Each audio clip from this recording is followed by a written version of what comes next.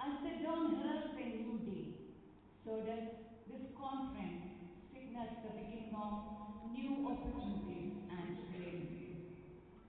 Let us start the inaugural ceremony with a prayer song. I'd like to invite Ms. Kushi Jodi, Assistant Professor, Theatre Department, to invoke the Almighty.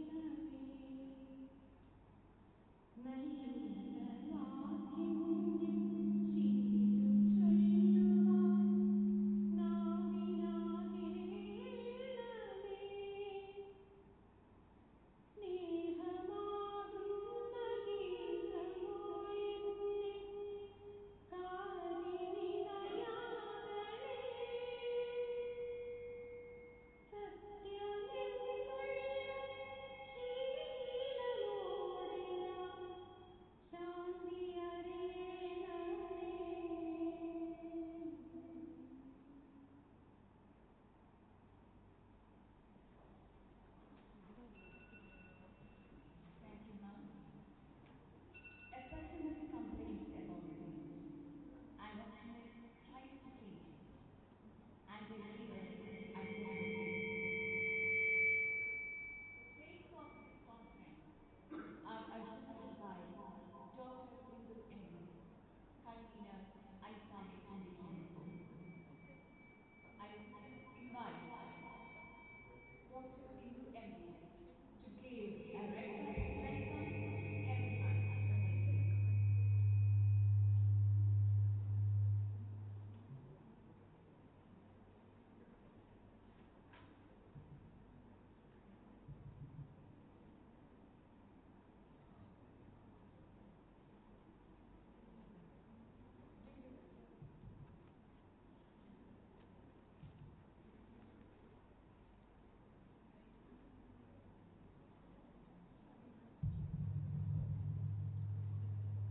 Dignitaries on and off the dais, delegates,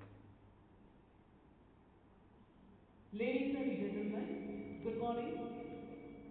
It gives me immense pleasure to extend you all a very warm welcome to the International Conference on Environmental Management, Energy, Engineering and Technology, ICAMEET 2024. ICAMEET 2024, a two-day international conference organized by the Youth Mara College of Science and Technology, is with the intention of providing a platform for the students, researchers, and academicians for unleashing the knowledge through the merging of science, energy, management, and engineering. We are proud to announce that the conference is being conducted with the cooperation of ISTE, Indian Society for Technical Education. We have 7 tracks covering all the before mentioned areas. Also, we have eminent personalities as our keynote speaker giving insight into various topics related to the tracks. Dr. Srijit Vidyadharan Nair, Dr. Ben Sujit, Dr. Lakshmi K. Mohan, and Dr. Grace Rajan will be sharing their knowledge in this platform, ICAMEET 2024.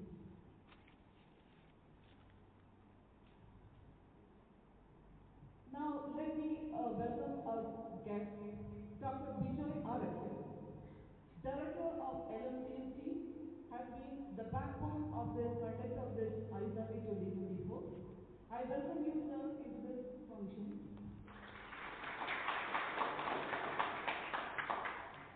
Let me also welcome our dynamic and enthusiastic principal, Dr. Beshiva Wilson, who has been constantly supporting to the conduct of this conference. I extend a very warm welcome to you, ma'am. Now let me introduce and welcome our chief guest, Mr. Gilbert Matthew, Vice President, Head of Semiconductor, US Technologies, has graciously consented for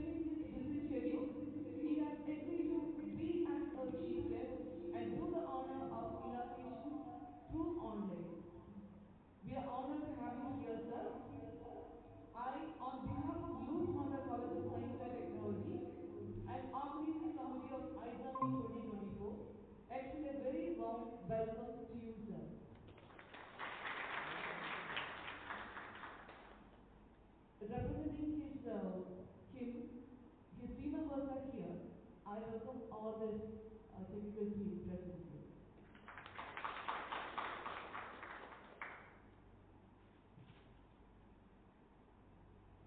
I also extend a very warm welcome to Dr. Sunil Ji, Head of the Department Civil Engineering and Program Chair of ICAMEET2024 to this event. Welcome you, sir. I'm extremely happy to welcome all the delegates of this conference, those who are present here and those who are attending this meeting through online. Welcome all. I take the privilege of welcoming the organizing committee of ICAMEET2024, various heads of departments and faculty, staff, students, BTech students, as well as students from other sister institutions present here. So I welcome you all into the function. I hope in these 2 days we can share and gain knowledge from various sources of expertise, and it will turn into a more informative and fruitful session. Once again, welcoming you all into this ICAMEET2024. Thank you all for being here. Thank you.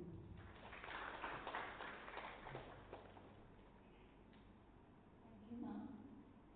The motivational force behind all the activities of NMTC, especially ICAMEET2024, is none other than our Honorable Director, Reverend Dr. Mrs. Alfred. It's great pleasure to invite you, Father, to deliver the presidential address.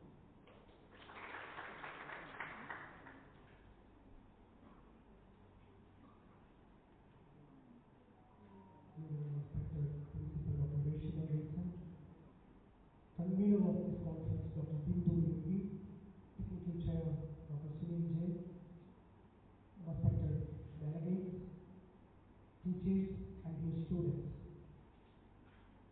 It's my great honor and privilege to be part of this international conference on advance in management, energy, engineering and technology. As we gather here today, we are reminded of the tremendous potential that lies within these fields and the pivotal role they play in shaping our world. This conference serves as a platform to shape knowledge, foster collaboration, and explore the latest advancement in management, energy, engineering, and technology. It brings together experts and researchers from around the globe to exchange ideas, discuss challenges, and identify innovative solutions that will drive progress and sustainable development. In today's rapidly changing world, the importance of effective management cannot be overstated. Whether it is in the cooperative sector, public administration, or non-profit organizations, effective management practices are essential for achieving organizational goals, maximizing efficiency, and adapting evolving business landscape. This conference will provide valuable insights into the latest management strategies, techniques, and trends that can help drive success in various sectors. Furthermore, energy is at the heart of modern civilization. As our global population continues to grow and our energy demands increase, it is imperative that we explore renewable and sustainable energy sources to mitigate the adverse effects of climate change. This conference will serve as a platform to discuss innovative solutions, cutting-edge technologies, and best practices in the field of energy, with a focus on promoting a cleaner and greener future. Engineering and technology are driving force behind innovation and progress. This conference will provide a forum to explore the latest research, developments and applications in this field, stimulating further innovation and pursuing the boundaries of what is possible.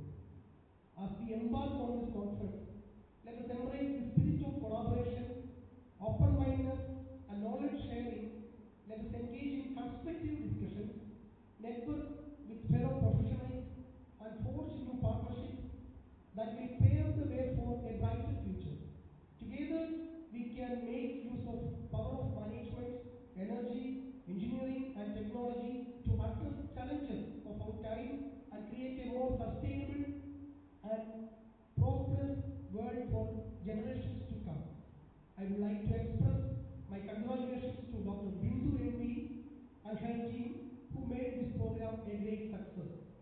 Thank you all for being part of this important gathering, and I wish you all a fruitful and inspiring conference. Thank you very much.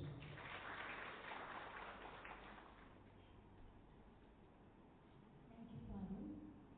We are really honored to have Mr. Vivo Matthew, Vice President, Group Global, as the esteemed Chief Guest of ICAMEET 2024 inaugural ceremony. Now, let us have the pleasure of listening to the inaugural address.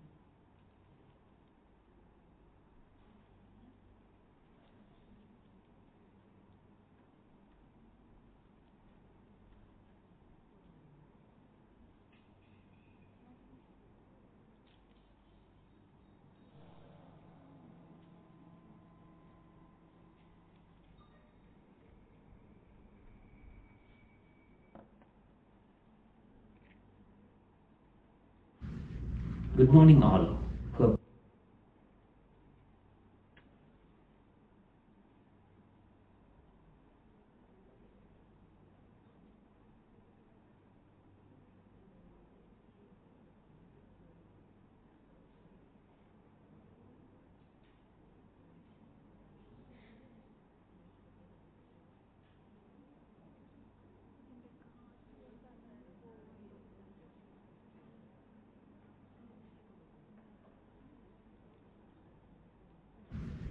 Good morning, all who have gathered today for this prestigious international conference on advances in management, energy, engineering, and technology, also known as ICAMEET 2024, hosted by Lourdes Mada College of Science and Technology. I am so thankful to Reverend Father Dr. Vijaya Rakil, who is the Director of LMCST, and Dr. Bishiba Wilson, who is the Principal of LMCST, for having me as a guest for this program. Also, a special thanks to all the dignitaries, the scholars, the researchers, the students, the HODs, faculty members, and everyone else who was gracing this occasion. Today, I stand before you as a representative of UST. Before I talk about anything that we do on the digital world of IT and engineering, you need to know who we are. Let me actually show you a short video of our marquee and iconic campus that we have built in the heart of Trivandrum.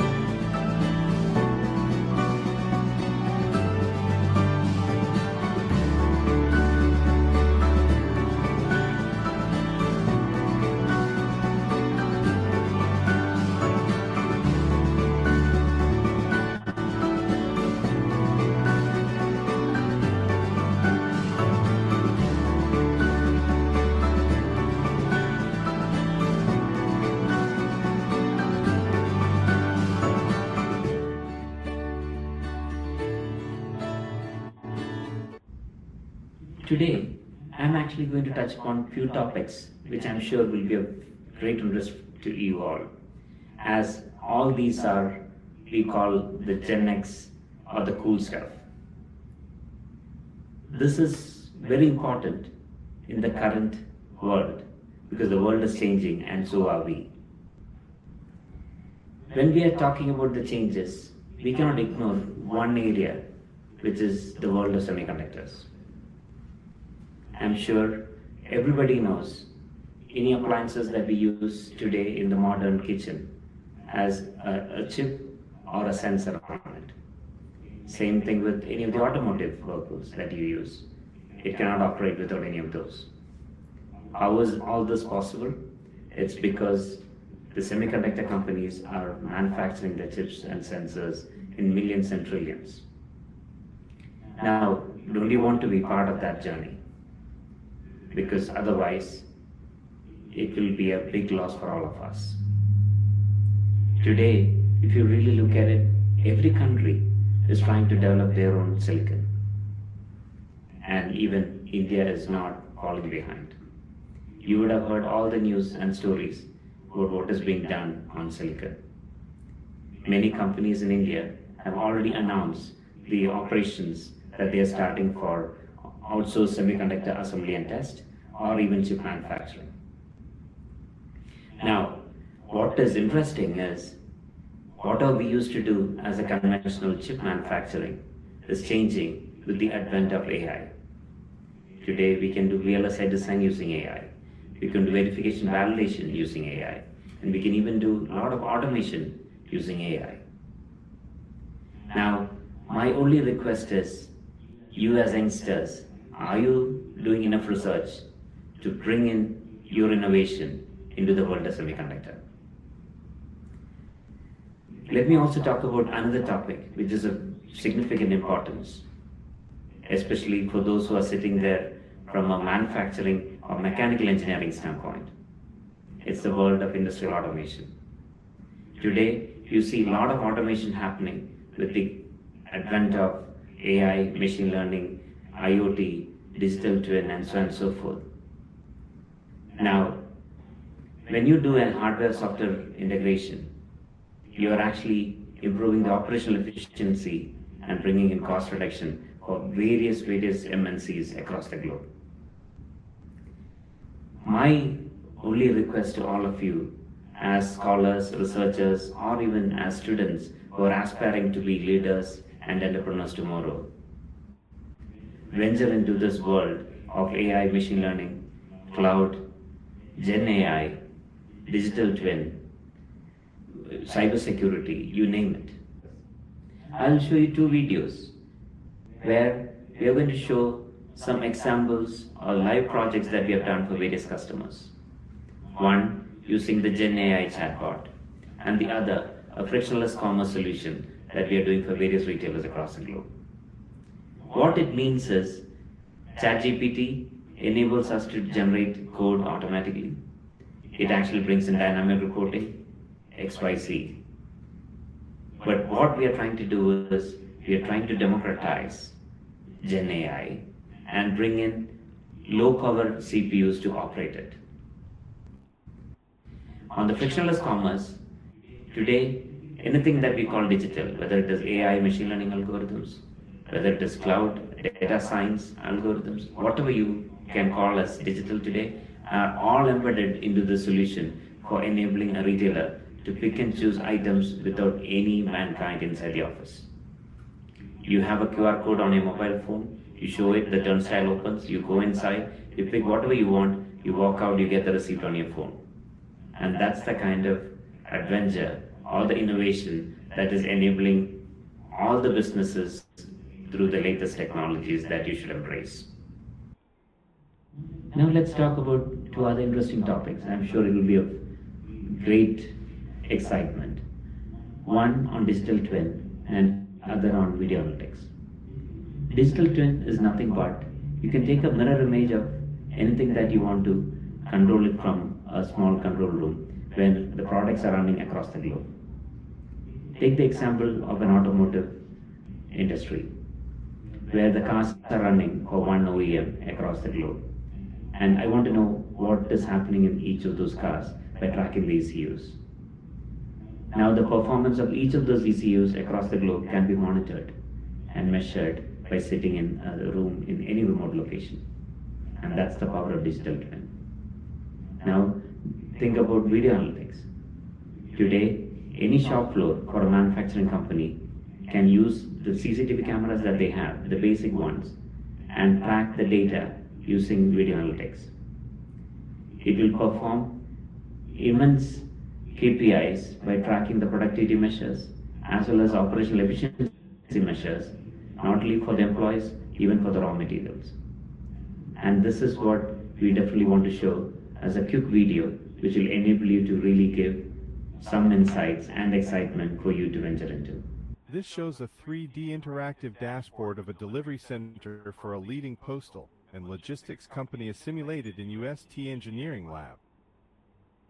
It employs computer vision to identify packages and indicates the packages kept in right lanes or wrong lanes, another critical KPI for smooth operation. Now let me take you all through a completely different domain, which is automotive. Today, we are seeing the biggest transformation from a digital world in this domain. Every OEM is getting into 5 different areas. One, everyone wants to get to a connected world.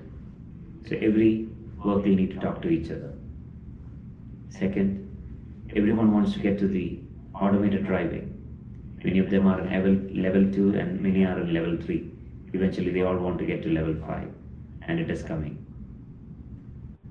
Third, every OEM wants to get to a software-defined vehicle. The ECUs or the ICE framework that you see will eventually change with the software-defined vehicle, where you will have a menu system to pick and choose the features that you want to have in a car. The SDV is also enabling the cybersecurity threats that you may have to face. So everybody is investing on auto cybersecurity too. Last but not the least, everybody is getting into EV or hydrogen fuel cell. What is powering all this? All these digital technologies that I spoke about until now. Whether it is Gen AI machine learning algorithms, the cloud, the data science, IoT, cybersecurity, all of these. And that's your opportunity. You need to really do research and pay some attention to come up with ideas and suggestions that will enable this world. Let me take this opportunity to show a couple of videos on how we are enabling a truck manufacturer by tracking their complete trucks that are running across India using the IoT platform and all the other technologies that I spoke about. Now, every truck and bus comes with the advanced telematics solutions. These provide intelligence to manage your fleet optimally with fuel management, uptime management, and trip management. It's extremely convenient and compatible for easy integration and access. Let me also give you another snippet of how we are enabling a two-wheeler who's actually leveraging the latest UI UX experience to bring in a completely different experience to configure the style, the color, and the components that you want to have in a bike. A 3D configurator provides the customers with the freedom to closely observe different components of the vehicle under various configurations and color variations. The customer can also enjoy AR interactions with the vehicle. I hope this message did provide some food for thought to all of you who are young entrepreneurs or future leaders. And my only request to all of you is understand this in detail, embrace it, and take it with both hands. Wishing you, all the students who are participating in this program, to really utilize this opportunity and come out in flying colors. Wishing you all a great future. God bless you. Thank you. Thank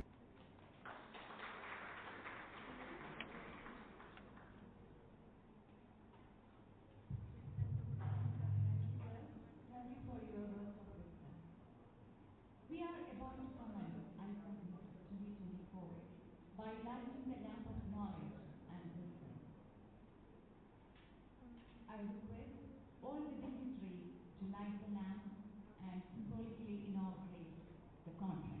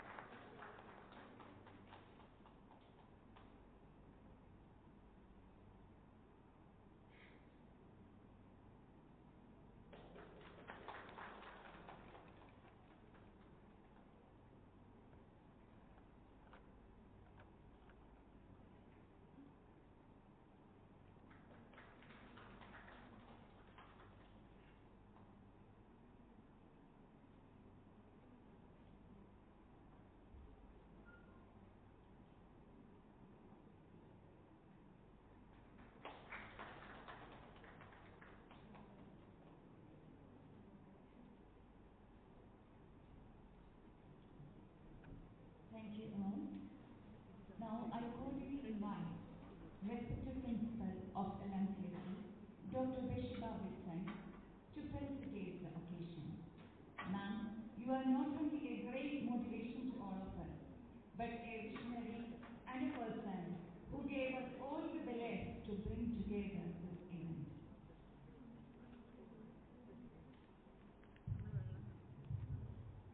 Respected Director, Reverend Dr. Vijay Arakal, Chief Guest of today's inaugural session, Mr. Gilroy Matthew, Vice President of UST, ICAMEET International Conference Convener, Dr. Bindu MV, Technical Chair, Dr. Sunil Jain, dear colleagues and dear participants, a very good morning to one and all. If you take the history of Lord Mother College of Science and Technology, we conducted the first national conference in the year 2016, followed by 3 international conferences, and after a gap, we are conducting the international conference this year.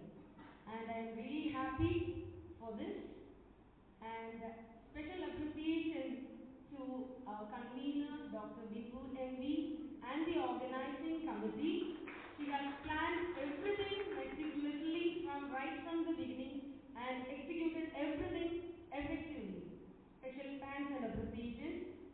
And conferences like this help research scholars, faculty members and students to exhibit their talents, share their experiences, and I truly believe that this will be a fruitful session, and I am grateful to our chief guest for such an informative inaugural address, and he also took us to an e-visit to UST campus, and grateful to all the international keynote speakers who will be delivering their sessions today as well as tomorrow, and I wish all success for this international conference. Thank you all. Thank you, ma'am. I would like to call upon Dr. Sunil Jain, Technical Chair, ICAMEET2024, to conclude the inaugural ceremony with a word of thanks.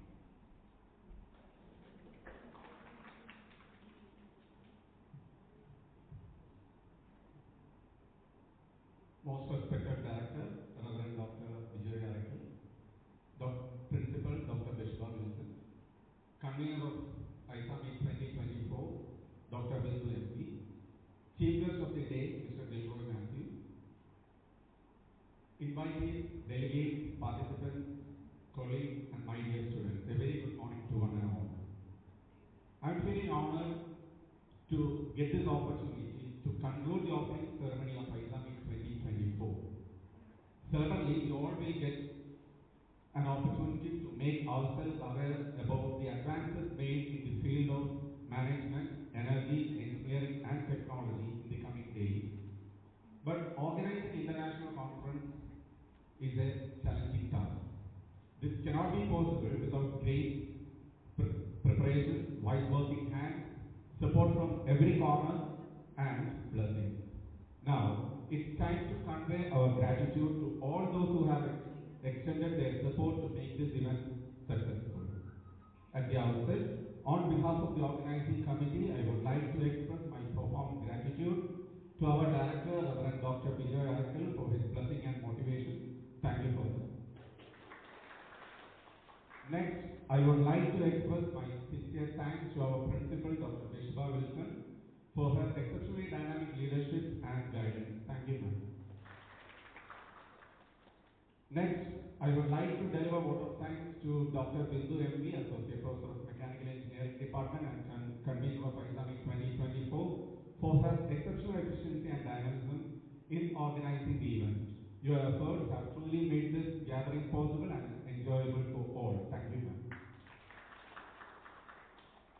Our words may not be capable to express our sense of gratitude to the esteemed chief guest of the day, Mr. Gilroy Matthew, Vice President and Head of Semiconductors of UST, for taking out time out of his busy schedule and honorably inaugurating the function and thereby adding significant value to our event. I would also like to thank all the keynote speakers, Dr.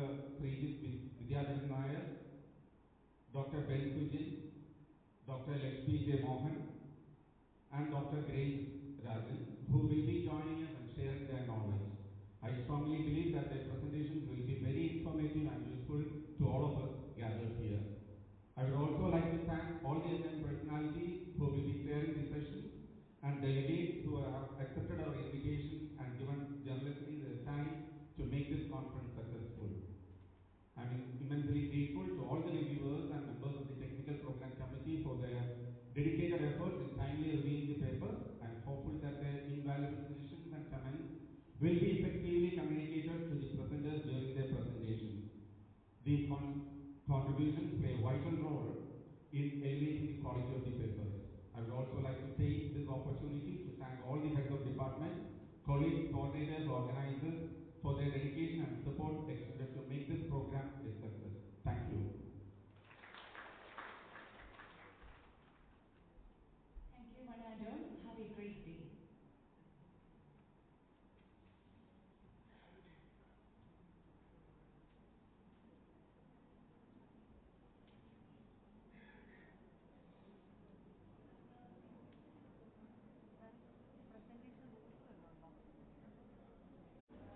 Our presentation is going to start, and the paper ID, first paper ID is ICAMEET 316.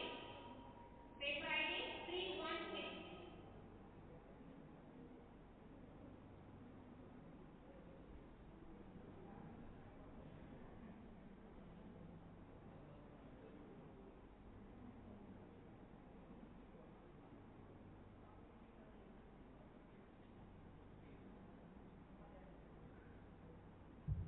So paper ID 318. Paper ID 318.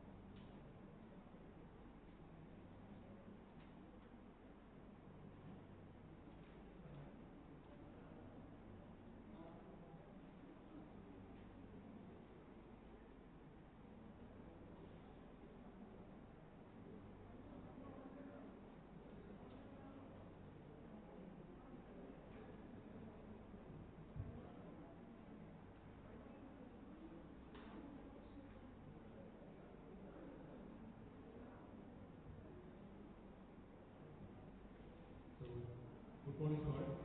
Today I am taking my presentation based on the topic Integrated Thermoeconomics and Exergio Economics Analysis of Plastic Fibers Coil Production for Diesel Engine Lubrication.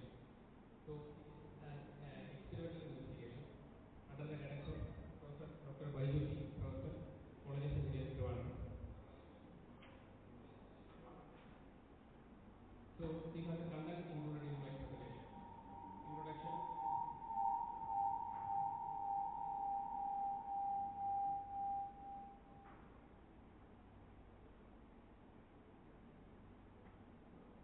Mainly, these are content included in my presentation. Introduction and literature review, research gap, objectives, methodology, and furthermore. So, for the introduction, as we know, plastic is a necessary evil to occur.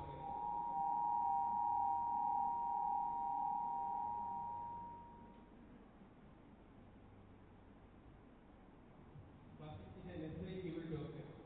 So, in our daily life, from morning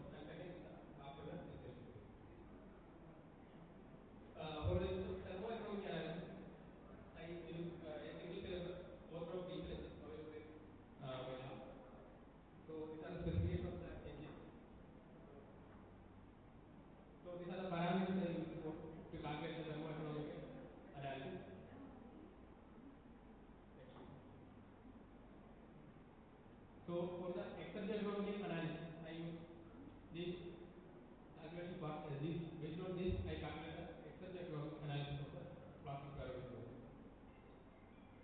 So for vector, this is a graph acceleration curve obtained from the Taguchi method, and from that graph that clear that at 450 degrees Celsius and about 2 hours, I got maximum yield. Yield means output from the reaction, oil obtained. And it is the case of energy analysis. The energy input is slightly higher than that of pure diesel, and the losses is also higher than that of pure diesel. It is due to unbundled of the stable combustion is takes place in the case. That's why the energy losses is higher for the plastic pyrolysis process. In the case of exergy analysis, exergy heat loss is also high for the diesel plus plastic pyrolysis well. It is also due to the incomplete combustion of the fuel inside the chamber. For the case of entropy generation is also high for while performing the experiment with the diesel plus plastic pyrolysis. It is due to the unaccounted losses are higher than that of the normal diesel while being used. For the case of thermoeconomic and exergy economic parameter, the capital cost for both the cases, for pure diesel and as well as the diesel plus PPO is same, but the losses is higher in the case of PPO, that means plastic pyrolysis process. That's why the exergy economic and thermoeconomic part is much higher than that of pure diesel. From the earlier one, I conclude that plastic pyrolysis oil is a suitable alternative for the pure diesel. So these are my conclusion.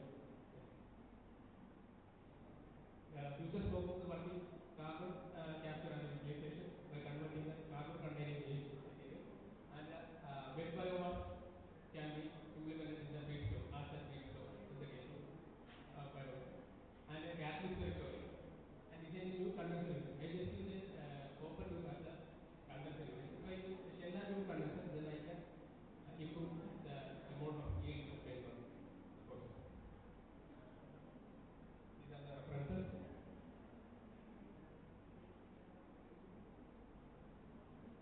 Thank you.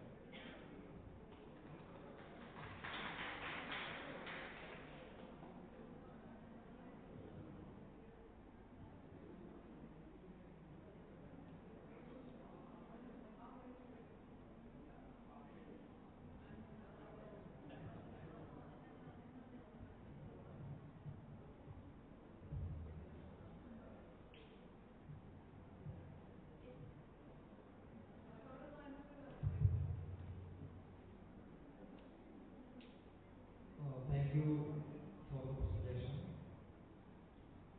Actually, this presentation is about the introduction of PPO into the diesel so that the efficiency can be improved.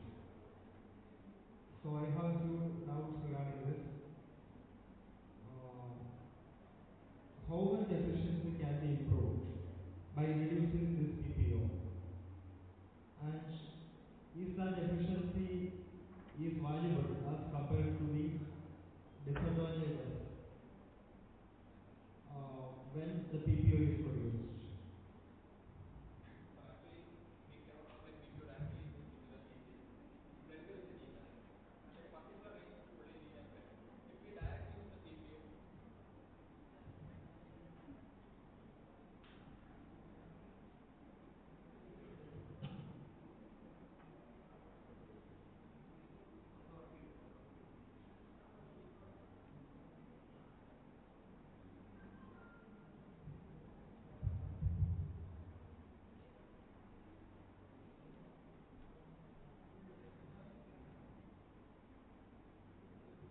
so we cannot apply plastic pyrolysis directly to the diesel engine.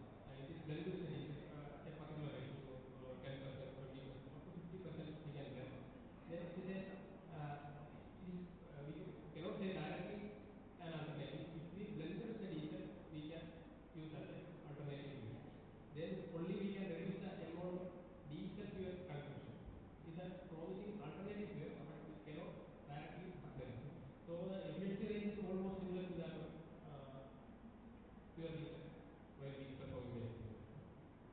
my question is, how much efficiency can be improved with the introduction of PPO as compared to the diesel alone?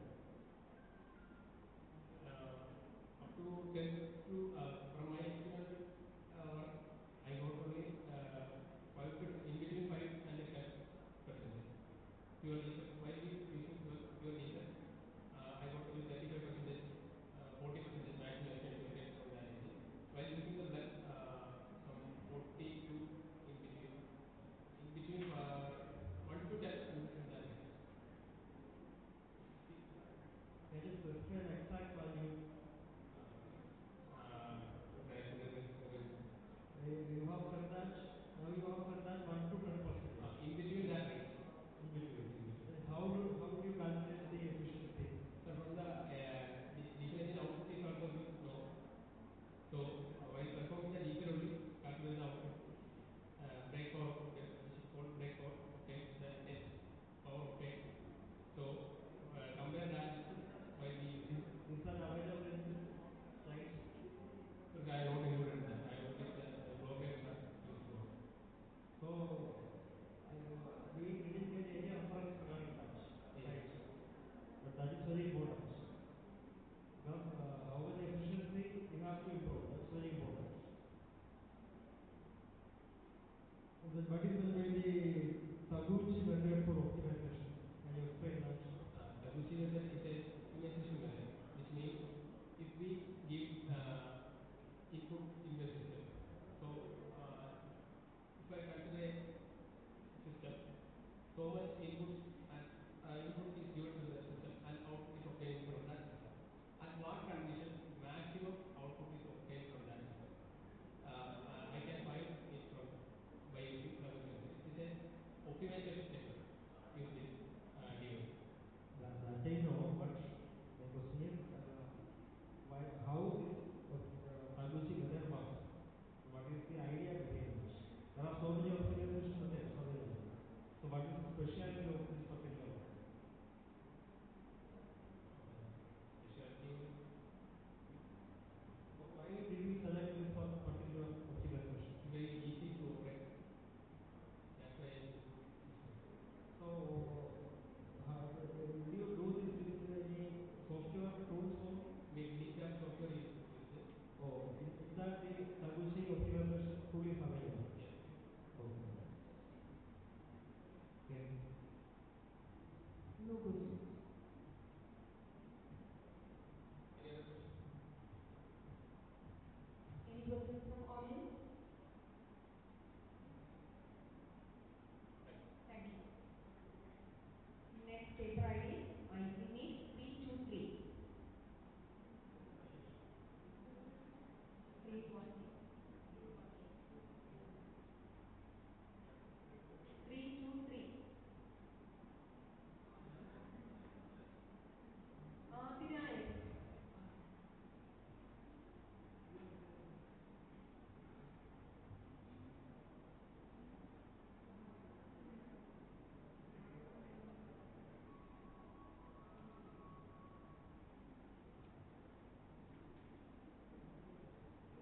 Can take 5 to 7 minutes for presentation. Okay. Maximum 5 to 7 minutes.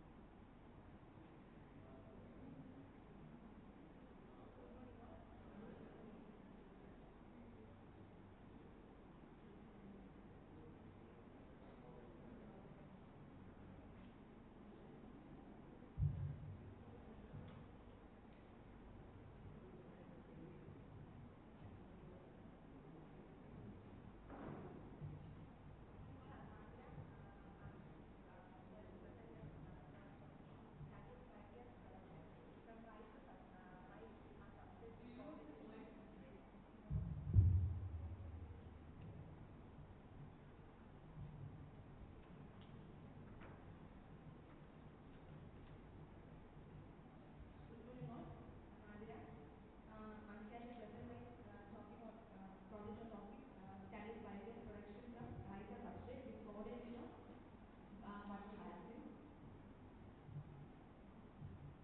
These are the overview, introduction, literature review, research gap, objective studies. Introduction.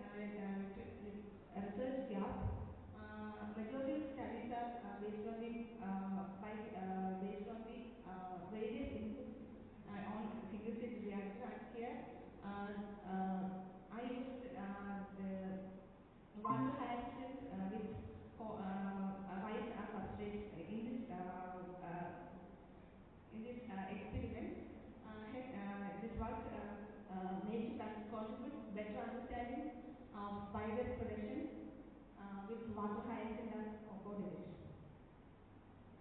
Objective to evaluate the performance of double-stage biogas production with rice as substrate and with co-delegation of water hyacinth. Here this picture indicates why the water hyacinth selected for this experiment. Here 28% is used. Here the 28% is used as this water hyacinth for the bioenergy process. And these are the methodology. Experiment first we conduct the experiment on the reactor with the rice substrate. Then experiment on the rice with water hyacinth substrate. Then conducting the test of parameters and gas collection and analysis. After that, decide the results. Materials used to rice and water hyacinth substrate, pH meter and gas analyzer, gas flow meter are the equipment here used. And properties VFA, pH and pH values are. And pH here optimal range of pH is giving anaerobic dilution 6.5 to 7.5 is the optimal range. For first stage 6 to 8 is the optimum stage, and for the second stage methanogenesis stage 7 to 7.2 is the optimal range, and we can operate this any process or anaerobic dilution process outside the optimum pH range.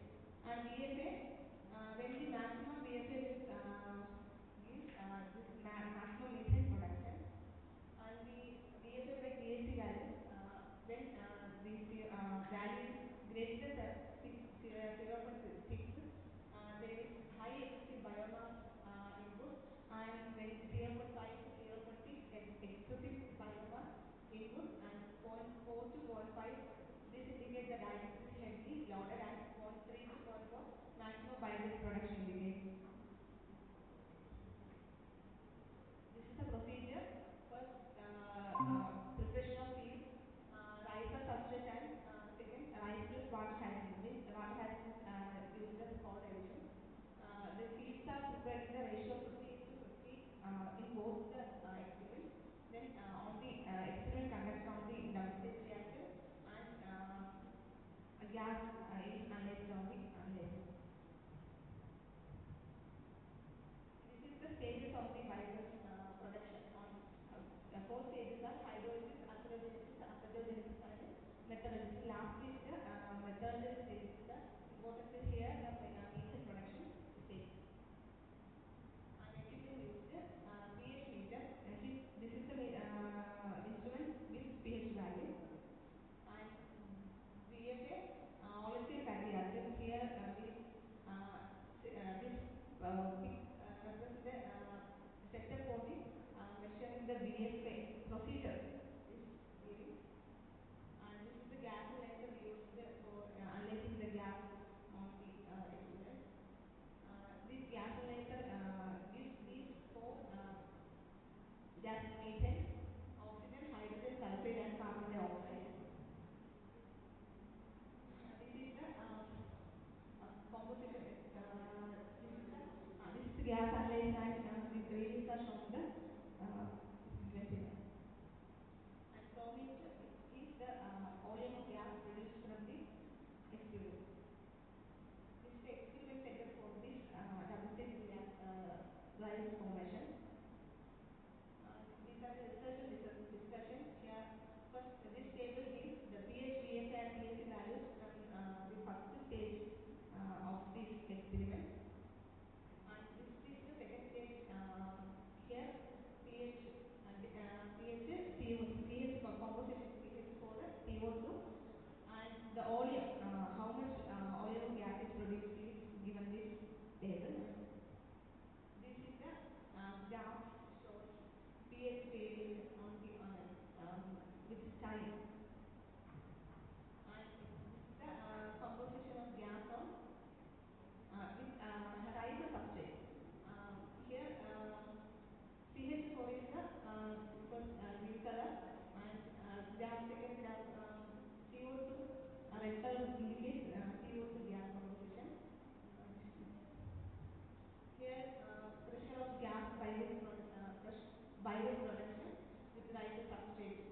pressure gas. Here the properties of feed-on double stage reactor is water hyacinth and rice as substrate. This water hyacinth is used as co-digestion. These are the values of pH4 and CO2 values, composition in percentage and volume of gas in liters. This is the graph of pH change, variation of pH with the time. And this is the gas quality, means CO2, how much CO2 pH4 in gas in graphical representation, and here is the pressure graph is available, and this is the compare how much or the volume of gas pressure both the fields, means first one blue color indicate volume of gas with rice plus water hyacinth as substrate in liquid, and then second volume of gas it indicates rice, only rice is the gas, rice is the substrate. And here the conclusions, in this experiment I used 50:50 ratio for both the fields, but when the field is used as water hyacinth is used as co-digestion, I can found that 84.15 nanometers is more than the rice as substrate. Means leads to increase in the gas production, gas output. These are the references.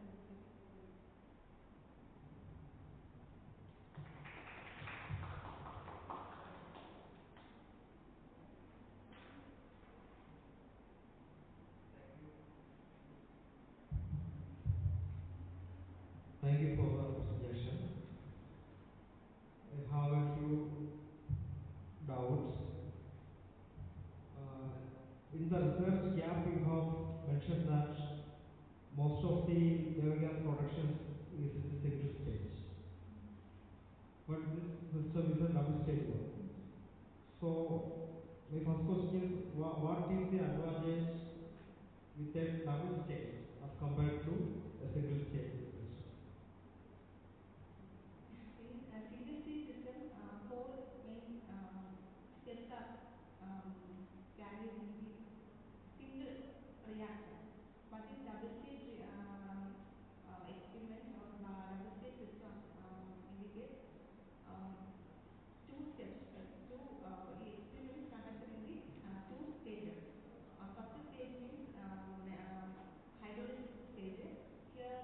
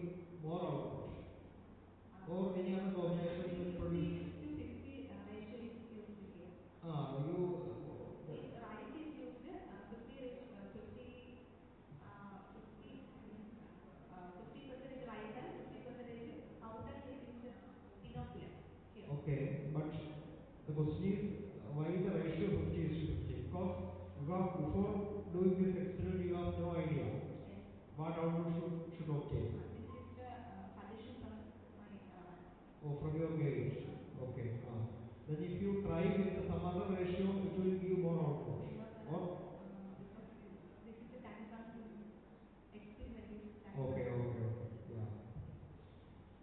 Then another question is, when we check the gas production output, as time increases, in the beginning with hyacinth and rice, the volume of gas will be more in the beginning. We can check the graph also. There is a graph here. In that graph, when I see that, I could get that in the beginning there is a high amount of gas output with rice and hyacinth. But as the time proceeds, the volume of gases produced is less. In some cases less as compared to rice. So why this happens? This variation indicates the bacterial activity in that reactor. If graph shows more higher line. You please come to that slide.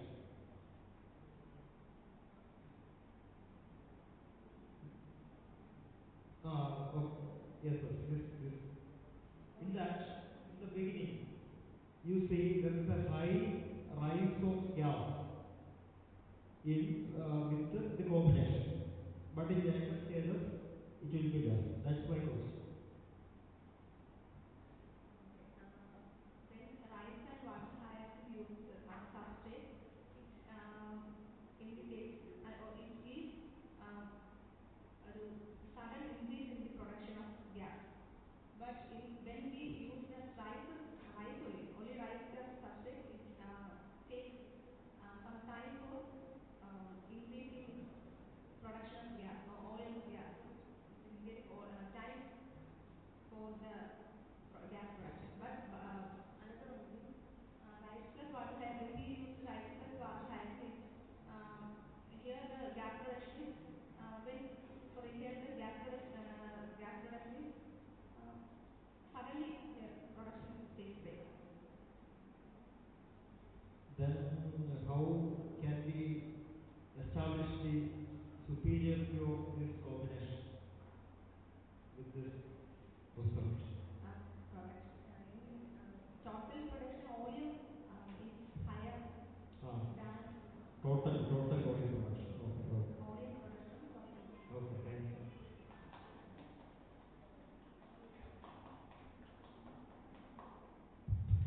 I have one doubt. You have taken this the composition as 25 is to 25 is to 50, right? The combination. 50 is to 50. 50 is to 50 is for only this rice and water. The other one, second one is 25, 25, 50. For the experiment is substrate and inoculum. Yeah, you are focusing on the second one, right? 25 is to 25 is to 50. Water hyacinth.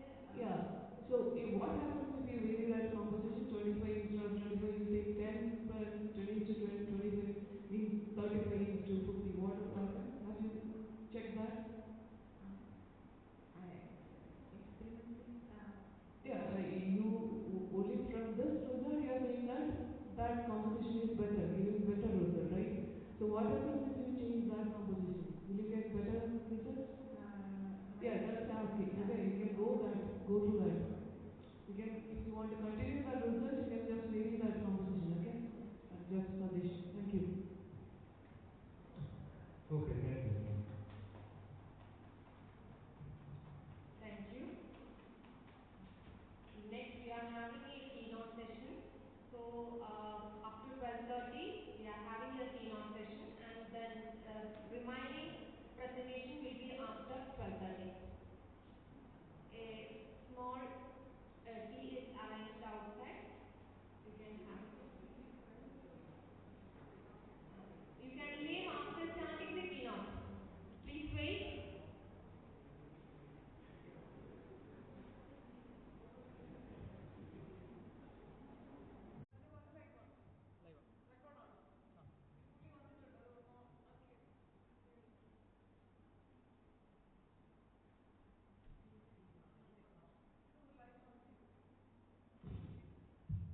I welcome Dr. Bindu MP, convener, ICAMEET 2024, to invite the keynote speaker, Dr. Srijit Vidyadharan Nair.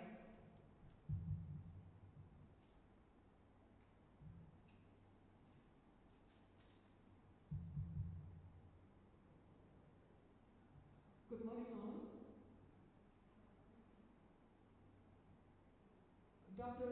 Srijit Vidyadharan Nair has a background in computer science from his undergraduate and postgraduate studies. He completed his PhD in mobile wireless sensor networks at the Birla Institute of Science and Technology, Pilani, India.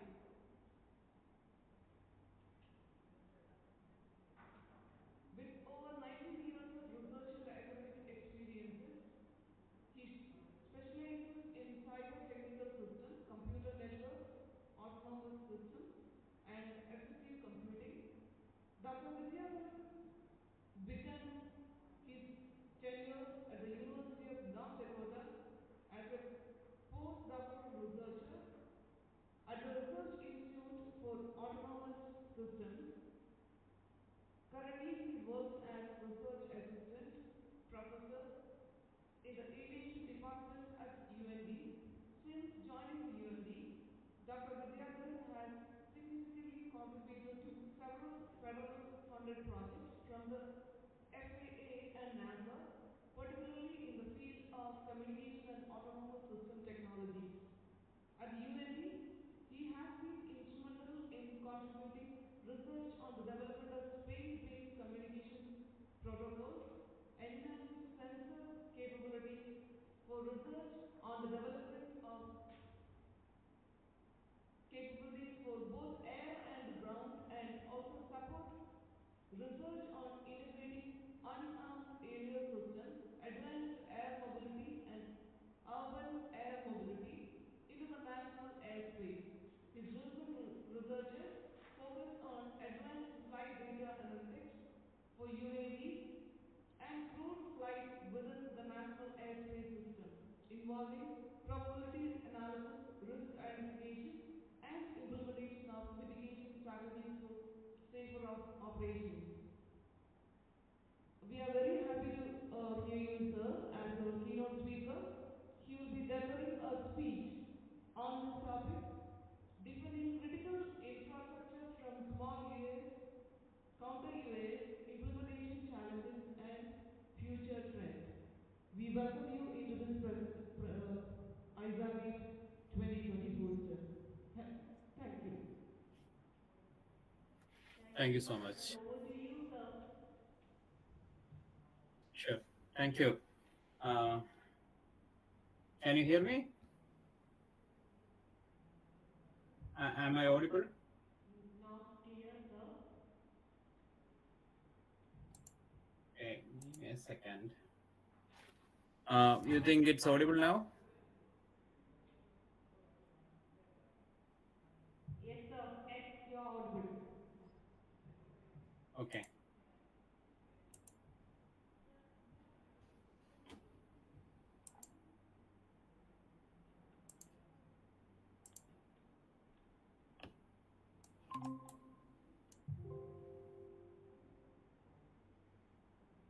Can you see my screen? Yes, sir. Okay, great. Yeah. Thank you so much. Thank you so for the introduction, and thank you so much for having me here. And LMCST is actually it's not a new place for me. I mean, I was in LMCST in 2004 as a faculty for 1 year, and I'm still in touch with many of the faculties and students, during that time. So it's a home away from home for me. So uh, so today's topic is mostly on counter UAS and about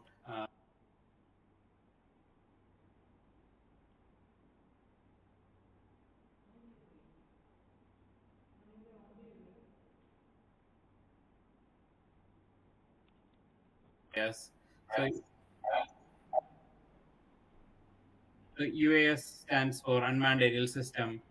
And yeah, and then if you have an issue with the unmanned aerial system, you use something like counter UAS to take care of that. That's what counter UAS implementations and challenges and future trends. So this topic is basically on some of the work which happened. Please let me know if you can hear me. Yes, sir. Okay, great. Yeah. So today's topic is basically based on some of the products which we are using at UND. I'll go to the next slide.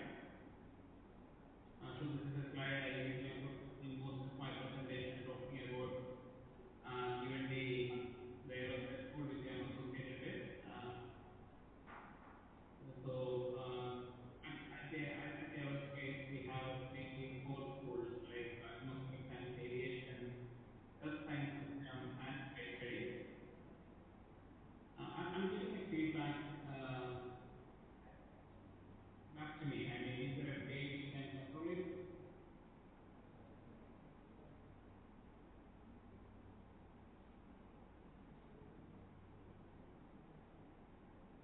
Okay, I'll try to. So, yeah, I think the best way is already I on speaker. Yeah. So at UND we have four schools like aeronautics and aviation, earth science systems, and space studies. So I work at aviation department with the unmanned aerial group, and I also work with different other faculties around UND on different projects. So I'm involved in some of the most, I mean, SAI project I mostly did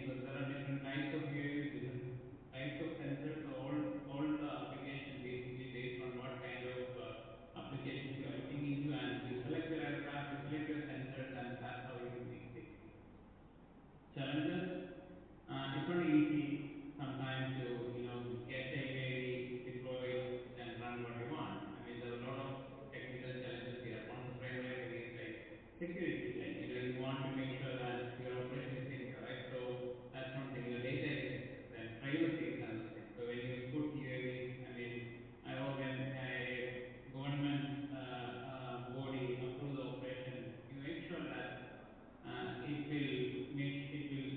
mean, the privacy and other security concerns should be taken care. Scalability is another thing. For example, let's say, 10 UAVs at a time operating in a field may be fine, but make it more than 10, like let's say 50 around, may create issues, right? So scalability is another challenge. Reliability is another issue. Quality of service and lack of standards. So there are so many standard organizations working on developing standards for UAVs, which include ICAMEET and other entities. So yeah, so that's still a place where development needs to be done. But yeah, so these are some of the main challenges you will see when it comes to UAV operation. Threats posed by small UAVs. I think that's the starting of our talk today. Like when you have a small UAV or a drone when you are operating, what are the issues you are facing? One of the main threat is basically the privacy violation. Like, people who have access to small drones. I mean, nowadays you can buy drones for a very small price, right? I mean, it's very cheap. And the issue is, like, if many people have UAVs or drones, with them, there are so many concerns which need to be worried about, right? So one of the main concern is like the privacy violation. So what is privacy violation, like? So everybody have their own privacy. So if you send a drone to someone's backyard and want to picture what is happening, that's not good, right? So that's a kind of a privacy violation. Surveillance and espionage. So of course, I mean, unauthorized access of UAV to someone else space or a industry or a government organization is unauthorized access. So you are not supposed to do that. I mean, so and the rules and regulations need to be built for that.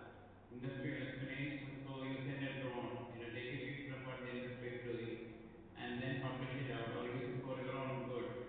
That's a violation of the policy, right? So these are some of the issues, and again, physical security threats. So basically, using drones to put some harmful payload and physically creating issues to the people and infrastructure, right? Right now, we are watching a lot of news with stock something similar in many places happening around the world, right? And collision risk. So when you use UAVs in a very busy place, let's say airport scenarios, for example, colliding with the aircraft vehicle, it may not be purposefully, right? Some people, they fly the UAV without knowing that there is an airport nearby, and somehow, the UAV fly very next to the flight. You probably will be in trouble because there are a lot of news nowadays, like if seeing a UAV or a drone, the aircraft usually what they do is they break up the operation for till the threat is over, and then they start back. So doing something like that actually delays a lot of the time and the create a lot of economical issues. So there are quite a lot of issues associated with using UAVs in a very urban area, specifically in the scenario where there is an airport nearby. So that's exactly the first point here: disruption and interference. So airport intrusion, for example. So there are many news from the last 20 years. If you see, like, seeing a UAV or a drone next to the airport and after the takeoff or while landing, and that disrupt the airspace operations, right? So it's a critical thing. It's more impactful than a bird hitting a aircraft, right? So and then signal jamming, people purposely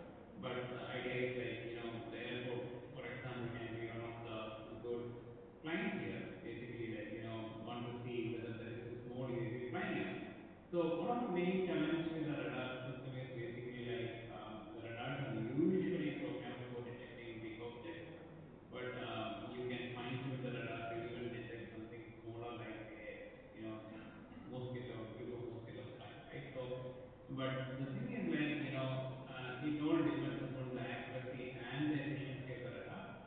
But yeah, so people use radar to detect unmanned aerial system like the UAV or the small drones flying up in the sky. Similarly, we also use spectrum analyzer, like to capture the radio frequency packet, the radio frequency packet. Okay, to see if Where? there is deviation.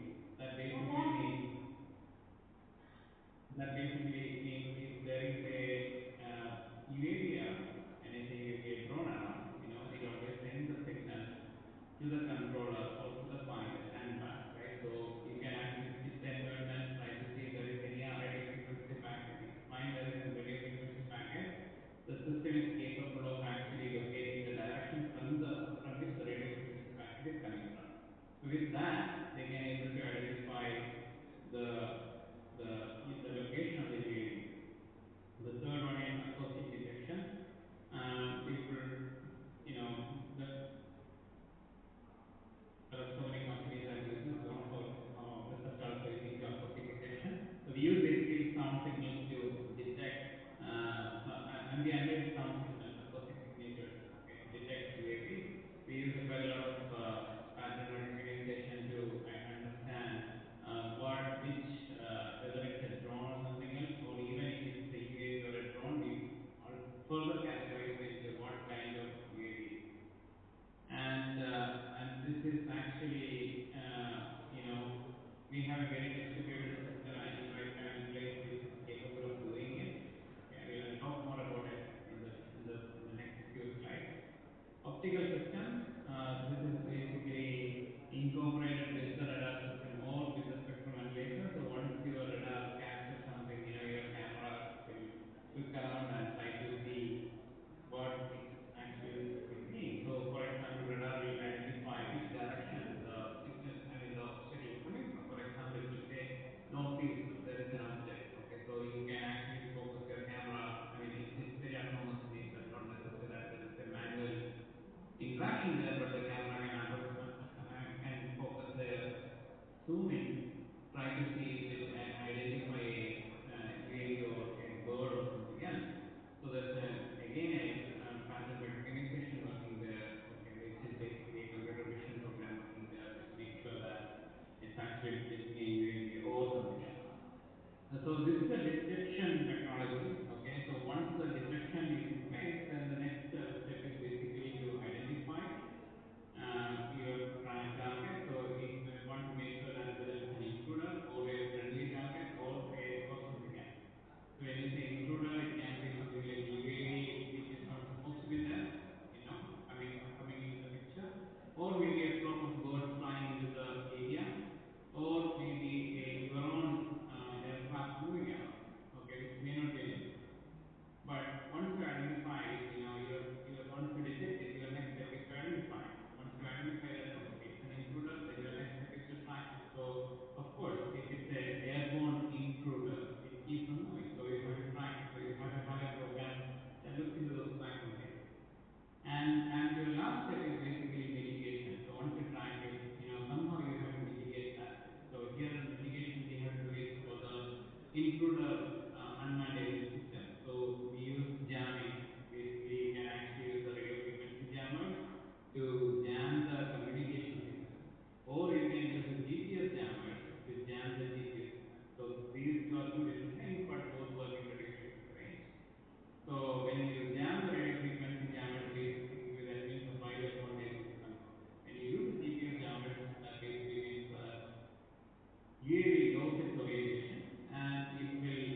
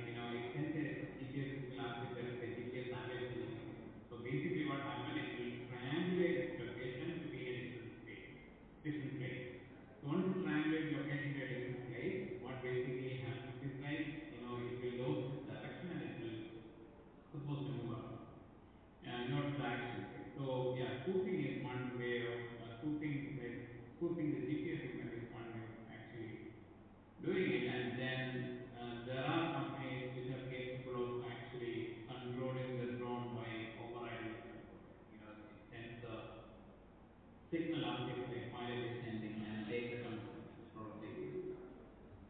So the next step is basically if you want a successful counter UAS technology, you need to have an integrated solution. So when you say integrated solution, these are like a command and control systems. So what is command and control? Command and control is basically the control that a pilot send to a UAV for its control. So you need a very centralized detection, and you need a tracking and a mitigation tool in a single platform. That basically means we are looking for a common system, common operating system, or a common screen where everything happens and you can see what kind of happening. And then you also need a multi-sensor fusion. So what basically multi-sensor fusion? So in the previous slide, I showed you different technologies we use to identify a UAV in the environment, right? We use radar, radio frequency, acoustic, optical, etc. Right? So basically, the data integration is like you need all these things to go into a single centralized detection system, and it will detect. So maybe in some places radar will miss some of the things. For example, a very low flying UAV, radar probably won't able to detect it. Or a UAV which is very highly programmed with the AI, won't send any radio frequency signal, okay, and you won't able to detect any radio frequency signals using your spectrum and lasers when you are sensing. So in those cases, your radar and radio frequency sensors won't able to help you much. Your acoustic and optical sensors will be helpful in that case. So the idea is basically like you need all the systems, maybe at least a part of the system, to be integrated together into a common space so that you can increase the detection accuracy. Real-time analysis. And of course, once you detect it, as I said, the next step is to identify and then track. So you need a real-time analyzer. So you need to identify where is the current position, what will be its future position, and then you have to have a decision-making system which will send the data to your mitigation technology and then take care of the thing. And there are quite a lot of emerging technologies here. Maybe I'll talk about it in the future study of this specification. So counter UAS challenges, there are technical challenges. So of course detection accuracy. As I said, you take radar for example.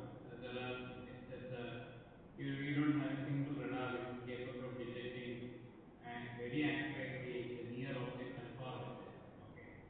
So detection accuracy is still a question in most of the things. For example, take the case of radio frequency. If the radio frequency communication, the UAV uses a directional antenna, you probably won't be able to detect it. Take the case of acoustic sensor. It's a sound-based thing, right? So there is some issues with the range of the range at which you can kind of detect it. False positive. That's a common problem.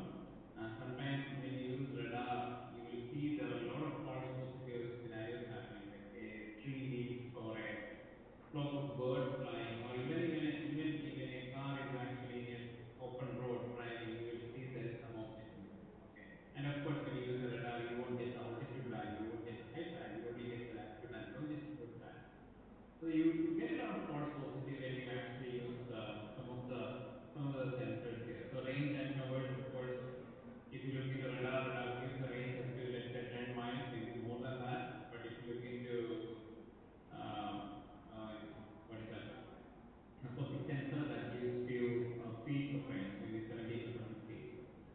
So yeah, so there are challenges here, technical challenges here, and then the second is operational challenges. So interoperability is one thing. So many of these things are made from different methods, and there are issues with the standards, right? I'm talking about the data standards here. So there is a challenge here with the integration of these multiple sensors, okay, together in one platform and then interoperability. There is a legal and regulatory issues. For example, in one of the previous slides, I mentioned about jammers, right? So people use jamming, radio frequency jammers. So I mean, it's a theoretically a good concept. I mean, you can use a jammer if needed, but the thing is like, are you allowed to do that? No. Even if you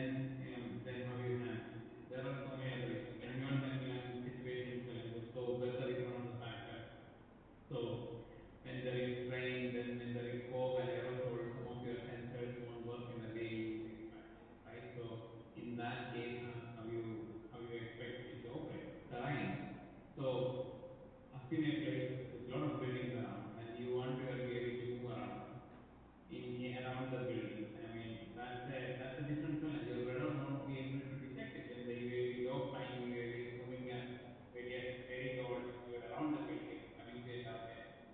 The radar won't be able to detect it. That's the challenge there, right? So it's a terrain issue, but at the same time, it's a urban area scenario right there, right?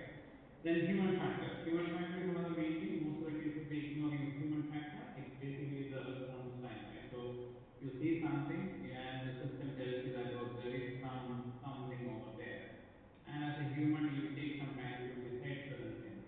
That is one of the main issue here, right? So and again, you also should be, as an individual, you also should be trained to identify certain things which the system misses, right? So maybe with some of the false positive value, it looks like maybe a flock of birds, but it can be some challenge, right? So human factor plays quite a lot of things when it comes with most of the systems.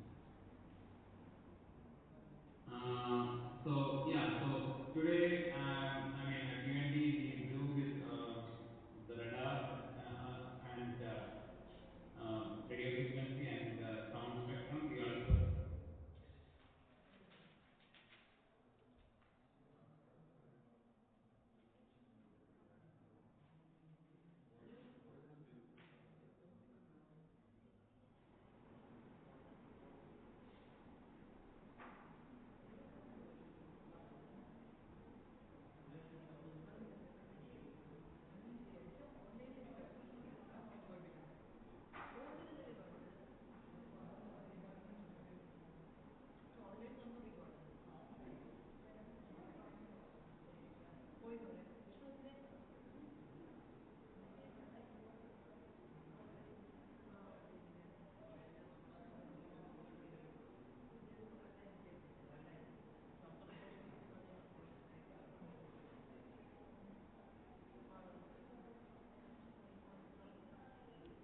for machine learning application, which uses a single board computer.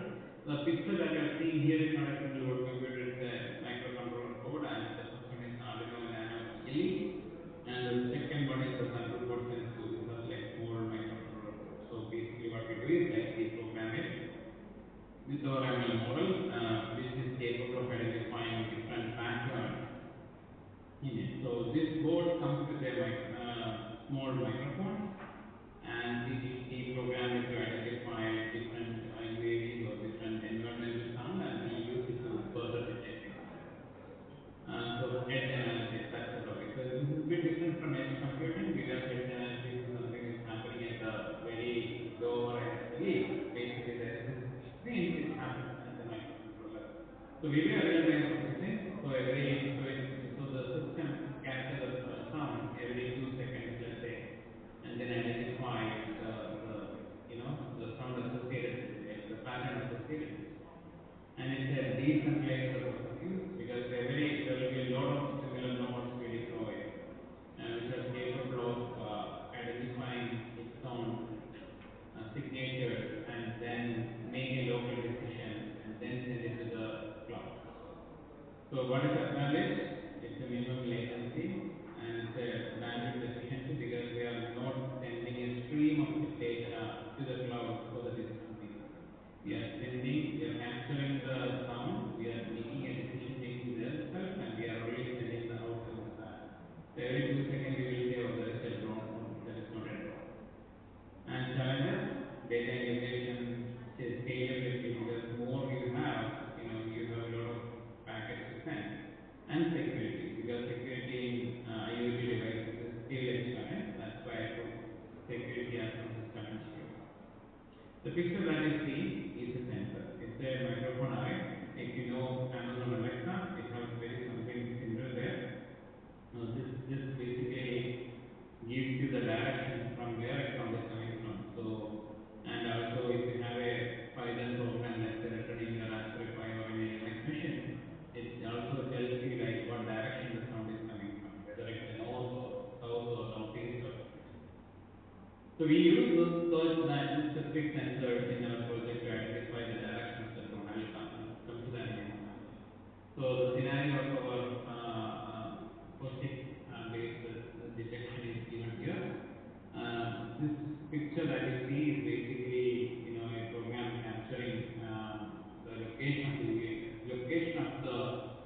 sensors deployed in a building from a database. And what you find here is basically the thread node.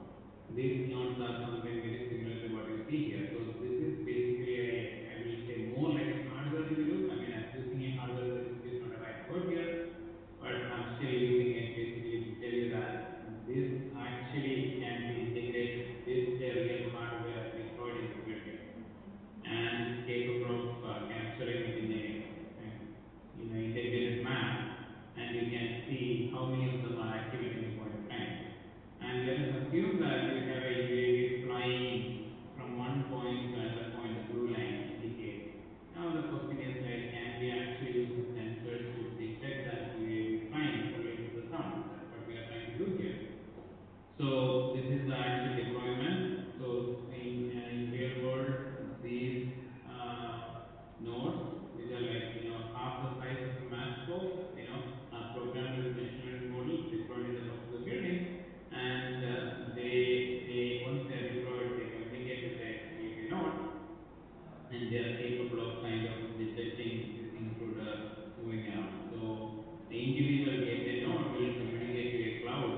When we say cloud, a sovereign cloud system where it do some decision making and inform the PIC. PIC stands for piloting control. So piloting control can be a human who operate it, or it can be a autonomous system that take the request from the cloud and then operate a drone to counter intercept the target. So for example, there will be a drone sitting somewhere here, and the system identify that there is an intruder coming. At this point, it identify that okay, the future position is somewhere here.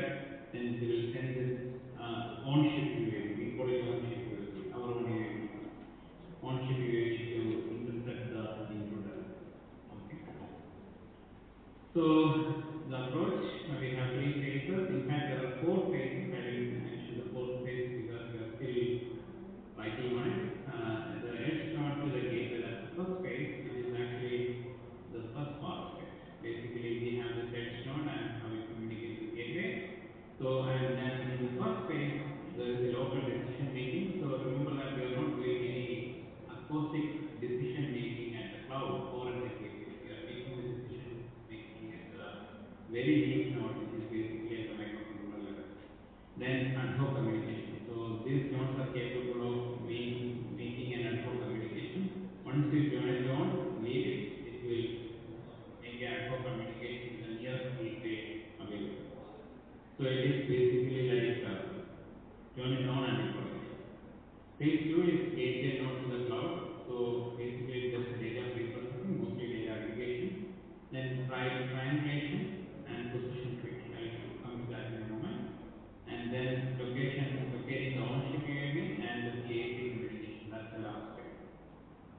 So first phase, local decision making. So this particular graph is basically done after deploying a UAV, deploying a ML model into a small device as I shown before, and then try to predict how good it is. So 70% of the time, with a very low number of training data, we got an accuracy like 70% of the time, which I believe it's good. There are certain scenarios where it's very, it fails to create. For example, all these yellow dot that you see, that's the place where it fails to create. And this is a time where an intruder actually is in the picture, and it managed to capture the intruder most of the time, which is great. So of course, this particular experiment is done with 2 UAVs. One UAV, we have this particular microcontroller sitting next to it, and there is another UAV we try flying above it, and we try to capture that intrusive sound wave. So there are the ways to improve. You can have a microphone orientation, the pointed microphone or a beamed microphone also, right? And you can also work on the software side of it, like denoising and then spectral subtraction. So we mostly work on the first two right now, and as we go on, we probably will be working on this too, depending upon how good the edge node is. Ad hoc communication. So as I said, it uses 2.4 GHz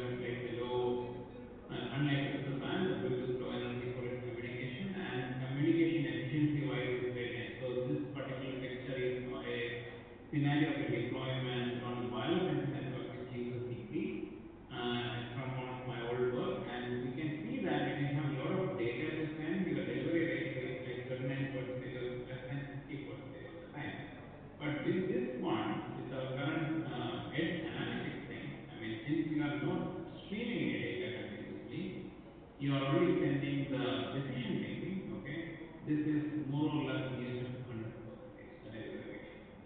And data pre-processing, basically data aggregation, network management, and security, those are done at the gateway node. So the gateway node is basically the one which receives the data from multiple nodes, process the data, aggregate the data, and then finally sends it to the cloud. So that's why we call it data aggregation happening at the gateway node, and then it also manages the network because it also take care of how many nodes it can connect at a point of time. And then it can bring more security at the gateway node because it's a single portability. So this is triangulation. We tried with simulations to see how the number of nodes is effective in triangulating the data. This is with 15 nodes, this is with 30, and this is with 80. We find that, again, 15 is not bad. So 30 also seems good, and 80 seems a bit weird, but it's pretty more accurate. So even if you have 15 nodes at the area, it is equally efficient, except there are some glitch here and there, but otherwise it's more or less the same. Future position prediction. So we have multiple algorithms we tried internally, not only one, and we try to come up with a way we can kind of predict the future position. So you have a list of previous locations, and the question is like, can you predict the location after 10 seconds or like after 1 minute? Okay. Why this is? Because once you predict the future position, you send your on-ship drone to counter intercept the target. So yeah. So basically, this try to just you like higher the color, more possibility you will find that UAV in the future location. So basically, what you see is like you know certain locations, and you are trying to make a curve that fits the future location. So so what happens is, like you have your small microcontrollers deployed, and these microcontrollers capture this UAV count and send to the cloud through the gateway. And the gateway, once collect this data, will triangulate it because it knows the location from where it comes from with respect to time, and it try to predict the current trajectory of the UAV. And once it identifies, it try to predict the future location of the drone. And once the future location of the drone is predicted, then the cloud will inform the PICs, the pilots in control, okay, to send a on-ship UAV to counter intercept the target. That's what we do. So once it identifies that, okay, there is an intruder and it knows the future position, then it identifies the best UAV, on-ship UAV to counter intercept. It uses TCP/IP or IoT-based protocol to communicate with the PIC, and the PIC will select the UAV based on the current location to intercept the target. And once it is there, it uses the acoustic sensors and the vision sensors to locate the target. So our current designs have a directional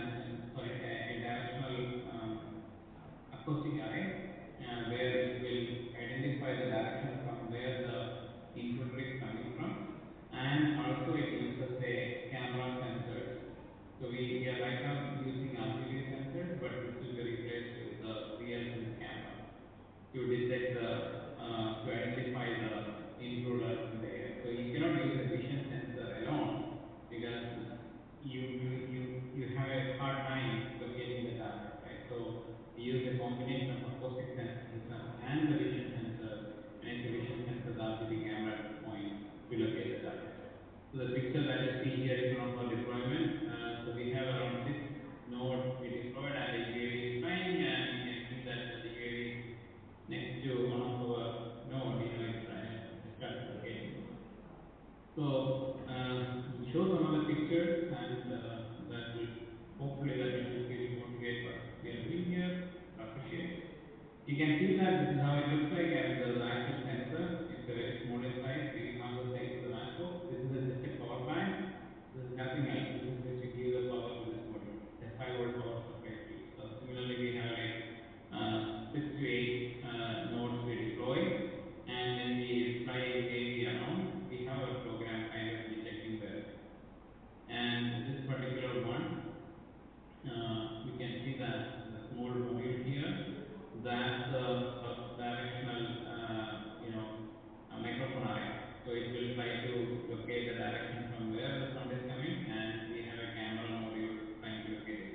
whole piece is actually will be integrated into the unmanned aerial system while it is flying. So this is basically a picture taken when we were testing it a few months back. The picture that you see below is taken from a software in the loop simulator. So we have before we actually test the program in a real flying drone, we test it in a software in the loop simulator. So we have a program where you have a simulation of a UAV in the ground, and we have another program in the same system. Basically, the screen that you see is basically the Raspberry Pi, and it captures the camera of a UAV. It captures the image of a UAV, try to identify the UAV. But based on the way the person moves his hands, the UAV down here also knows its location. And once we completed this testing, so once this is verified, again basically the same program goes into the actual UAV to deploy it. So we call it software in the loop simulator because it's all done in the software in the loop scenario. And there are like 3 different programs running behind it in between both. I have a small video here which shows the whole process. Let me know if you have any issues seeing it. What you see is basically the microphone array. It points to the location where the sound signal is coming from. Depending upon it, we have a camera module which connects to it. So that's a Tello small drone that's working. I mean, the Success Associate is controlling that small Tello drone, and that Tello drone is acting as a centimeter here. So based on where the Tello is, this module will try to locate it and then move its camera all the time around to triangulate to capture it in the center of the frame. So yeah, so something like this is what basically you see here, and let me push it a bit forward. And what you see here is basically the small sensor. So that this module is the one that I said the Edge Analytics module will be running. It's half the size of the matchbox. I think you can get it online too. It's called Arduino Nano GLE. It's capable. You can write even, it comes with 6 sensors. That's what I remember. Okay, so we use the acoustic sensor in it, and this is a Raspberry Pi acts as a gateway, and the red basically indicates that it's offline, yellow indicates that it's active, green indicates the scenario when it detects the a specific drone sound. So this is a scenario where our research associates fly a small Tello from point to point. So in this case, there are only three nodes. So you can see that when it is in the last node, the corresponding red one is blinking, and when it is back here, the corresponding node will detect and activate it. So there is a Raspberry Pi in between and the laptop also in between. So the laptop acts as a cloud here, and we do all this triangulation and other things at the cloud. So future research need advanced techniques and algorithms to detect UAV. When a UAV operates using an advanced AI algorithm, what it means is like, when there is an intelligent associated with the UAV, it won't send the signal again, the radio frequency signals it won't send. So very hard to detect it. And specifically the scenario when it's very low flying. When it is low flying, radar won't able to detect it, spectral analyzer won't able to detect it. So you need some advanced techniques for doing it. And there are UAVs nowadays which comes with a less noise level. Okay, in that case, you need a bit more further research in our acoustic counter-UAS to detect that level of signatures. Next one is swarm of counter UAS. So basically, if you have a swarm of UAVs coming as an intruder, then you need a swarm of counter UAS to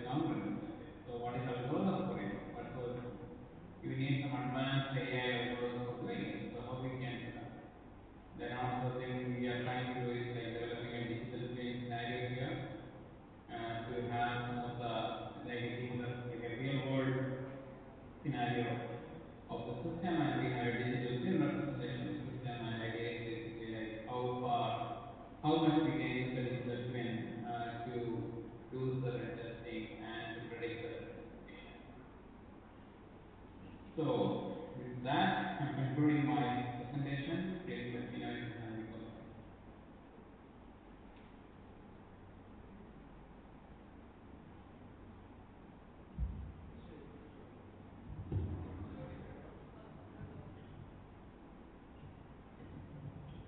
Can you hear me? Hello. Can you hear me, sir? Hello. Can you hear me? Hello.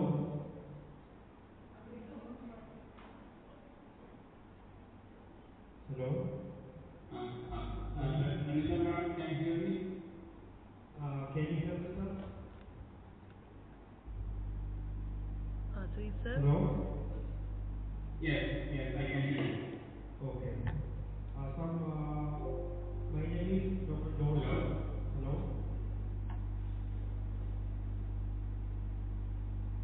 Hello.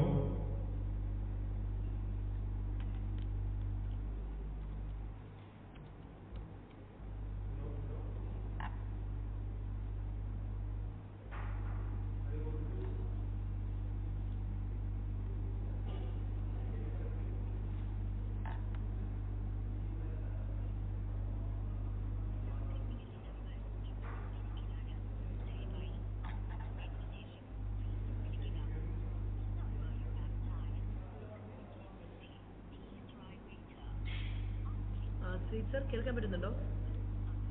Yes, കേൾക്കാൻ പറ്റുന്നുണ്ട്.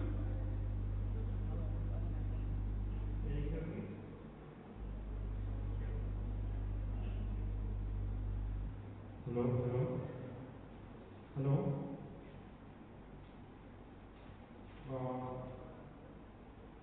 Can you hear me, sir? Sir, I think it's muted.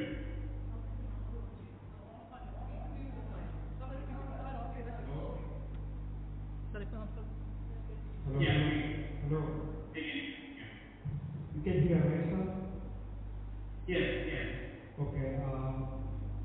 My name is Dr. Johnson. I am doing a postdoctoral fellowship in technology management regarding the formation site of UAVs. Hello. Sir, can you repeat again? Sorry. Sir, I am doing my postdoctoral fellowship in the control and guidance of formation site of UAVs.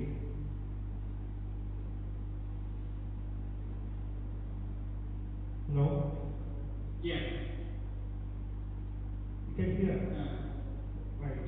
So you are saying there is a postdoctoral fellowship. You are doing, I didn't quite get that part.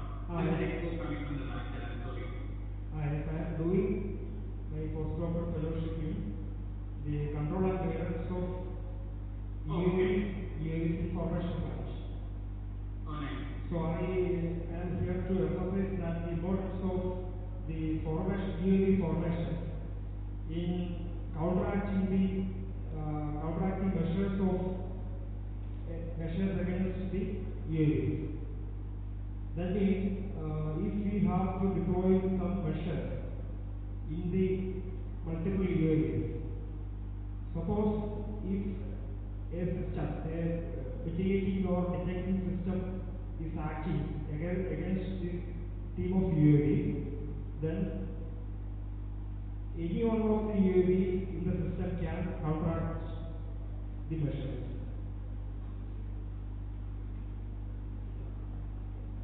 So your question is like a group of UAVs. I got a part of your question. I didn't get the whole question because there is some echoing coming from the back side. So I am once again repeating that here in your provide there is a counteracting measure or counteracting system to detect and mitigate any one UAV. Yes. Instead of one UAV, I am using a system of UAVs. Oh yeah.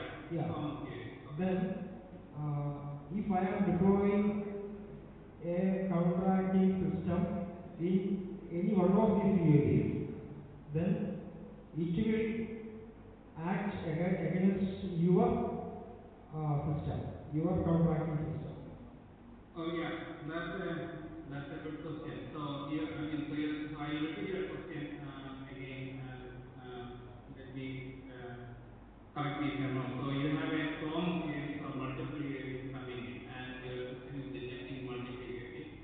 Yeah. And the question is like how good individually how good the system is in not detecting your own system as a counter as an intruder, right? That's your question. Like a storm of UAVs coming, and your system is detecting all the multiple UAVs in the airspace.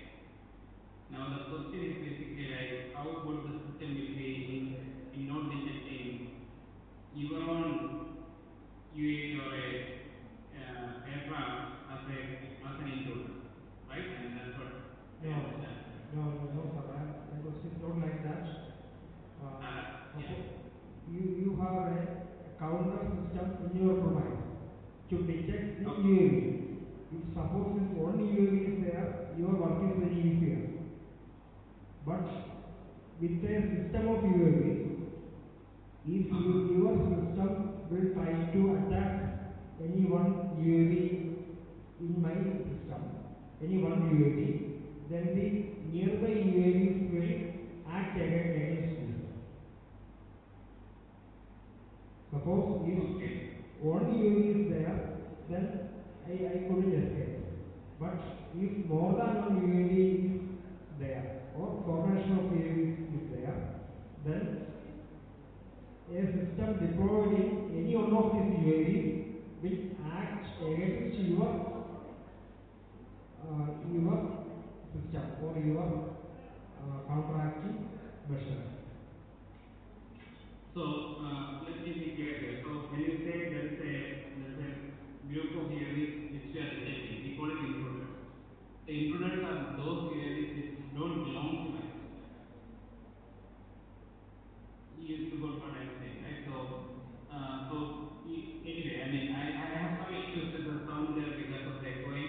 TJ, I think if you don't use the mic, that will be great. But I will repeat again. I'm sorry. So the system, the counter UAS system is detecting one of the UAVs as an intruder. That's what I understand. And then you have a multiple UAVs that will go and counter intercept it. That's what your second question is, right? I mean, can you kind of please help me with that? Yes. Okay. So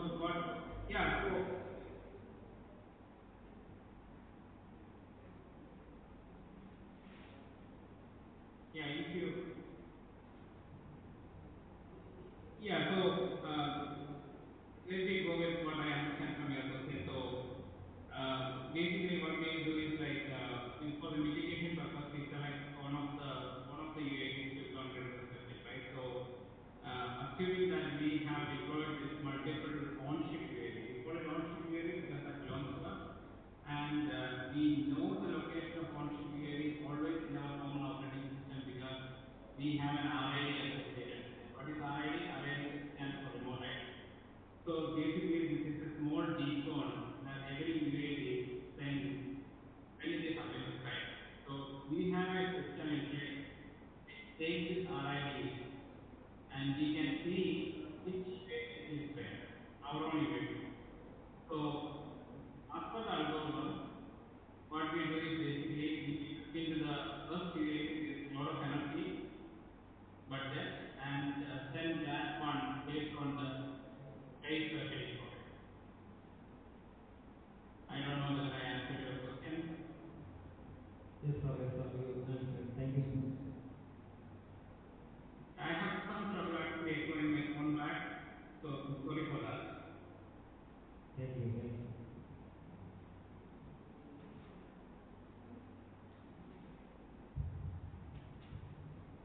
Thank you, sir. On behalf of ICAMEET 2024, I want to extend our heartfelt gratitude for delivering an insightful keynote on UAS.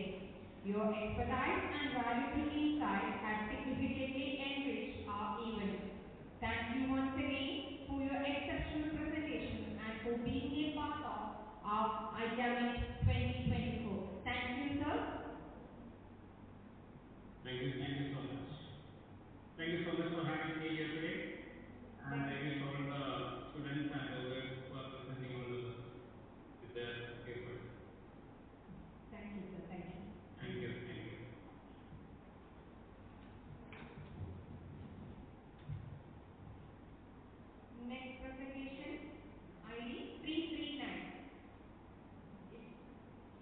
to end normal.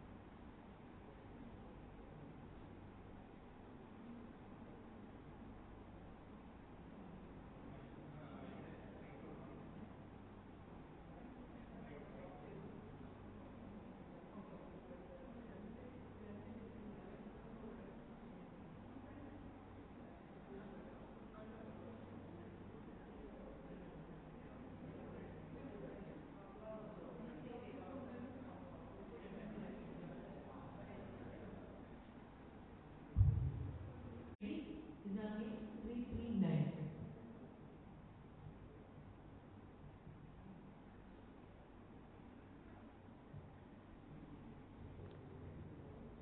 Myself, Sachiv Swan, doing PhD in examination statistics. My grade name is Dr. Santosh Kumar Singh.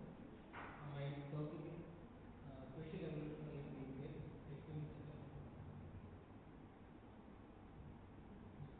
List of contents are introduction, research gaps, methodology, experiment analysis, resultant discussion, conclusion, and reference.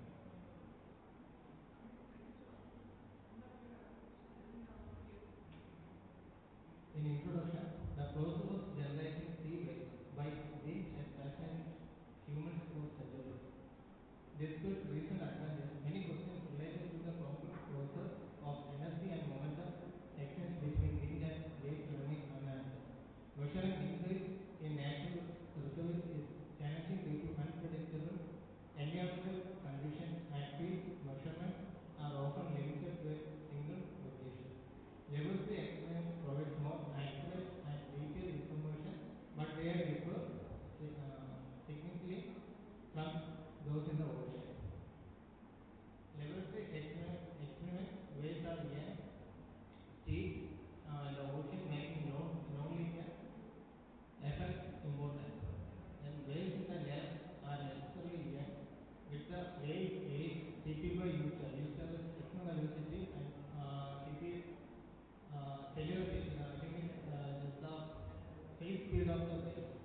Such similar that for typical ocean waves. However, small-scale experiments provide valuable insights into the wind-wave evolution. A better understanding of the interaction of wind waves gained from such experiments can advance wave modeling. The wind is always turbulent in nature, causing both the magnitude and direction of its mean velocity to vary in time and space.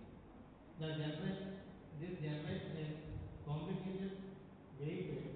In level 3 settings, experiments are conducted with a steady airflow rate, creating a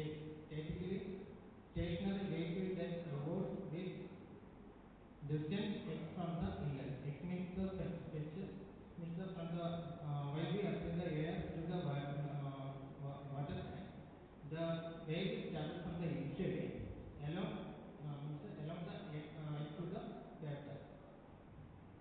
The result can also describe the high frequency effort of the spectrum in field condition affecting water surface roughness and exchange process in the marine atmospheric boundary layers.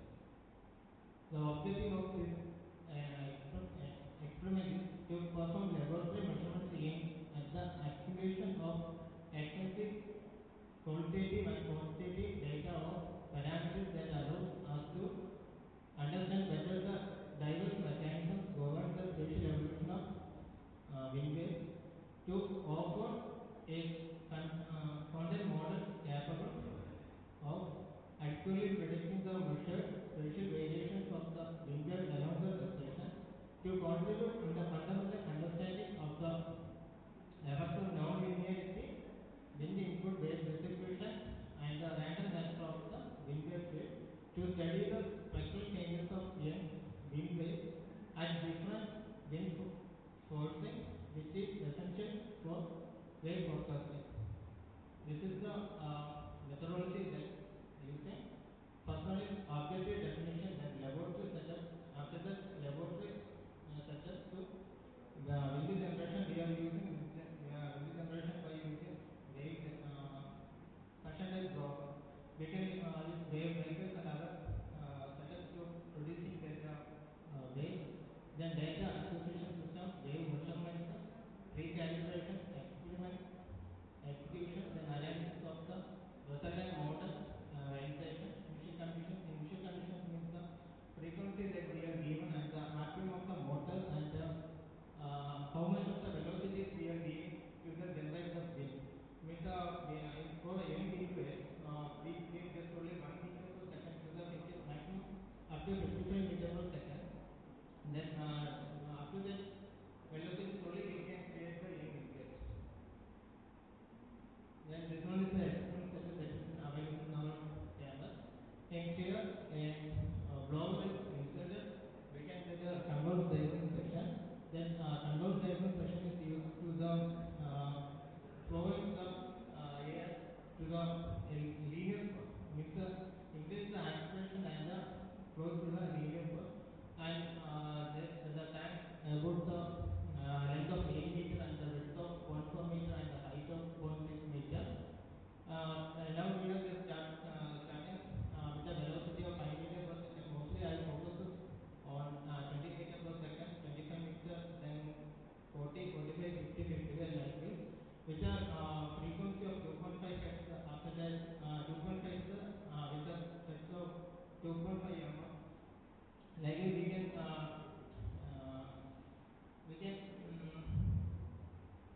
taking the experiments with the different frequencies. While we increase or decrease the frequencies, the RPM of the motor can reduce, and it is increasing.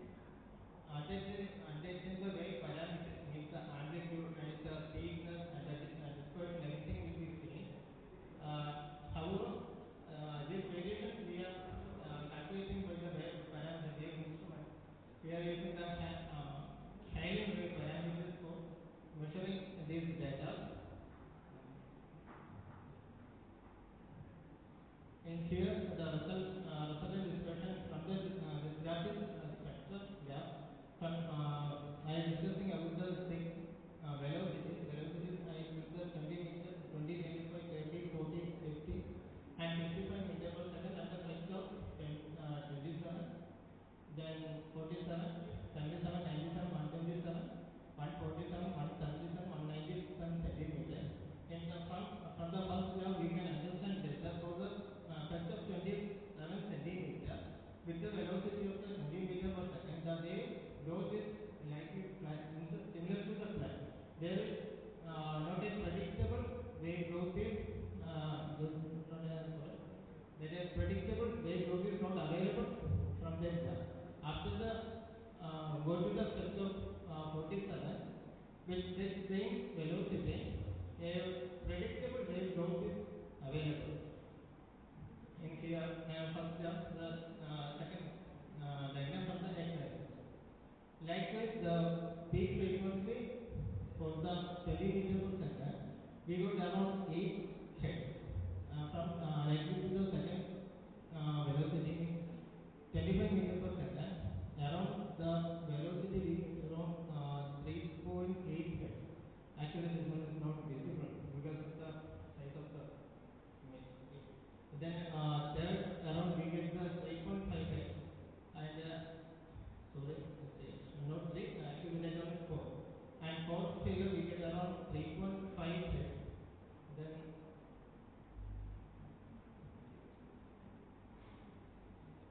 in the graph you have the example axis. That actually x is frequency and the y-axis is amplitude. So it's called the amplitude spectral curve. Here I'll plot it by the matrix.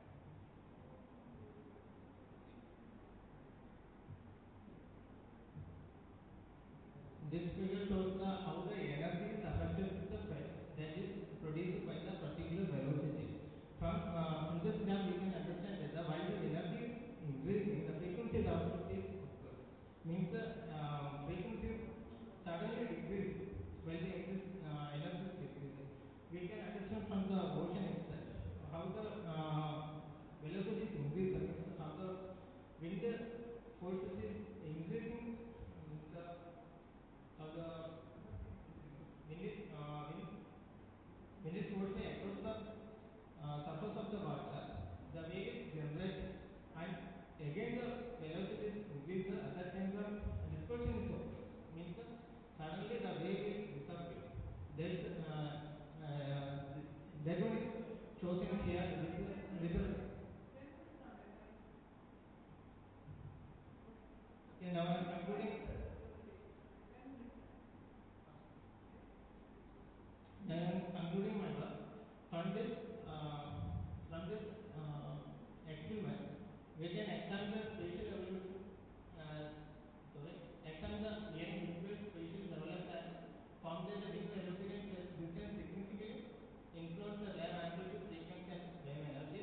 Then the study found that the increase in wind velocity increases wave amplitude, especially at the higher speed when the system near operating limits. Operating limits is nothing but the what we are giving the input, means how the how much of velocity we are giving. That and the researchers also demonstrate the direct correlation between the wind velocity, phase distance, and wave energy, influencing how wind transfer energy to wave surface. And these findings can essential for providing climate modeling and weather predicted by enhancing the accuracy of ocean atmosphere interactive model, then particularly for storm and duration forecast. Okay, thank you.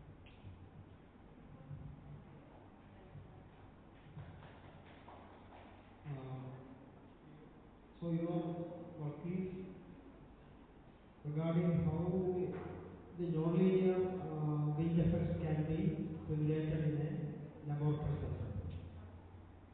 So in simulating in a laboratory setup, there have lost a lot of non-linearity from the actual space. So it will not be an accurate prediction of the actual system, right? How it is means now we are considered very small scale. Okay, here we are considering a tank related to the ocean space, on where if we are creating the wave. So Okay, from okay. there we can understand how the wave is behaving and we can make a prediction.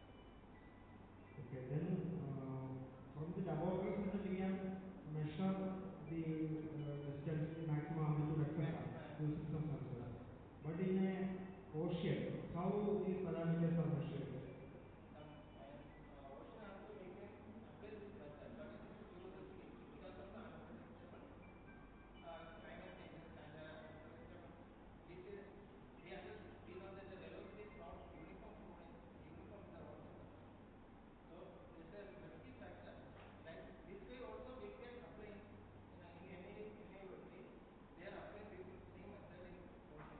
Yeah, my question is, question is how to measure the height produced by the wave in ocean. That is one question. How to measure? In laboratory it is easy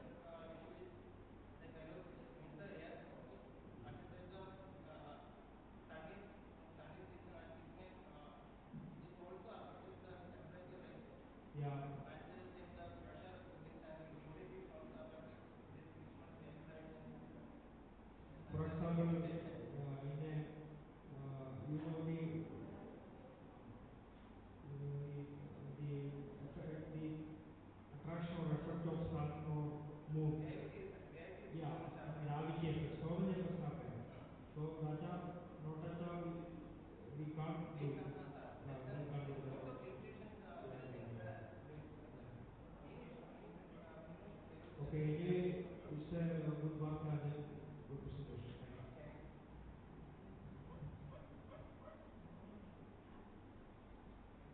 Green one, please.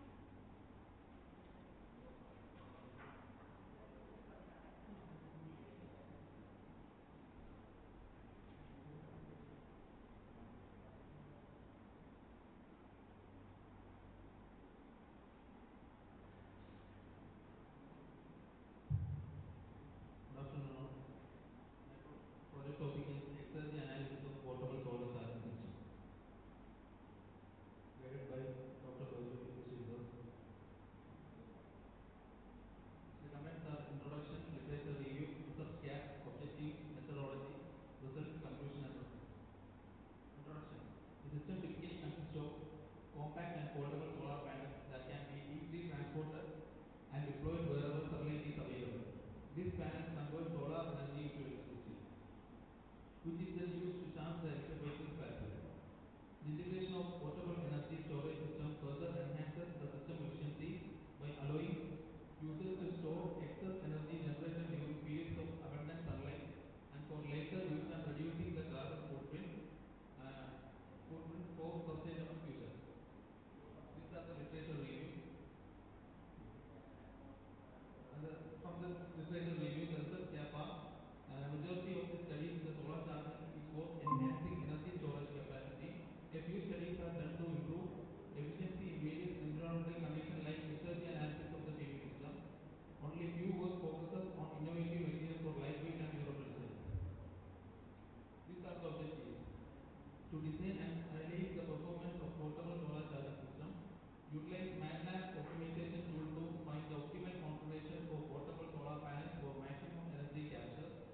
To simulate the solar panel charging using MATLAB simulating software, and the fourth one is to simulate exergy analysis of the system using system advisor model software.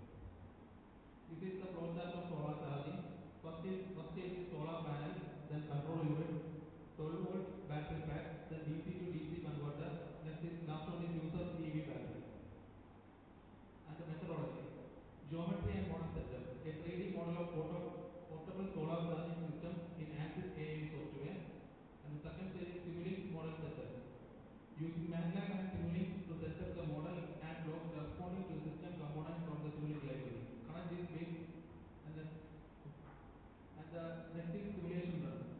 Run the developed simulation and observe the behavior of the solar charging system. And the next is exergy analysis. Analyze the simulation results. This involves the floating key variable over time to understand system performance and efficiency. And the last is validation and verification. Analyze and validate the results, the exergy analysis of the solar panel and improve efficiency of the system. And this is the model design using ANSYS AI software. This is the design of the portable solar charging system. It contains solar control unit, battery unit and an inverter. There are wheels for the portable purpose for easily from one place to another. And the first stage is solar charging circuit diagram for battery, and this is the circuit diagram of solar charging system. The main component here used is buck boost converter. This is a type of DC-DC converter that has an output voltage magnitude that is either greater than or less than input voltage magnitude. It is equivalent to a flyback converter using a single inductor instead of a transformer. These are all the operations in buck boost converter. When the switch is on, diode is reversed bias, output circuit is isolated, inductor is charged. When the switch is off, the output stage receives energy from the inductor as well as from the input. Filter capacitor is very large to ensure constant output voltage. And this is the calculations of the simulations in MATLAB. These are the calculation of inductance and capacitance.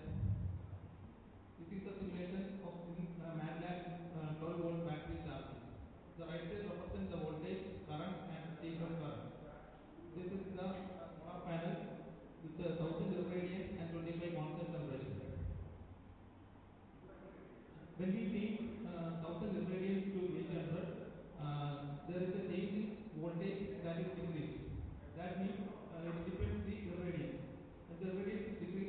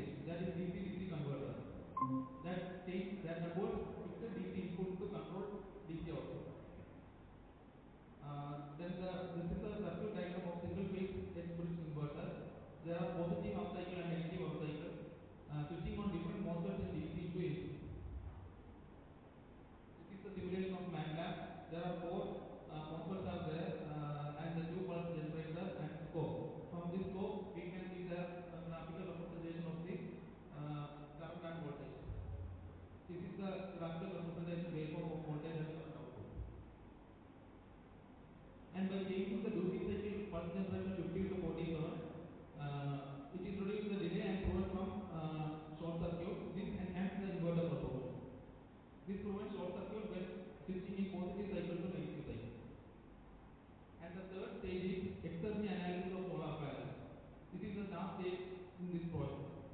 This is the ratio of electrical energy output of solar energy input received by the panel. It is expressed as a percentage and is a key performance indicator of solar panels.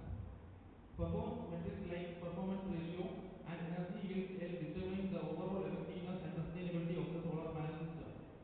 This comprehensive evaluation ensures that solar panels provide a viable and environmental eco-friendly alternative to conventional energy resources. These are the calculations for the calculating electrical efficiency of the solar panel. And next is the exergy calculation. Exergy means that it is based on the second law of thermodynamics. Exergy analysis of solar panel involves assessing the quality and efficiency of energy conversion process within the system. And energy analysis which focus on the quantity of energy. Exergy analysis evaluates how effectively the solar panel converts solar energy into useful electrical energy, accounting for entropy and reversibility in the process. This method helps identify the potential for improving the efficiency of the system by pinpointing where energy losses occur due to factors such as temperature gradients, material properties, and operation inefficiency. And this is the calculation for the finding the exergy.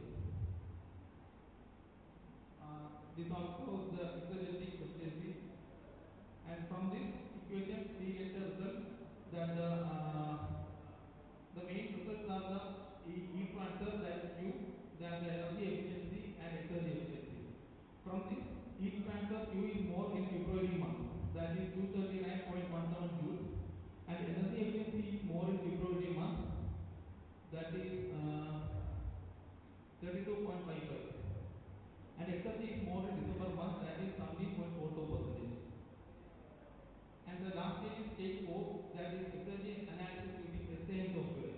That is System Advisor Model software that is used to find the exergy of the system of the solar panel. These are the steps for analyzing the SAM software. Here we add the location by the NSRDB portal. Here I select the Trivandrum location. From this database, the input weather data from the these are the graphical representation of beam and diffuse radius. And next step is to configure the system design of PV module. Here I designed with the 330 watt solar panel with the tilt angle and this system. And when we run the simulation, we get a this is the stage of simulation.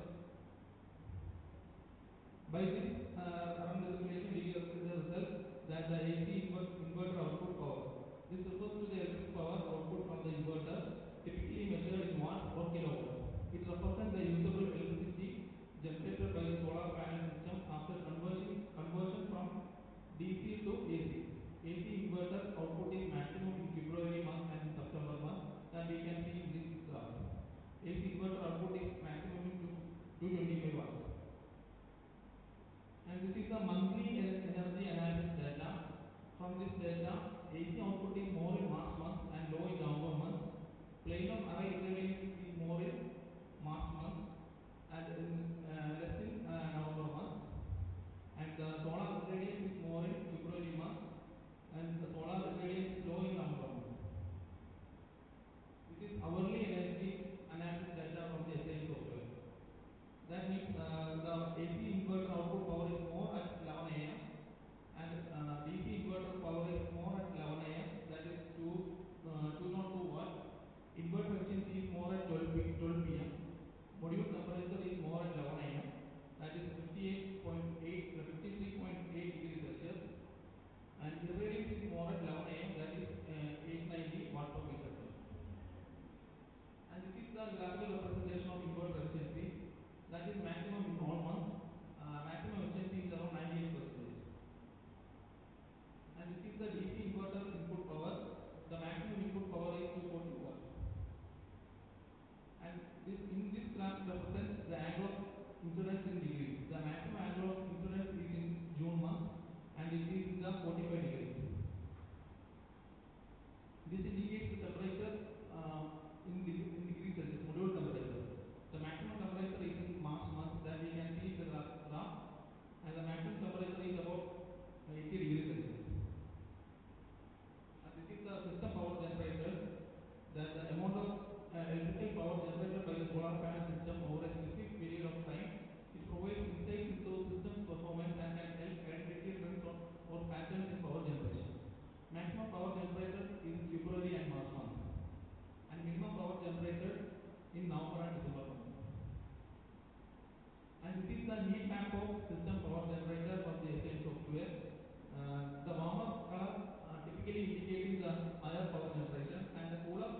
indicating the lower power generation. Higher power generation is in 12 hours of a day, that is in February and March month. And these are the conclusions.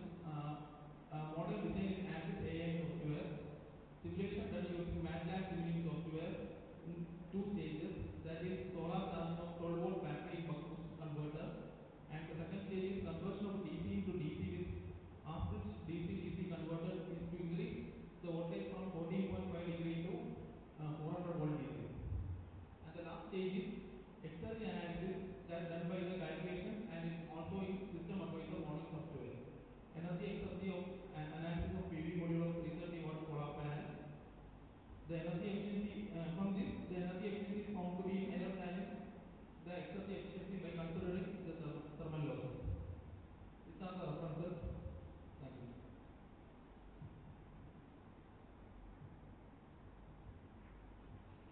So what is the difference between energy efficiency and exergy efficiency? Energy efficiency means it involves the system loss, but in energy there is no loss calculation, not included in energy efficiency. With including the losses, the exergy means the useful amount of work that can be done by including the losses. So that means in exergy efficiency we have included the losses. Total losses. That means we avoiding the losses and the net output. Yeah. So it means that the exergy efficiency will be very less as compared to energy. Energy efficiency is more. Yes. So is it your are you doing PhD or MTech? MTech. So you are doing this experiment for the 1 year. 1 year. Oh. Simulation. Okay. Then from your data, I have found that the temperature, the maximum temperature occurs at 11 a.m. Right? And at that time, the maximum efficiency or maximum output will happen. So we know that as the temperature of the panel increases, the output will be very less. Actually, the core temperature is around 12 to 1 a.m. But the radiant is more in 11 a.m. So then the temperature you specify the time of 11 a.m. Is it correct or not? Correct. In software, by the checking the data, it shows that actually around 12:30 at that time maximum temperature will happen. But that has to be corrected. Okay. Thank you. Thank you.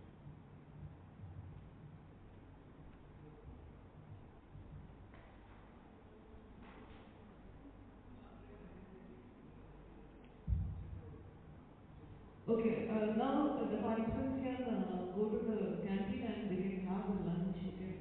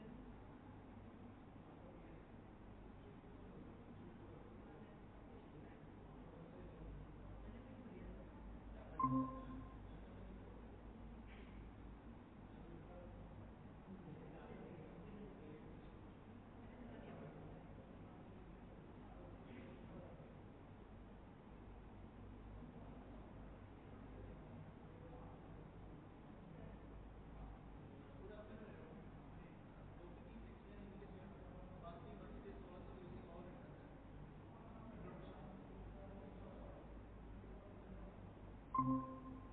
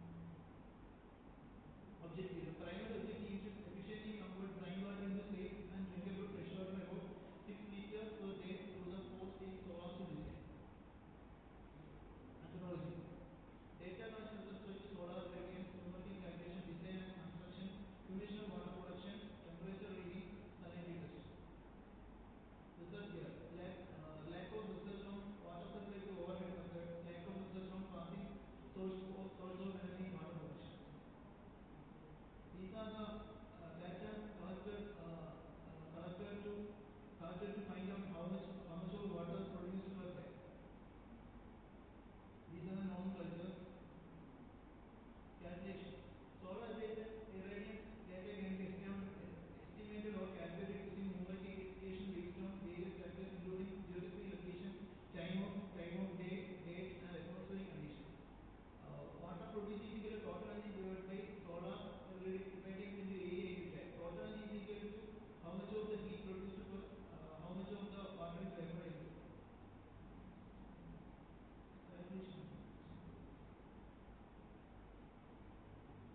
Numerical calculation for water produced per day. Total energy for producing 1 kg of water is equal to how much of the heat produced per how much of the energy evaporated means water evaporated. These are the material and cost that taken in the project. Total amount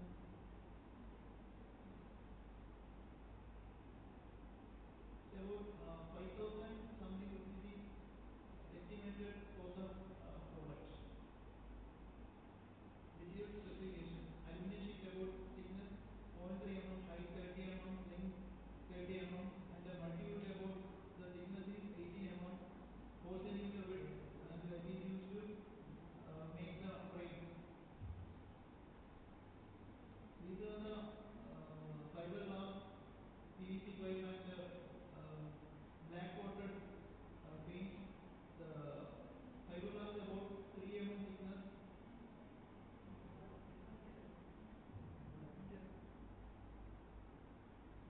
Water purification process. First stage, dry water is introduced at the top of the first stage using a series of pipe connection. Transparent fiberglass is placed at the first stage. The surface of the first stage aluminum sheet is black coated to efficiently absorb solar energy. Cotton is fixed to the surface of the aluminum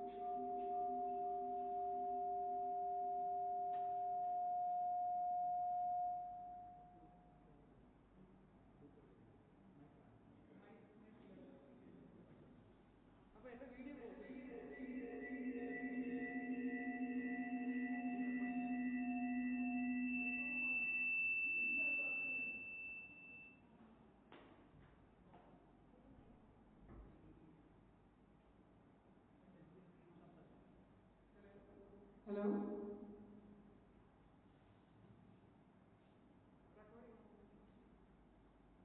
Good afternoon all. Welcome to this ICAMEET 2024. We are having the second keynote session by Dr. Ben Sujan. Dr. Ben Sujan, researcher and registrar, University of Technology of Applied Science, NITRA, Sultanate of Oman. He is a well-known academician and researcher with more than 20 years of teaching and research experience. He has several international journal publications and conference publications. He has 2 patent publications titled Design of Visual Image-Based Autism Screening Method using HAL Classified and AutoML. And the second one is an intelligent influence pen integrated with smart path for visual impaired person using artificial intelligence. He also has 2 book publications. He has around 11 funded projects. Some of his prominent achievements are setting up the AI and robotics lab in the year 2017 and at University of Technology and Applied Sciences, NISWA. Now he'll be delivering a speech on robotics and generative AI. We are happy to have you here, sir, as our keynote speaker. Thank you for joining us and welcome, sir.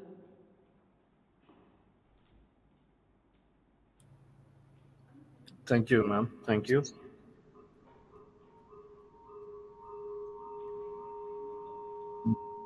Yes.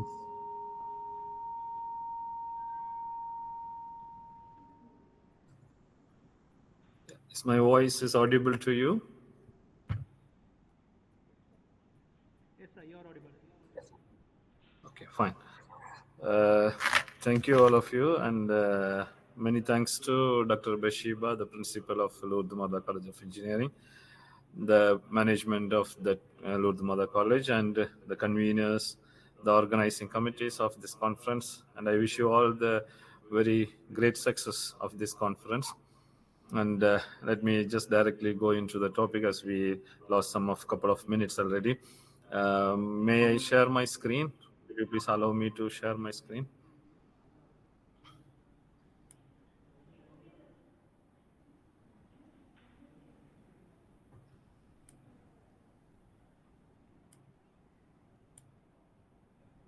Okay, sir.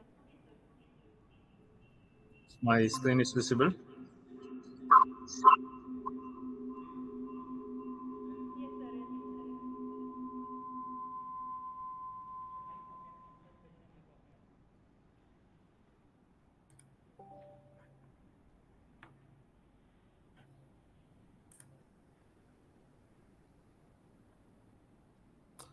Today, my topic of this for this keynote session actually is about robotics and generative AI, and linked with your conference title and the conference agenda theme of your conference. I felt like this topic will be suitable for you and for the audience over the college over there.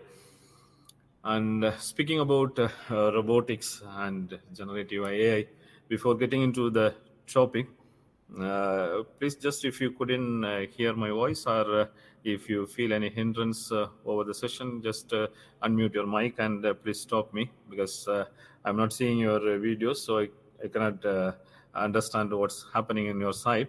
So you can unmute at any point of time and please proceed. And also, even if you feel like I'm passing by the time means, also you can stop me, because I know that you people are running with a busy schedule over there to finish the things over there. Anyhow, thank you once again for the great session that given to me over today. Speaking about robotics and generative AI, before getting into those topics and the agenda, just would like to introduce, give something about robotics actually. Why we speak about these things in the recent years, and the advancements happening over these years. As we are speculating about the fifth industrial revolution. Currently, we are moving on to the fourth industrial revolution. Robotics and artificial intelligence take a big place actually in the industries in terms of automation. Even though robotics, we hear about robotics, robots, and all those things in industries from the years 1960s. However, in the fourth industrial revolution, robotics has been taken a big change in terms of automation with the inbuilt system of embedding of artificial intelligence, we can say. So that's why robotics has been gone into depth, we can say, like many things, many industries, many places we can see robotics, and it's emerging, it's evolving, we can say. And many people, many researchers, they are working onto the robotics now. They have come down to fine tuning about the robotics in terms of as we know, as we hear about, and many people, you are already, you are aware of the basics of robotics. Like the robotics are made of the three things, like the sensing part, the controlling part, then we have the actuation part, the where we get the output.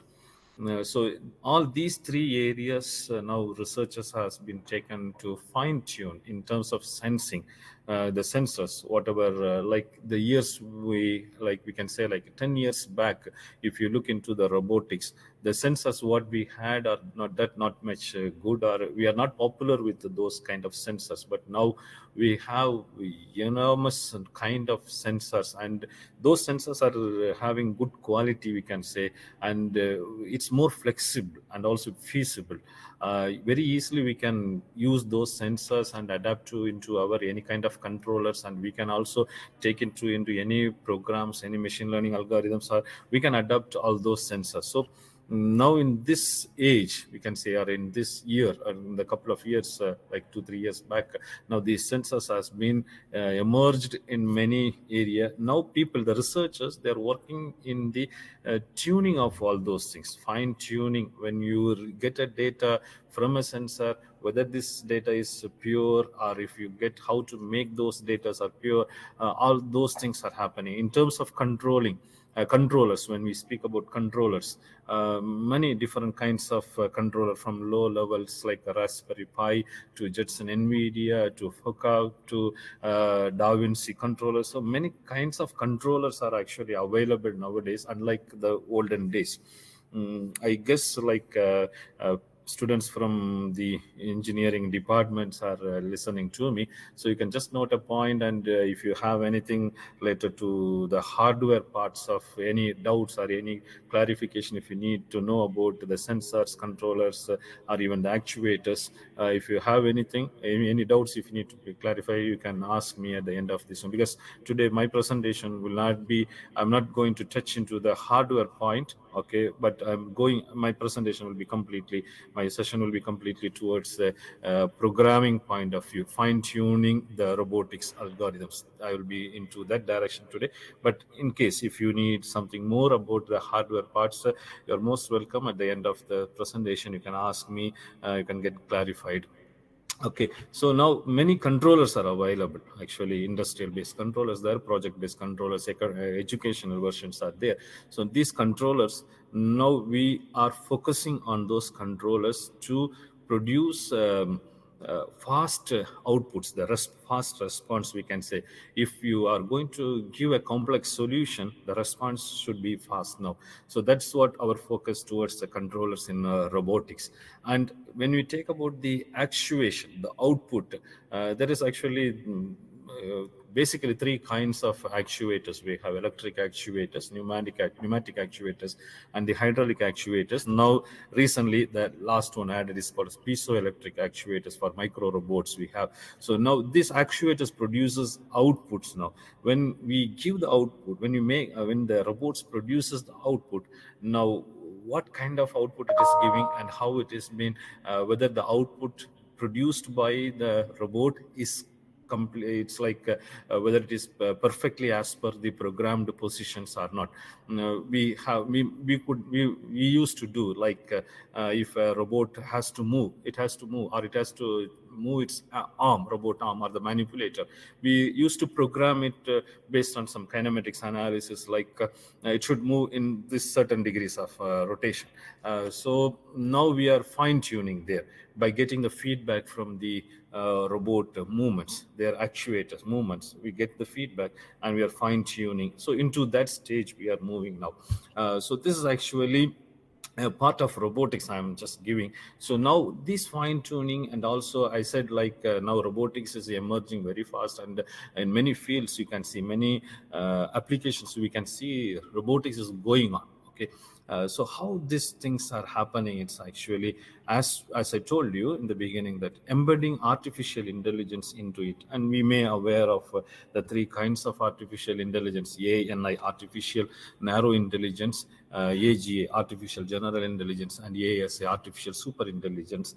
So narrow intelligence we may come across, like it's for a specific task, and now we are into the artificial general intelligence, which is equivalent to the human intelligence, and the super intelligence is the higher than the human intelligence, surpasses the human intelligence. Now this AGI and ASI is being embedded into the robotics to give better solutions and to solve complex problems. So that is why now these areas are emerging, are booming, we can say. Now worldwide, globally, there are many kinds of robots are being developed in all the areas, I can say. Okay, if you take healthcare, even surgical robots are there. Da Vinci, the latest one, Da Vinci surgical robots, which is actually doing surgery without any human intervention. Space robotics is there, and firefighting robots. Many in all the areas, we can say, like robotics is emerging, and with many advancements, I can say. Now adding to that one, if you say, like autonomous vehicles are there, without a driverless vehicles. Now many countries, they have launched autonomous vehicles with a driverless vehicle, I can say there. So it's also a part of robotics. And adding to that robotics, now Internet of Things also has come into existence. Like when a robot is available, when a robot is working, the feedback is given over the internet and is stored in the cloud, and through a mobile application someone can see, monitor, and which can take us to some advanced features like predictive maintenance and some forecasting about the things going to happen, all those things. So this field, robotics, is actually booming and emerging, we can say. Now today, actually, I'm trying to integrate the generative AI. You might have heard about, it's not a new thing, actually. For years it has been, we are hearing about generative AI. Okay, in many areas generative AI has been come across. Now today I would like to address a small area in robotics, how generative AI can support, or it can able to help us to do better with the robotics, generative AI. So this will be our presentation today. Okay, so I have just given the agenda, what we are going to looking into today. Let's just have a small brief about what is generative AI. Okay, already some of you might have heard about what is generative AI. Generative AI refers to like a class of, it's a class of artificial intelligence system. It's a kind of system, I could say, like a two set of neural networks, we can say. Okay, two set of neural networks we have. We are going to give a very simple way, I can say, like if you have a content, if you have a content, okay, text based content, if you have, and this and you want to produce it as an image, okay, you want to make it as an image, generative AI can make or convert your content into an image, so that that image looks a real image. Okay, and if you have an image, you can do the vice versa also here. So this is what, without anything available, the generative AI can produce something real. That's the benefit of generative AI. Okay, so robotics and generative AIs are revolutionizing industries, working together to enhance automation, creativity, and decision making. Okay, so this actually seems to be a I can say like creativity in arts or creativity in designs, something like that. The generative AI can work into that field, but we are trying to integrate that generative AI into robotics also. So how we can incorporate generative AI techniques into robotics? The first one, in design and prototyping. Okay, so generative AI can help us to design the components, the parts of robots in a fastest way with your imagination. If you have some imagination, you can just give your there are many softwares actually available, okay, to do this one. We use Tinkercad, SolidWorks, CAD models, all those softwares to design the parts and components manually. We design, and for sure, when we design, there are flaws will be. Yes, please. It's fine. Can I continue? Yes, sir. Yes, sir. Okay. So now, when we design, okay, when we design any components, actually, there will be flaws, and also what we can say, the design will not be that much accurate. If you assume that I want to make a robot arm with 3 kgs of weight, so that my design itself inside of my arm, I should make it as a mesh. It should be solid. Some conditions I will do, but when I do that wire diagram into that software, it will not give me the one what I expect there. But with this generative AI, we can easily, very fast, we can design, and also what you need, it will give you such kind of training algorithms we have with this one. Then automation. Even for the task automation, we can use the generative AI. Predictive maintenance, as I told you before, now more industries actually looking forward for the predictive maintenance. With the previous set of data, the old set of data, the neural networks, the AI networks, it will train itself, and if this occurs, what is going to happen after 5 days for that particular machine, or for a particular robot, or for that particular system. So it will give us a feedback before 5 days, or before a week, before a month, that this is going to happen for that particular system. Okay, so this can be another this also we can achieve by means of the generative AI. And personalized solution, so we can have we can combine robots. For example, like I want to have a robot to make a coffee for me, or to bring a coffee for me. Okay, this is a personalized solution. So I can design, I can make those kind of robots using the generative AI. Okay, and things are very fast moving, as more than our expectation, I could say. Okay, it's moving very fast, and things are very easily, we can say, like things are, we may feel, or we may think like how this is going to happen. Okay, but now things are in our hands. It's very easy, we can do it. Okay, when I say about generative AI, maybe we may have a doubt, like is it possible to do all those things? Okay, but in experience we can say like it is possible. Very fast we can do, unlike the old traditional methods, sitting and writing coding, sitting and designing, sitting and doing everything. Now with generative AI, with AI techniques, with a couple of minutes, you can write codes, you can design the softwares, everything can do. Okay, but we should know about the mathematical foundations behind those things, so that we can able to come up with a fine-tuned output of robotic systems. Okay, so in many areas, I could say that in robotics, in many areas, in robotics itself, we have many divisions, we can say. Robot itself, many divisions, we can say. And all those things, areas, we can incorporate, or we can integrate generative AI there. Okay, so today my presentation will be towards a small minor point of robotics only, how we are going to include GAA into that area. Okay, so again, how we can enhance our decision making in robotic with the generative AI. Okay, 3 kinds of things actually happens with the robotics.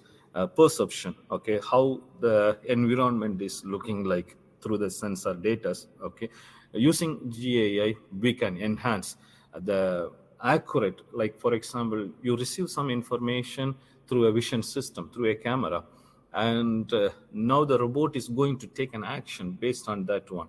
uh, for example, I can give you an example like an autonomous vehicle. A car is moving. When someone passes by, a trespasser passes the road, the car has to stop there. The image what you're going to get from the road, from the environment, okay, now the system has to decide whether it's a real image, whether it's a fake image, whether it's a right image, whether it's a man image or an animal image, whether it is right, whether I have to stop the car or whether I have to take a diversion. So all those things, a car has to take a decision in a fastest way. So people, we use quantum computing there actually, okay, in a fastest way we have to do there. There sometimes the data what you receive from the sensor, I mean from the vision sense system, the camera picture what you're going to get may be not right, okay, it may be wrong, it may be the sensor itself can fail. There is a chance, actually chance of failure. So in incorporating generative AI, we may get accurate sensor data. Okay, that's what researchers claim. Okay, but at the same time the system will have failures also. Okay, we cannot have 100% accuracy there. Okay, but still, comparing to the traditional methods, with generative AI we can have better information. Why? Because the generative AI, it's a neural network, it's a network, it will process by itself, okay, with a different set of data and everything. It will process and it will give you whether it is right or wrong there. Okay, and planning movements, okay, motion planning also possible. So today our topic will be in motion planning there. Adaptation, when you get a new environment, so we know that the environments are dynamic. Actually, we are not going to use, yeah, there are places actually we be having some kind of static environments, okay, but at the same time most of the robots now we are going to use in the dynamic environment. So when you speak about dynamic environments, the environment will change and the obstacles will change. You'll be having different kinds of collision. So now the robot has to adapt to a new situation or a new environment. So there we can use the generative AI to get a better solution or better decision making there. Okay. So now in path planning, how we are going to use the generative AI. Okay, the different generative AI techniques are there actually in related to the path planning. The first one is reinforcement learning. Most of you might have heard about this reinforcement learning. The second one is generative adversarial networks. Okay. The third one is variational autoencoders. Variational autoencoders actually uses two types of networks. One network for training, and the other one is testing actually, and testing against the previous result. So two kinds of networks is used in the variational autoencoders. So our area of focus today is on GAN, generative adversarial networks. Okay. So just I will give you an introduction a little bit about this GAN now, and later on I will drag you to the in-depth topics of the GAN. Okay, what is this GAN? This GAN actually, it has two networks, okay, two neural networks. The traditional network, neural networks or artificial intelligence techniques, we can say like, you have a network, it will train by itself, okay, and we are going to test the network. We will be testing the network whether the training is perfect or it is having good efficiency. All those things we are using some methods to test those outputs of the network. In GAN, using generative AI, in GAN, then there are two networks. One network is going to train and to produce the output, the other network is going to test the previous network. So this is the concept behind actually. Okay, so it is going to test instead of human, the network, the neural networks itself will test, and it will give you the maximum optimal solution, we can say. Okay, in GAN we will be having actually two networks. One is called as the generator network, the another one is called as a discriminator network. The generator and the discriminator network. The generator networks actually creates new data samples, and it tries to mimic the real data distribution, the real data. It tries to make the real data. It's the real network, I can say. Okay, so it creates new data samples and it creates new solutions. It will come up with new solutions. What this discriminator network, the second network, the discriminator network, what it will do, it will evaluate the samples which are generated by the generator network. Okay, and always it will try to tell that generator network, like what you produced is wrong, what you produced is fake, what you produced is fake. Okay, it will try to tell the generator network that the output is fake, output is false. Okay, but again and again the generator network will produce the next result, next result. Now the discriminator network will come up with a fine real set of data or solutions, we can say. Okay, so this is what happens inside the generative adversarial networks. So now, before when we go for path planning, what are the things we have to consider in path planning? The first one is obstacle detection.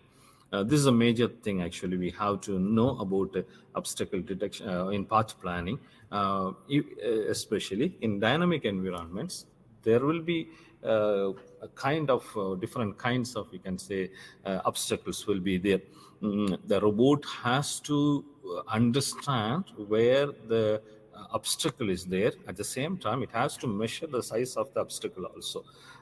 For example, our human beings, we know when we are driving in a car or when you're moving somewhere, if we know that there is an obstacle, our eyes will calculate immediately. Our eyes will calculate, okay, this is the size of the obstacle, and my car has to move this much direction, and it has to move away from this much centimeter or distance, meters I have to move, and I have to pass by.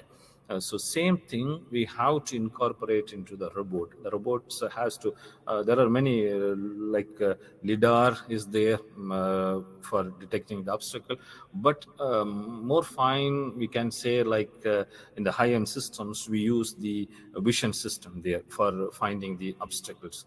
So using many kind of algorithms, we can find out what is the obstacle, the type of the obstacle, the distance of the size of the obstacle, so how much distance I have to move. So this is actually a very important consideration we should know when we are going for path planning in robotics.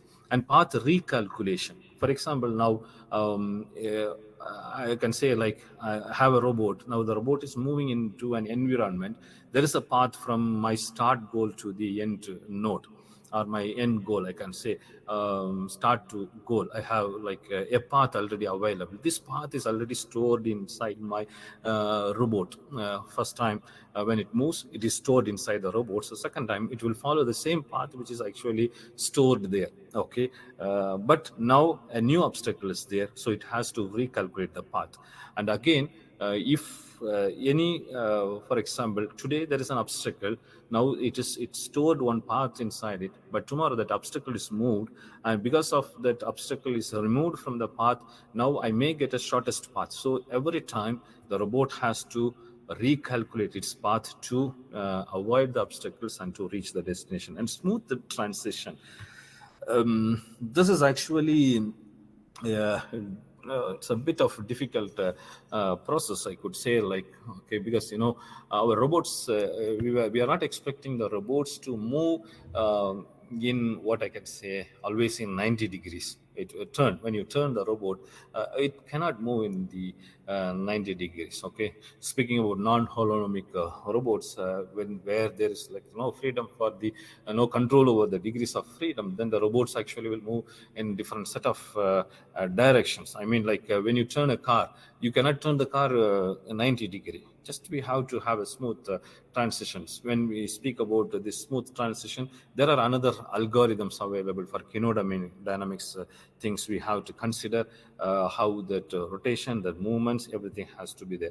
So all these things will be considered when we are going to plan a path for robot movement. Okay, so now in the following session, actually I will just give you an idea what kind of algorithm we are going to use and how we are going to incorporate GAN into that one. Okay, so this is what I actually gave you an idea about GAN. As I told you, it has two competing neural networks, a generator and a discriminator. Each other it will fight to get a realistic data or to get the real data. Okay, so that at the end we will be having what I can say a fine-tuned solution we will have for any complex problems. Okay, so the process, actually the adversarial process, how it happens, the two networks are trained simultaneously in a process where the generator always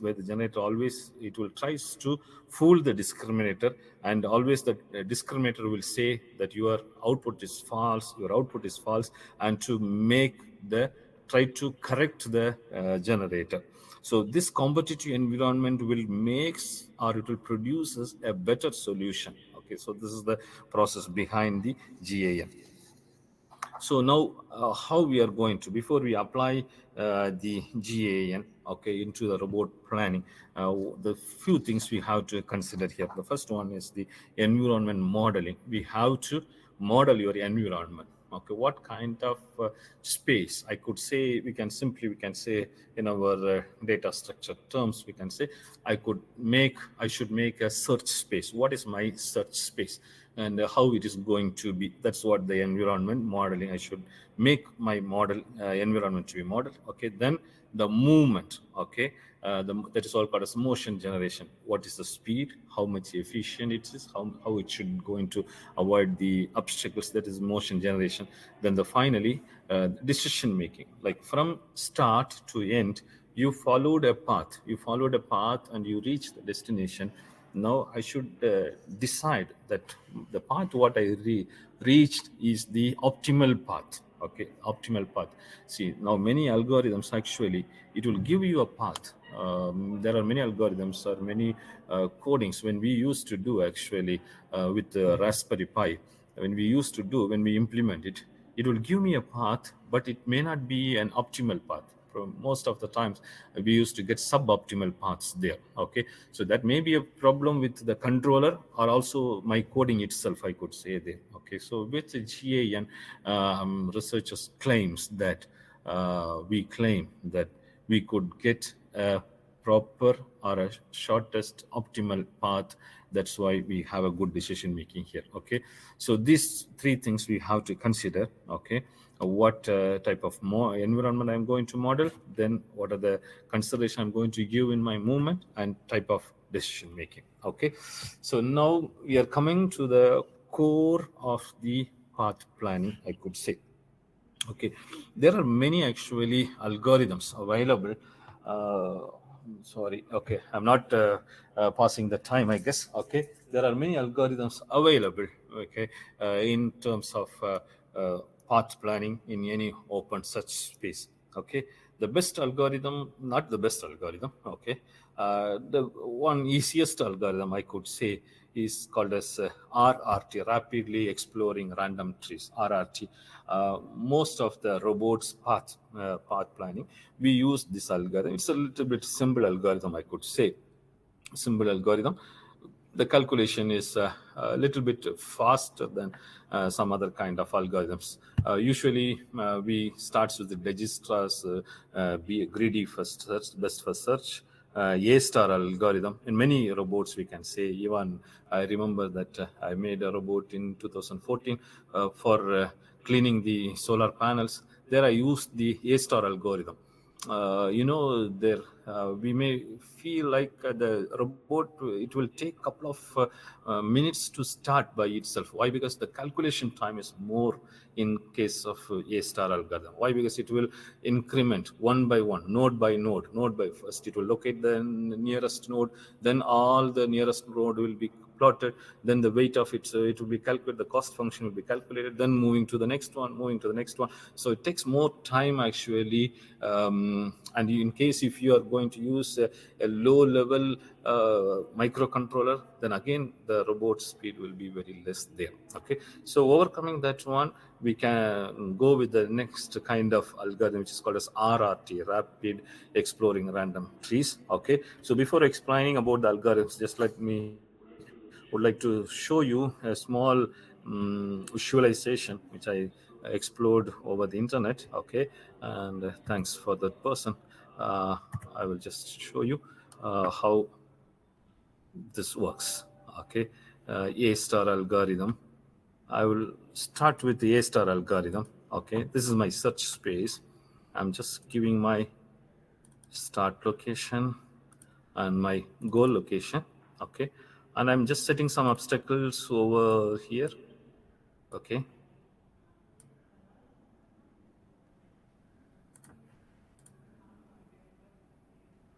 okay, now I'm setting to A star algorithm. This is my start node and here it's my end node. Okay, I will just click go.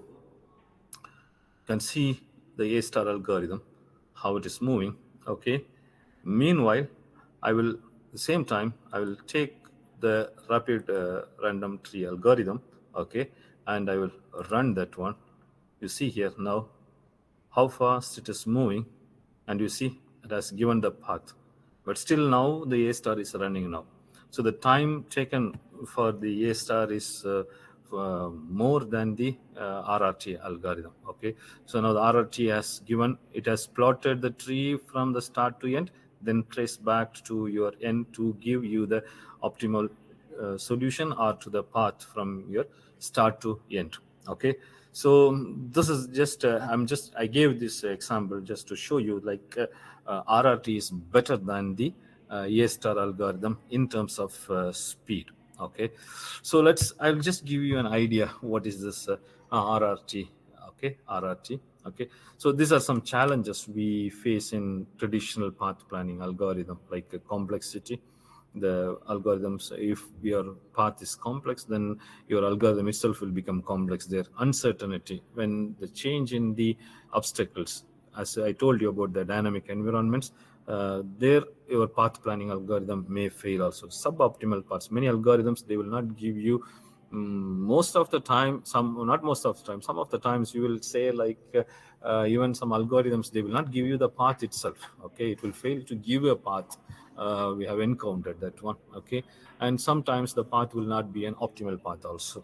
Okay, it will take more travel times. Okay, like A star I could say. Okay, so that is one reason we are trying to integrate GAA, generative AI, or GAN, generative adversarial networks, into the path planning. So I'm trying to integrate RRT with this one. RRT is a traditional path planning method. So into RRT, already I showed you the difference between A star and RRT. Both are traditional path planning algorithms.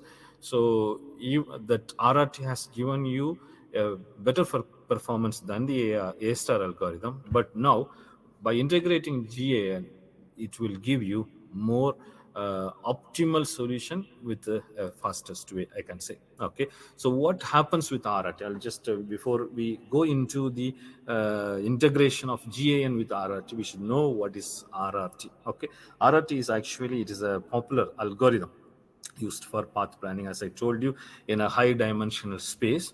It's based on probabilistic method actually. Okay, what it will do, it will incrementally build a tree. Okay, by randomly sampling it, based on a sampling, actually based on sampling it will work. Incrementally it will build a tree based on a sampling method in the search space. There are a few key components we have with RRT algorithm. The search space, first you have to set the search space. Okay, then you should set the initial node, then we have to fix the goal node, then the tree formation here. Okay, so this is the algorithm. I just have taken it from your some books, actually Laveli, that's a famous book actually for the RRT. This is the algorithm here. First you should set the search space, then set up your initial node, set your goal node, then form the tree by means of sampling. Okay, sampling in the sense like find a random space, random point on your space, then check whether it is nearby your start node or not, then fix that as your new node. Okay, so that space we call it as a Voronoi region. That region is actually called as a Voronoi region. So in each Voronoi region you will be moving, it's a free space for you, you will be finding new points over there. Okay, so how this algorithm will work, you have to start with the initial node and initialize the tree. Okay, so you just start with your initial starting node and initialize your tree. Okay, now you set your parameters, okay, like number of iterations, and what is my step size, what is my goal bias. Okay, or you do your parameters. Okay, sometimes if your iterations, the RRT will fail also in some cases. Actually, you set your number of iteration is 40.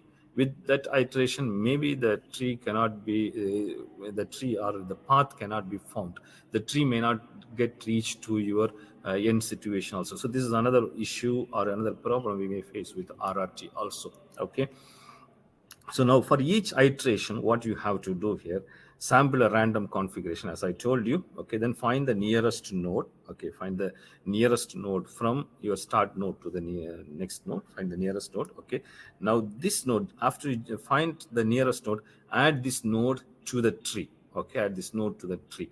Now from that new node, search for the next node, then from that one search for the nearest node. Okay, until you reach the goal. So after you reach the goal, now there are many nodes actually located, as I showed you in the visualizer. Many nodes will be there. Now, how to reach back to my initial node or my start node? It's to backtrack from the tree. Okay, backtracking to your parent node. Always backtracking to the parent node. Okay, so we know that in the tree concepts, only one parent node will be there. Okay, only one parent node, all will be the different will be child node. So for my child node, what is the parent node? For that node, what is the parent node? So if you could backtrack, you can easily trace back the route from the goal node to the initial node or to the start node. So this is how the RRT algorithm will work. Okay, so the trace backing will work. So now in the same algorithm, we are going to integrate GAN. Okay, so the next algorithm you can see here, integrating the RRT GAN into the RRT algorithm. You could see there in point number 2 in that algorithm, there is one function used there. Okay, the first things are, it's normal actually. We are giving that initial node, the goal node, and the search space, and the output will be my graph which has an vertex and an edge. Okay, vertices and edges will be having. Then I'm just initializing my vertex and my edge is empty, I'm telling there. Then the next one, it is the ROI generator. Okay, this is the place actually we are integrating the GAN, ROI generator. This is a function actually. It's a region of interest. Now, previously we searched by means of sampling, we set up one search space there, which I told it is a Voronoi region here. Okay, so now the system is setting one region of interest and competing inside. It will take it as an image, that particular search space, it will take it as an image. Now the generator is producing multiple kinds of, you can see in the right side there is a picture, points, maps. Okay, and the noises are given as a input for the generator network there. So why that noise is added there, little bit noise will be added, it will produce one image. It will, and adding another noise, it will produce a different kind of image. Okay, with the same image, a modified image will be given over there.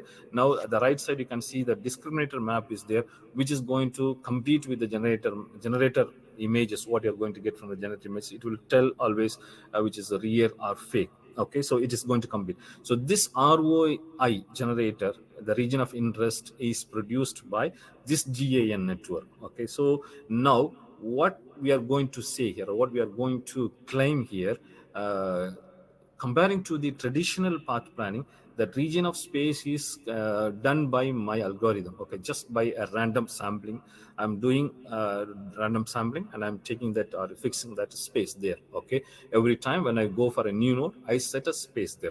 But with this GAN, it is going to compete and it is going to find out or give me the best space to reach the destination. That's what the region of interest it will do. Okay, that area is called as my promising area.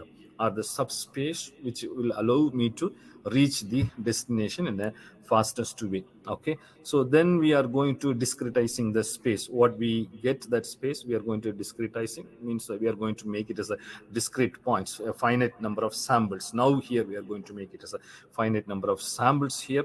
Okay, then we are applying it to a heuristic SBP, which we call a sampling based planning algorithm. It's another method function we use directly. Okay, so this planner will update the graphs with the new vertices, okay, and the edges into it to get the final output over there. Okay, so this is how this ROI generator will give you the best optimal subspaces, we can say subspaces it will provide, so that we claim that in a fastest way, in a shortest way, we can able to reach the destination in the with the robot path planning here.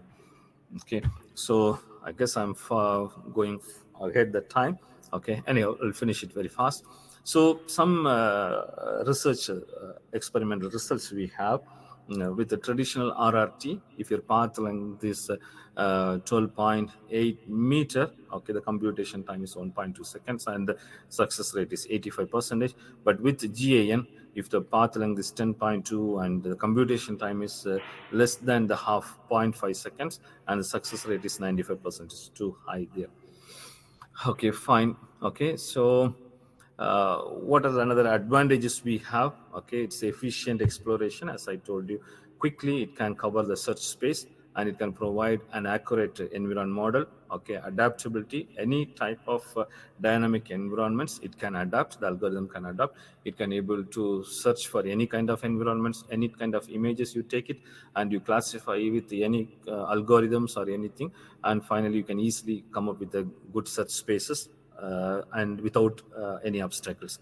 Optimal paths, it will provide an optimal path, a shortest path from your source to the destination. Then the flexibility, this model is flexible. Actually, we can incorporate, I just incorporated with the RRT, but at the same time it can be incorporated with the D star algorithm, RRT star algorithm, any kind of algorithm we can incorporate, and we can come up with a better solution than this one. These are advantages of GAN approach. Okay, fine. And future direction, I could just say now the trends are moving towards autonomous navigation. I also touched some of the point about autonomous vehicle, driverless cars, I said. So in autonomous navigation, many researches are going on, so you may concentrate on that one. Okay, ongoing researches like sensor fusion, combining different kinds of sensors to get the data and to take the decision there. And towards the future, as robotics and AI continue to advance, the RRT GAN framework can be a valuable tool for many kind of applications. That's what I could say there. Okay, so by this I would like to conclude my session. Okay, thank you for listening, and if you have something to ask, please go ahead.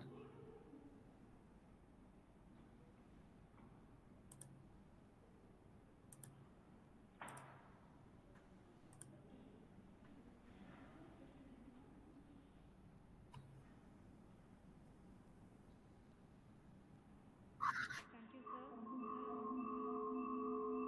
If anyone have doubts, they can ask.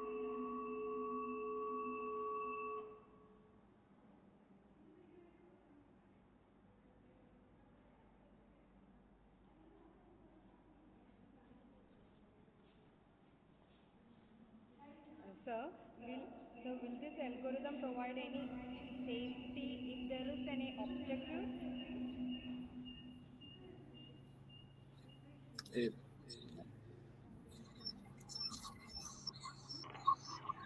Yes. Yeah. If I'm not wrong, if I heard the question right way, like whether any safety issues are there with this algorithm. Mm, the accuracy is given as 95 percentage. Okay, but at the same time, as we know that comparing to the traditional algorithm, this algorithm tries to provide a fastest solution, so there's a chance of failures there. it again depends upon the sensor. If the sensor is not giving the proper image, if your vision system is not aligned with the controller or with with the algorithm, so for maybe there is a chance of collision also there, because it may not able to read the obstacles in a right way. Okay, but at the same time, the efficiency is 95%, so it will avoid the majority of the obstacles, we can say. Thank you, sir.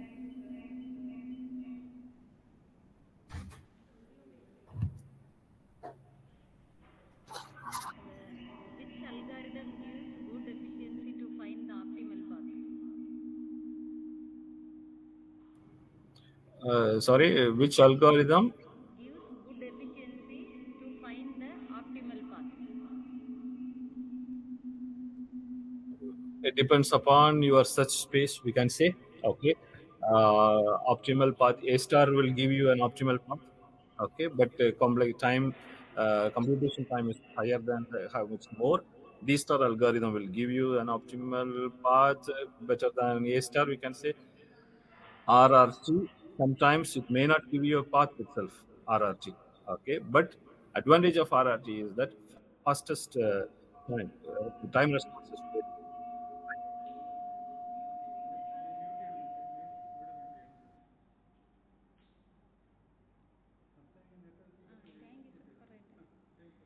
Thank you, sir, for the answer.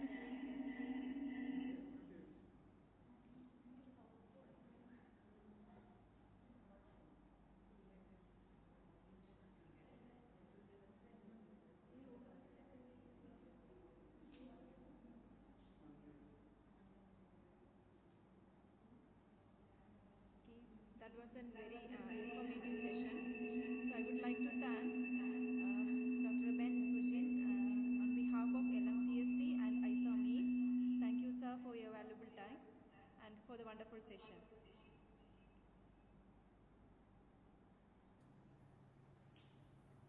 Thank you, ma'am. You're welcome.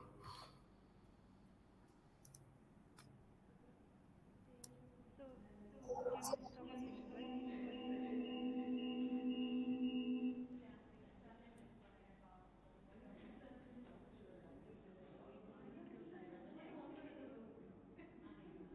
Lakshmi comes from an education and research background and loves teaching and engaging with learners. She has taught at UNIS in India, Middle East and Australia before coming to Melbourne to pursue her PhD. Her PhD was on distributed system from the University of Melbourne. Thereafter, she did a postdoctoral fellowship from RMIT University on codes for storage. Lakshmi has extensive experience in curriculum development, design and delivery of courses, marking, supervision of research, industry collaboration, and research leadership. Her earlier roles have strengthened her leadership skills in education, where she has spearheaded accreditation programs and major academic reforms.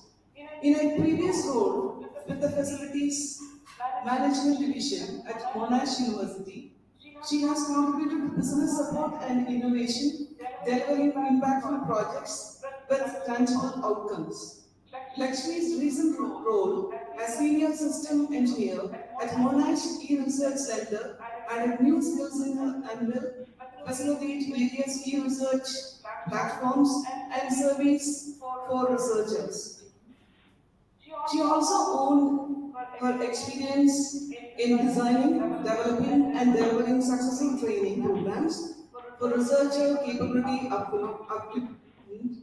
equipping researchers with the data skills needed to leverage various software solutions effectively.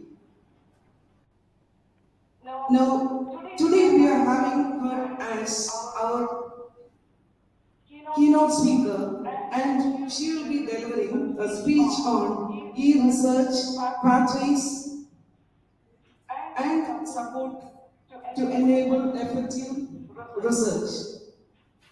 Thank you for accepting our invitation, ma'am, and we welcome you into ICAMEET 2024. Thank you. Thanks, Dr. Bindu, for the introduction. As you were reading out the bio, I was feeling a bit awkward here, listening to all the stuff. It's actually my mistake. I should have kept it a bit shorter. Thanks for boring you all, first of all. And I hope rains have started there in Trivandrum because it's the month of June. Seeing me wearing a heavy scarf around my neck, you can see that it's cold here in Melbourne. Today the temperature forecast, it said 12 11 or 12 degrees was the peak temperature and 7 or 8 was the minimum. So I'm working from home today, just all cozy, and I have my fan heater close to my leg here. So it's very cold, and it will get colder, in July and August. August are the peak winter months here in Melbourne. I was there in Trivandrum during April, just for 2 weeks during the Easter break here. So it felt really nice to be there, and then coming back here again to the wet and cold weather. Oh, look, it's life. Okay, now coming to the title of today's talk, I had a couple of topics in my mind because when I asked Beshiba, and first of all, let me before I start, let me heartfully thank my friend Beshiba for giving me this opportunity to talk to you all today as part of the international conference that's happening at LMCST. Beshiba, if you are somewhere in the audience, big hi. Yeah, I can see you. Yeah. Coming back to what I was talking, I had a couple of topics in my mind, and finally I decided to talk on e-research because that's what my current job, as part of my day-to-day job responsibilities, that's what I've been engaging and doing a lot for the past 6 or 7 months. So without further ado, let's get started. I'll share my screen. If someone could give me a thumbs up or a wave, if you can see my...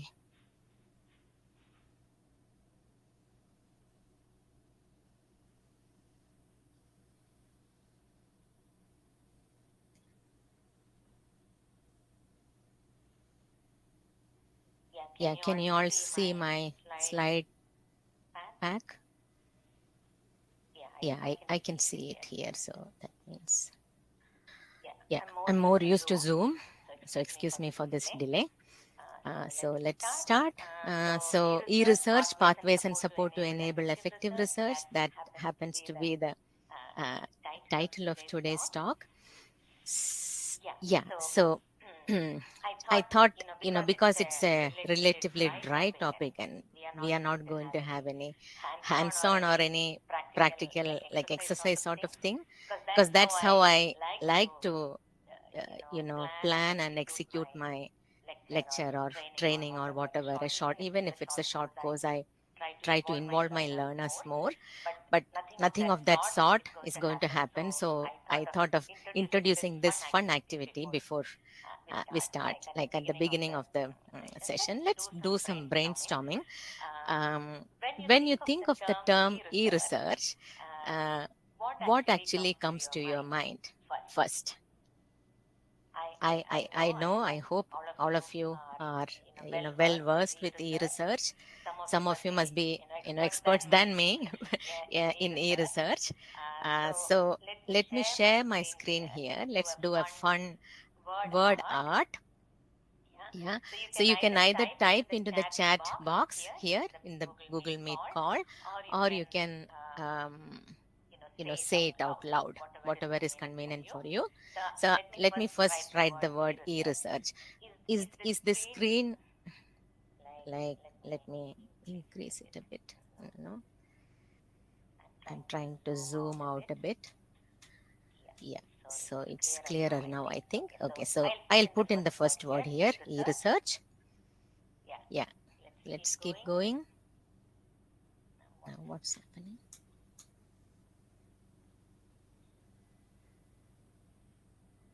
No, something went wrong.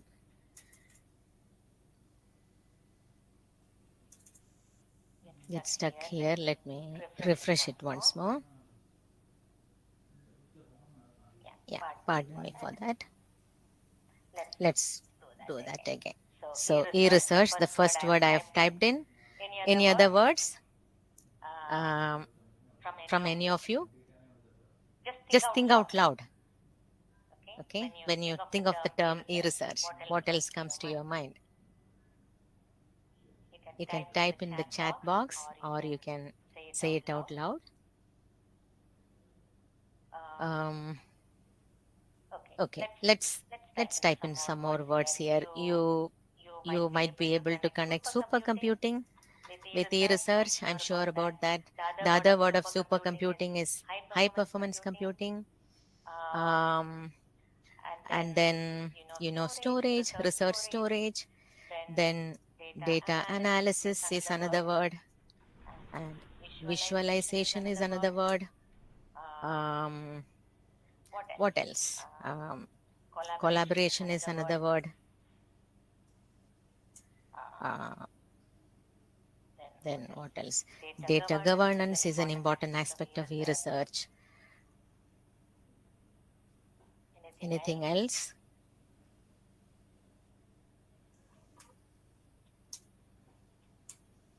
Applications like facilitate various research applications, like customized research applications for various research projects. Yeah, so now let's visualize this. Yeah. Let me download this.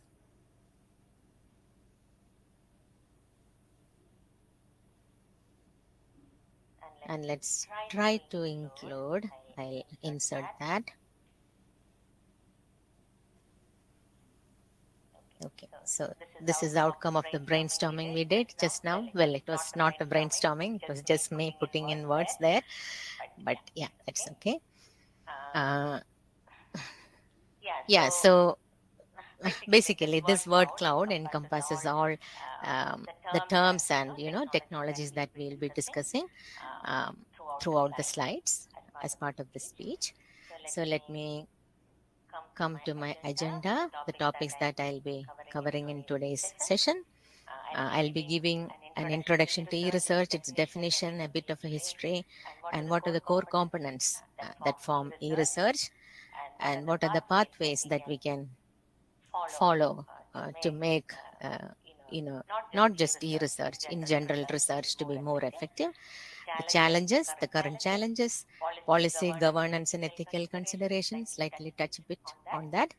And finally, we'll conclude the session, and I'll also give you opportunity for asking me any questions. Okay, so e-research. So the E there means electronic. We all are aware of related terms like e-commerce, email. So this is the latest jargon that got added to that list of words that start with e-research. So research that is enabled by latest developments in information and communication technology. That's what it means. And it provides, by developments in our advancement in ICT, we mean, we see, back in the days, when Bashiba would be able to remember this, in 2000, in early 2000s, to 1999 to 2003 is when we did our bachelor's. Those days we used to we made use of floppy disks that used to have a capacity of 1.44 megabytes to copy our programs, which we write in C, C++, Java, various programming languages, then take it from lab to lab, then to help our friends, share a copy. So that was a technology in use then. And in our computer labs, we did not have internet facility. We had one or two computers, dedicated computers, which only staff had access to with internet access on them. And I remember the first internet connection at my home. I think it was in 2000 or 2001. And we had to dial into a telephone modem to get connected to the internet. And I still remember the, squeaking voice that device, the connection, the process it used to make. And 120s kbps was the connectivity, like the speed, the maximum bandwidth of a typical internet connection those days. And if you were considered extremely lucky if you get a real bandwidth of 10 kbps. Okay, but now see the advancements here, like post close to 30 years. We are close to 30 years, after, 1995 was the time when, Indian Department of Telecommunications, Government of India, they rolled out this plan of, internet connectivity across all states in the country. So fast forward 30 years, we now have, uh, our backbone networks capable of supporting terabytes of bandwidth, and then, end users capable of accessing internet with the speeds in terms of gigabytes. That's the reality now. So that's just one aspect of ICT. I'm just speaking in terms of internet connectivity, but ICT in other domains also, it has been seeing massive changes, like in terms of, computing facility or computing requirements, which we these days we call it as supercomputing or high performance computing. Specialized computing, like you have a specialized program for the running of which you require supercomputers. Means a set of 3 or 4 computers is not enough. You will be requiring much more than that computing power and storage power. Advancements in terms of storage, like people say that we are now in the age of data deluge. Means data is growing exponentially, whereas the current capability that we have to store and process and manage that data is limited. It's coming more and more, we are like disadvantaged, whereas data growth is like happening or exploding in an exponential manner. So these are all the things that we mean when we say that ICT has advanced. Okay, these are all the various domains. Broadband communication networks, which we touched on, software and infrastructure services that enable secure connectivity and interoperability, and applications that encompass domain-specific tools and information and data management and collaboration tools. So e-research, it actually supports or augments traditional research methodologies. Okay, so traditional research methodologies, we have qualitative research, quantitative research, and various research methods that are traditionally followed to do research, like as a part of research data life cycle. So e-research supports all these activities, but making them more data aware or more data capable.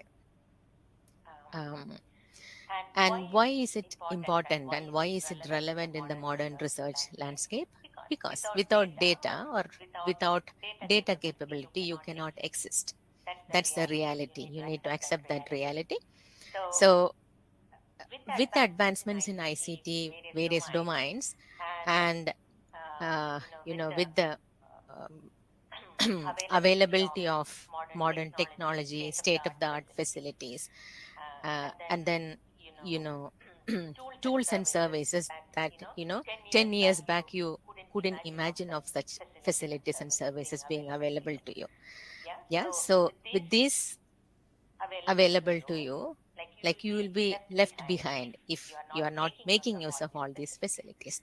That's the reason e-research is becoming highly relevant for all researchers in these days. And that's the reason it's important too. Yeah. Next slide.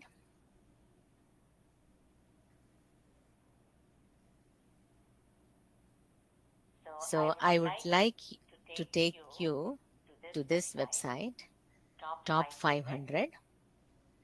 So Top 500 website, it gives a list of, it conducts research. So it's a team of people that conducts research, and then they publish, I think their frequency is once in 6 months, they publish a list of top supercomputers in the world. So if we look at their latest list that was published in June 2024,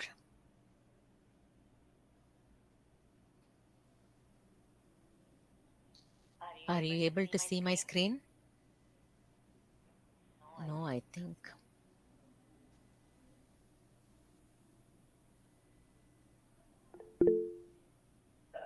Yes, ma'am, we can see. You can see. Oh, thanks. Thanks a lot. Yeah, because on my screen, I'm just seeing my slides. Okay. Yeah. So the top 500 list, the first three belong to United States, and the next one, fourth, comes Japan, and then Finland, Switzerland, and so on. And here, they have categorized it with the number of cores that particular supercomputer has, its computing power in terms of floating point operations per second, which they call flops, and then the power consumption of that. Okay, so you can also generate a sublist. See, if you are interested in seeing, do we have, like, from India, do we have any computer on this top 500 list? You can do this. I'm just choosing this, India as the country, leaving all other options as it is. Yeah, we have 110 rank. We have CDAC computer there, Iravat, and then 185, 230, and 388. So we are doing pretty good in this.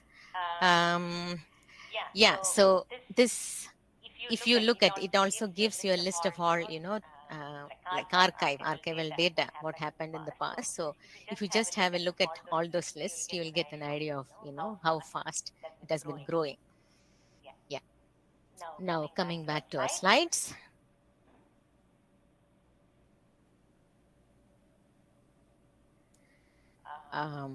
Yeah. Yeah, again, the points that we saw in our previous discussion, it's driven by advances in IT, and then national and international multidisciplinary collaboration. This is happening a lot these days. Earlier research used to be, confined to a particular institution inside a particular state, or to the maximum, they might have collaborations within institutes within the same country. Okay, but nowadays it's not like that.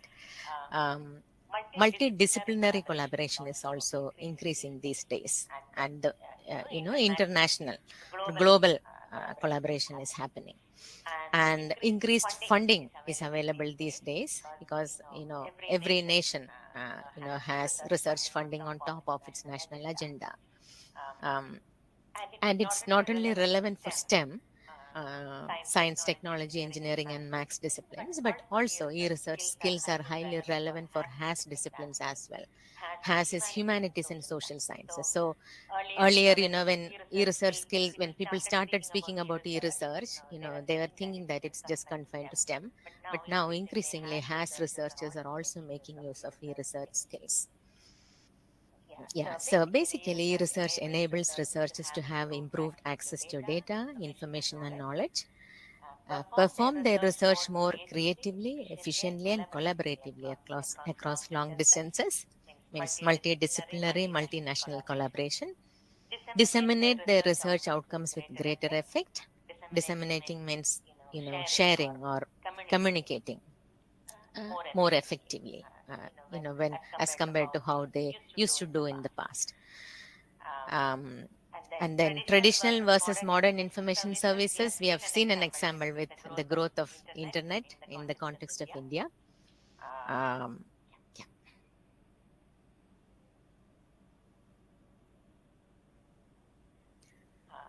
So e-research skills are relevant to all parts of the research life cycle. So if you have done research, you must be familiar with the different stages or steps in the research life cycle. Like you can use it for locating and accessing resources for research, then discover, access, analyze, and integrate digital data on a scale that was previously unrealizable. and it also facilitates sharing and collaboration. Now, Monash E-Research Center, I'll be referring it as MERC in the upcoming slides.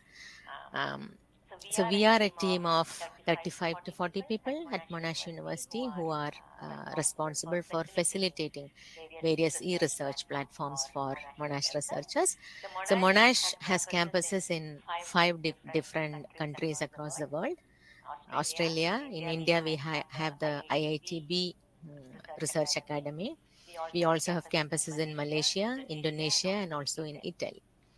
Okay, so we provide services for all our campuses, and by facilitating these services, what we do is we researchers can focus more on doing meaningful and impactful research rather than worrying about what software to use.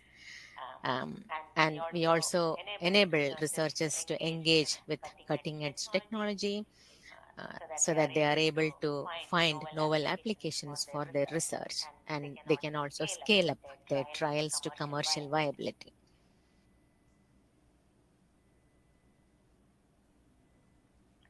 So these are the teams that we have at MERC. The data storage team, which we call RDSM, then research cloud and IaaS team, infrastructure as a support team, which basically deals with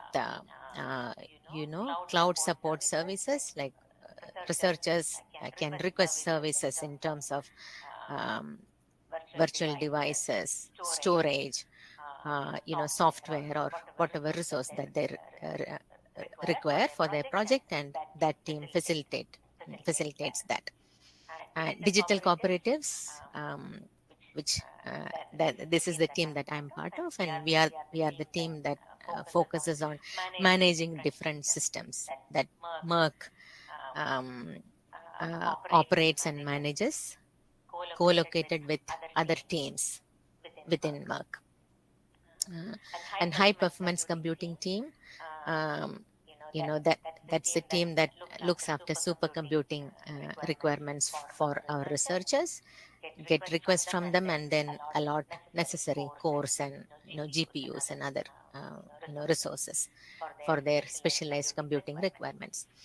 And the software development and instrument integration team, that's the team that is responsible for researchers that come with specialized instruments. Say, for example, I can give you Faculty of Medicine and Health Sciences at Monash. They usually buy specialized equipments like a scanner or an ECG machine or something like that. So these software cannot be integrated directly with our Monash network, research network. So we need to build customized software, and then that particular piece of device, instrument, can be successfully integrated into our network, and researchers can start making use of it. So apps team, software development team, looks after those things. Going to the next slide. So e-research is enhancing research practice across all phases of the research data lifecycle, starting from scoping the research question, creating project proposal, collect and store and document, literature survey, evaluate and select, process, analyze and interpret, publish and manage access, which is communicating your research, preserve or store or archive, and verify and reuse. This is called reproducibility. Reproducibility is an important aspect of any research. Yeah, we'll come to all those things later. So in all phases of a research, e-research comes into play. Okay, now into some brief history of e-research. So if we go back 1 century back, 19th century was characterized by industrial revolution, which saw advancements in technology and industrial processes. New scientific disciplines, chemistry and geology, developed, and theory of evolution, genes, and all those things, were like breakthroughs in the last century. And also we also had some developments in terms of social sciences, sociology, psychology, economics, and other fields. And people started using qualitative and quantitative methods. Now, 1 century after, you know, more detailed use of quantitative methods and qualitative methods, increased use of controlled experiments, particularly in psychology and medicine. And qualitative method, people started using participant observation, interviews, content analysis, all these techniques, computational and simulation methods. And computers were introduced at the end of 20th century. And with computers, people could do complex data analysis and simulations. Now, late 20th century into early 21st century, that's where we are in. We are in the early 21st century now.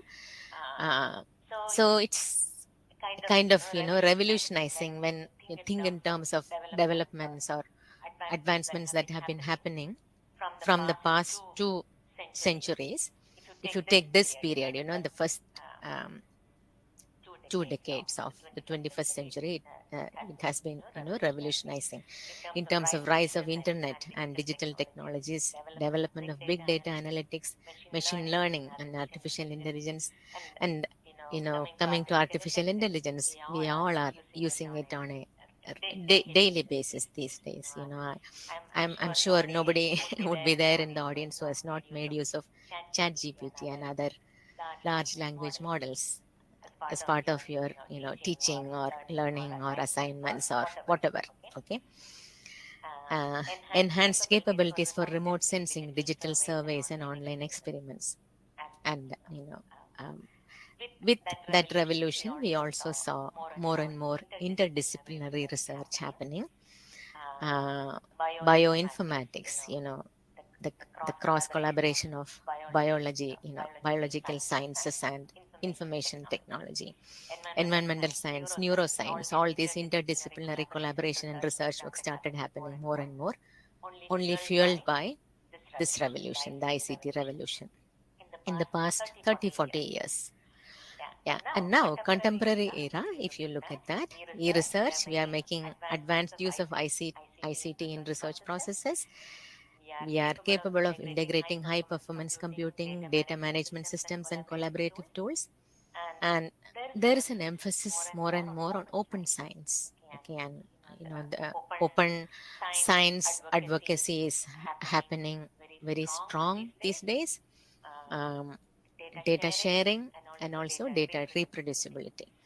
And there is an interesting area called citizen science, where which actually refers to common public, being made use of or being involved in scientific research through digital platforms. If you are interested, you can have a look at this project, Zoo Inverse, which always looks for volunteers who assist in data collection and analysis. And they have various projects in HAS disciplines and STEM disciplines. Okay. So it's the landscape, the research landscape itself is changing a lot now. And, as I said earlier, we can't, run away from it. We need to adapt to it and then go with the flow. That's a bit of history. And then core components of e-research. From the slide where I introduced the various teams at Merck, you can see that this slide, the contents on this slide closely aligns with what we had on the other slide. So any e-research program should have all these components. Firstly, there should be a team or a component for data storage and management. You know what it means. With the amount of data that grows, researchers need effective storage mechanisms. It can be for short-term storage, long-term storage, or archival purposes. Repository, we call those services as repositories. And also management, like how are they going to access the data stored in the archive, and then all those things that come as part of it. Then collaboration tool, how can researchers effectively collaborate their research outputs to the outside world? High performance computing, which we saw earlier, applications and integrations, yeah, which which means that the specialized software requirements for different research groups and the integrations required for that. Now, we'll see each of these components one by one, just very briefly. So data storage, it enables researchers to effectively manage and securely store and backup their data. So this focuses on data availability. Okay, so when you look at good research principles, we often say that good research should be fair. It should adhere to the principles of FAIR, FAIR. Fairness principle, they call it as fairness principle. I have that in one of my upcoming slides. So it should be accessible, it should be interoperable, it should be reproducible. Yeah, so these are the principles that any good research data should adhere to. Yeah, so data storage at Merck, we capture, store and manage research data. So these are the different facilities or services that our RDSM team provides. We provide research data management, where researchers can request research data management advice from us. Say we have a data dashboard specifically for this purpose, where researchers can we ask them, we get researchers to answer a couple of questions based on what the application of their research data is going to be, what is the approximate size of the research data, and like how long are they expecting to store the research data, and all those things, various factors. So the data dashboard is available to our researchers. They can input their research data requirements into that, and then we provide like a suggestion, like this data storage solution might be the appropriate one for you. And if they want further advice, they can always come to our research data management team. And we also provide them referrals to other services for resolving data management issues. Like if they are making use of a third-party RTSM solution, and if they encounter some issues with that, we also provide them support with that, referral and other things. And Monash Research Data Storage is our central petascale research data store. So we are at petascale now. So coming to peta is 10 to the power 15 bytes, yeah, petabyte storage. So we start from mega is 10 to the 6, then giga is 10 to the 9, tera is 10 to the 12, peta is 10 to the 15, and exa is 10 to the 17, and it goes, yeah. So our data storage facility, we have two data storage locations, one in Clayton and one in Notting Hill. One is managed by Telstra and the other is managed by Fujitsu. Yeah, so we offer petascale research data store, and researchers can apply for national storage through merit allocation at weak node. And store.monash is one other service that our storage team offers, which assists researchers in storing, specifically to data specific to scientific instruments. So we use a platform called MyTardis for that. So MyTardis collects data from all scientific instruments across all campuses of Monash, and then archives it and stores it in store.monash and makes available to users, and also in some cases to wider audience, like open to public. See, in some cases researchers might want their experimental data outputs to be made open to public, like anybody on the internet should be able to view it, because they might have given a reference to those results in one of their scientific publications. And again, it'll come with timeline limitations. Some researchers might request us to have a 5-year time restriction imposed on their data. It depends. So we have a consultation with them and then decide what's best for them. And MRDA, this is our repository service. It stands for Monash University Research Data Archive, which is basically, any data that is meant to be stored on a long term. Long term means anything more than 5 years. That's what we define as long term. We have a solution for that. So this is what, the data storage team at Merck, the RDSM team, these are their main duties. Now, collaboration tools in e-research, like it helps researchers access and reuse their research data to support research outcomes and to enhance research impact. So generic platforms for collaboration like Slack, Microsoft Teams, or any tool that researchers find comfortable in using, that they can use to collaborate with their interdisciplinary team distributed worldwide. They can make use of it. But at Merck, we have a tool. Bridges, which is run by Monash Library. So this is our institute repository for research data collections and research activity outputs. In the University of Melbourne, it used to be the system's name. Yeah, see, it used to be called as Themis. Yeah, so all PhD theses, master's theses, and associate data gets stored there, and it's publicly available. Okay, anyone having access to internet can view all those data.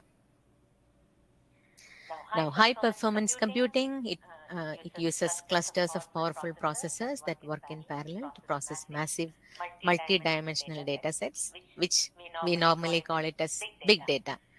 Okay, so for processing big data, you need big machines or machines with massive computing power, which are interconnected by powerful networks.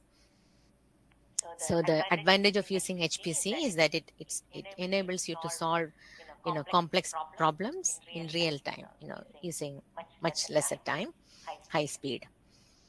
We have GPU cores. We have that assist researchers in modeling, simulation, and visualization kind of tasks. And these are the services that our HPC team offers. Massive and Monarch, these two are the HPC clusters that are maintained and operated by Monash University. And we also have Rackmon, Research at Cloud Monash, which is basically a node of ARDC's Nectar Research Cloud. So ARDC is the national facility which runs the Nectar Research Cloud. ARDC stands for Australian Research Data Commons. And the Nectar Research Cloud has been in operation since 2012, and Monash Uni operates one of the nodes of Nectar. So it's basically, spread all over Australia. Unimelb has a Nectar node. Similarly, University of Queensland has another Nectar node. So it's like all researchers from all universities in Australia are able to, get compute cores from. They can apply, and it's for free. It's available for free. And for my research, for my experiments, I used, a multi-geo distributed Nectar cloud. I set up a cloud cluster that spanned 5 different locations in Australia. So that was a great boost for my thesis question and the research output. And now coming to my thesis and remembering those days, we did not have a team, a dedicated team called e-research team or research support team back then. I started my PhD in 2014 and completed it in 2018. So Melbourne Uni started having the similar team. In Monash, we call it as e-research team, Merck. Melbourne Uni, they call it as Research Computing Services, RCS team. So RCS team started operating at Melbourne Uni in 2018, the time I finished my PhD. So it's, the way I interact with researchers, as part of my role, I'm also responsible for, developing, planning, and executing various workshops and trainings that are customized for our researchers. So from time to time, we do a training need analysis. We ask our researchers what are the topics on which you would like to get upskilled on. So they come back with their suggestions, and then we do our own research, and we have our own dedicated team that run these trainings for our researchers.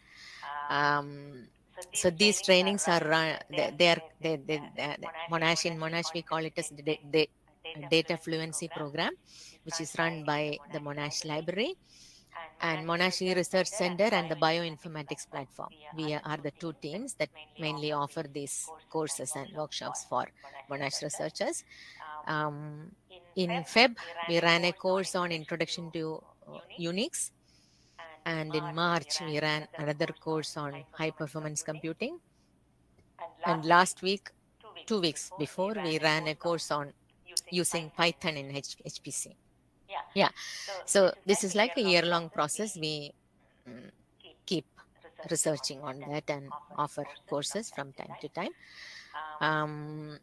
Yeah. So coming back to my PhD days, I really wish, if I had a similar support when I was doing my PhD, like a dedicated team in my parent university to help me with all my research data needs and, research services needs. It would have been very helpful to me.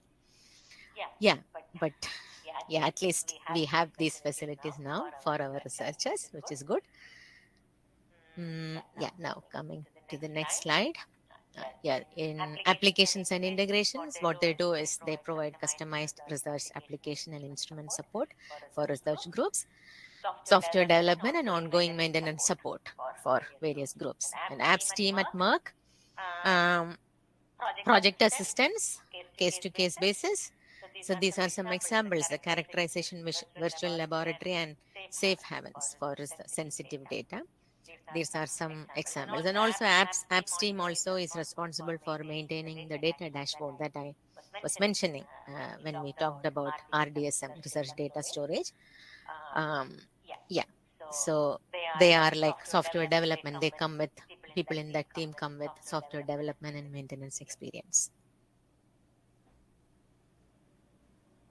Yeah, now pathways to effective research. So I thought of introducing the strategic themes in Monash University's digital research plan that's currently in draft state. So this plan aims to have clear, working steps towards achieving or no, Impact 2030 is a strategic plan of Monash University. So by strategic plan, what we mean is that by 2030, we would see Monash University to be stronger or to be world leader in all these aspects. And it's a, very clearly set out plan. So this digital research plan closely aligns to the Impact 2030 plan. So in terms of e-research or digital research capabilities or research data governance, how can we accelerate our progress so that we fit in the aspirations that are set out in the Impact 2030 plan? So that's what we are trying to work at. I was also involved a bit with the development of this plan. Yeah, so these are the strategic themes that we have set out in DRP 2030. So apart from Merck, we also have a research data governance team that looks after this plan. And we all come under the Pro Vice Chancellor Research and Infrastructure, PVCRI is whom we report to. And we also have, the in the governance structure, we also have intermediaries in the governance structure, which I don't want to, discuss in detail in this talk. Okay, now coming to the strategic themes in Monash DRP 2030. The first theme is, so we have totally 5 themes. The first one is secure and scalable digital research infrastructure. By this, what we mean is that we are able to build a hybrid multi-cloud ecosystem with next generation storage and HPC systems.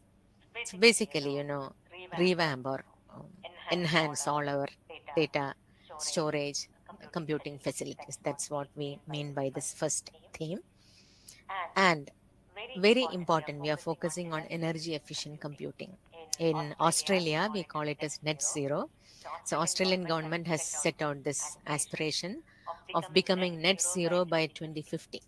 So net zero means that the carbon emissions that we produce daily from all activities combined together, we are able to nullify it.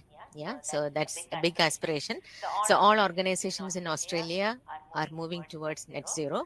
So energy efficient computing is definitely something very important that we have as part of this first strategic theme. And also security, cyber secure trusted environment. So security is sometimes understated, it goes unnoticed at times, but it's uh, getting more and more relevant in the wake of recent hacking attempts to Australia's popular or big giants networks like Medibank. Medibank is one of the top insurance providers in Australia. So Medibank's network got hacked. Then Optus is like BSNL or Geo in India, the telecommunication network giant in Australia. So Optus had a network outage for more that lasted for more than 12 hours, couple of months back. Yeah, so these things are becoming very common. So we are focusing more on security, cyber security aspect. So that's about the first strategic theme. The second one is mature research data culture. So yeah, I mentioned briefly about FAIR principle. So by mature research data culture, what we are aiming to achieve is that all research that happens at Monash should always have this fair and care and open data principles. So FAIR is fairness, accessible, interoperable, and reproducible. And care is basically the standards that researchers need to focus if they are doing some research on indigenous people in Australia. So indigenous people are the natural, or the ancestor people that lived in our lands, in Australian lands, and they have gone through lots of neglect. And so any research that happens that has indigenous people in it as part of it should follow these care principles. So I've linked them to ARDC's definition of fair and care. So I'll also share these slides. Whoever is interested can, to learn more, can have a look at those websites. That's about the second theme. The third theme is internal engagement. How can we enhance experience for our researchers? Increased focus on humanities and social sciences and indigenous research, improved transparency in costing. Something I missed there. My apologies. I'll try to fix it before sharing the slide. Yeah. So yeah. So our researchers should, at most be happy with all the changes that we are trying to introduce. So more transparency to them, and they should be feeling more supported. And they should, overall their experience of doing researches at Monash should be enhancing. Yeah, that's what we are aiming. And the fourth and fifth themes. The fourth theme is now the third theme was focusing on internal improvement, whereas the fourth theme is focusing on partners or external. When you think in terms of the entities that Monash Research collaborates with on a daily basis: industry, research networks, other science communities, technology service providers, not-for-profit organizations, technology innovators, and other group of 8 universities. So group of 8 universities, Monash comes under Geo 8. So group of 8 is the top 8 universities in Australia that receive the most funding from Australian government. Monash, Unimelb, all these come under group of 8. Queensland University, University of Sydney, University of New South Wales, and a couple of others. Okay. And the fifth one is digitally savvy people. Yeah. So actually, third and fifth are a bit interrelated, but fifth theme focuses more on data upskilling and providing trainings and workshops for researchers to make them more digitally capable. Yeah. So we are planning to develop interdisciplinary communities of practice and build a digitally literate Monash workforce. That's about strategic theme 5. Now, like a bit of a case study, I have lots of representative examples to discuss with you, but for this presentation purpose, let's focus on 2 case studies. One is this big project ACEMED, which is the project for detecting early detection of skin cancer. In Australia, the chances of a person getting skin cancer is the most all over the world. Okay, so that's exactly the reason this project is very important to us. It's a 10 million project building research capacity for melanoma detection, and it's funded by Australian Cancer Research Foundation. 15 research nodes in Australia. In Victoria, in our state, there are 5 nodes. Monash Uni Alfred Data Center happens to be one of the nodes, and there is another node in Melbourne, and other 3 nodes are in regional Victoria in various other places. It operates via an integrated telemedicine network which links urban, regional, and rural hospitals across 3 states of Australia.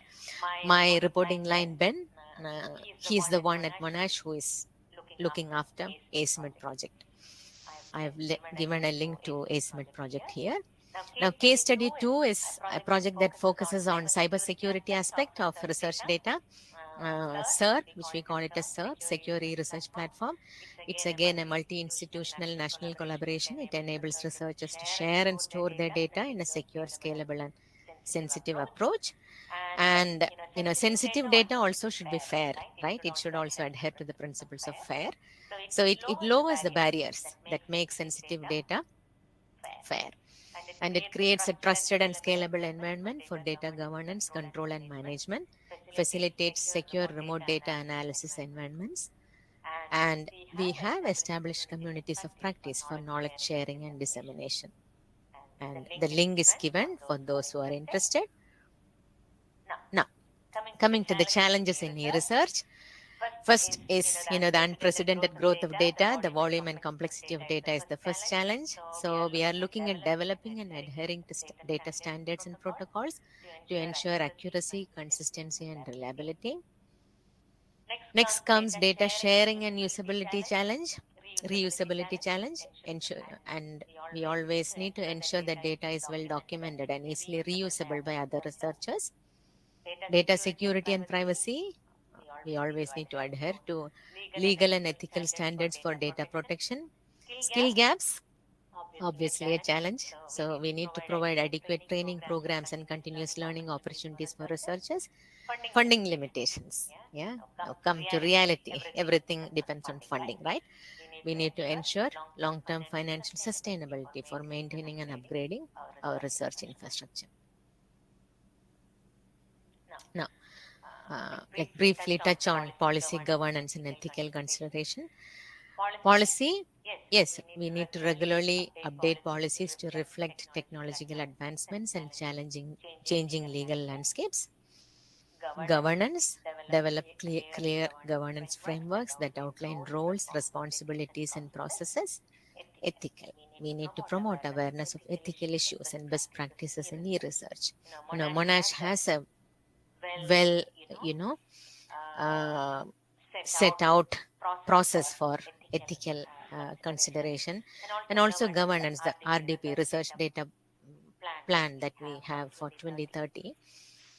We have clearly addressed all these 3 considerations in the DRP plan. And we have a digital research committee with 4 subcommittees which look after each of the strategic themes that we have in our DRP. Yeah, so coming to the conclusion, the last slide. Yeah, so we saw what e-research is, and then the core components of e-research, and at Merck, at Monash E-Research Center, what are the teams that we have, and then the services and facilities that are offered by each team. And we also briefly touched upon the challenges, the policy, governance, and ethical considerations. Yeah, that's all. Time for any questions. Thanks for your time. Server ഇത് അവിടെ affect ചെയ്യാം ഇല്ലല്ലോ എനിക്ക് പക്ഷേ laptop live ആണ് And for those who are interested, I'll also, in my last slide, I have, meeting അവർക്കൊരു yeah, ബുദ്ധിമുട്ടുണ്ടായില്ല അവർ e-research Australasia. That's an annual conference that happens every year, focusing on, you'll have delegates that are, top people in e-research, working in e-research field in Australasia, meeting every year, and sharing their best practices and other things. So this year's e-research Australasia is happening in October. That's happening in Melbourne. I have given the website's link. It's still under development, so we have submitted an abstract to present there. So I'm hopeful that our abstract gets accepted. Yeah. Thank you once again, and I'm happy to take any questions you might have. Thank you, ma'am. Ma'am, can you hear me? Yes. Okay. It's my pleasure to extend our gratitude to our keynote speaker, Dr. Lakshmi J. Mohan, who has kindly accepted our invitation and agreed to spend her valuable time with us.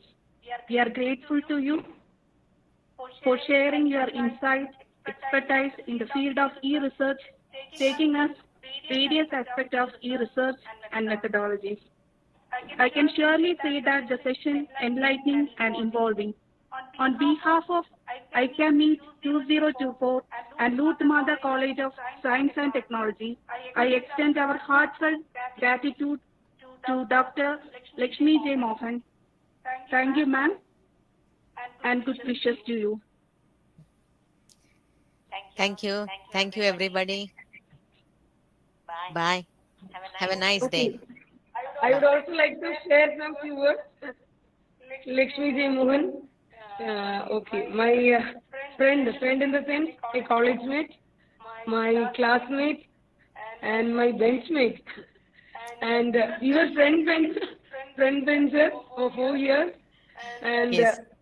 though in our small world we used to have a lot of chit-chats, jokes, I used to remember those days, and still smile come on my face if I remember that. And thanks for accepting our invitation, and thank you for joining us today. Thank you so much. Thanks, Bashiba. Thanks, everyone. Enjoy your day. Bye.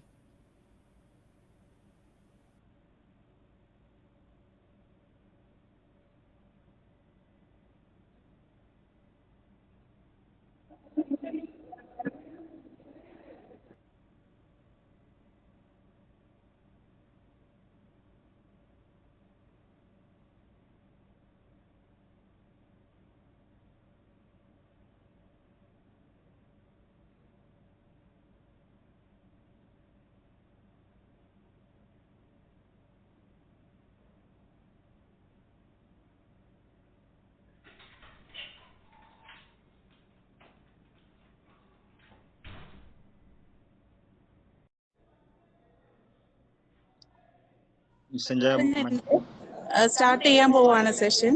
ഒരു introduction പറഞ്ഞിട്ട് start ചെയ്യാം.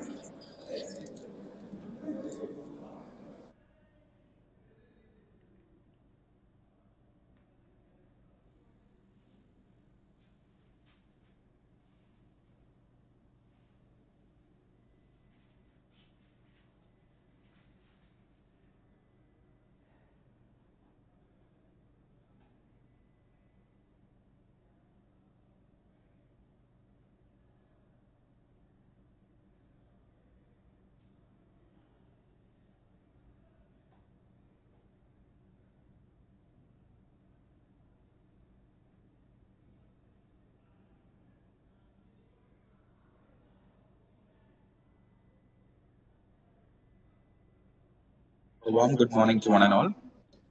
Welcome to the second day of ICAMEET 2024, International Conference on Advance in Management, Energy, Engineering and Technology. We'll begin the sessions on Francis 6 Power System Engineering.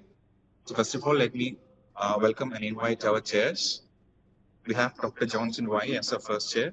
He's a teacher in electrical engineering with research passion in control systems, and currently a postdoctoral fellow in technology management at the University of Kerala. He received his PhD in aerospace and control systems from the Kerala University in 2019.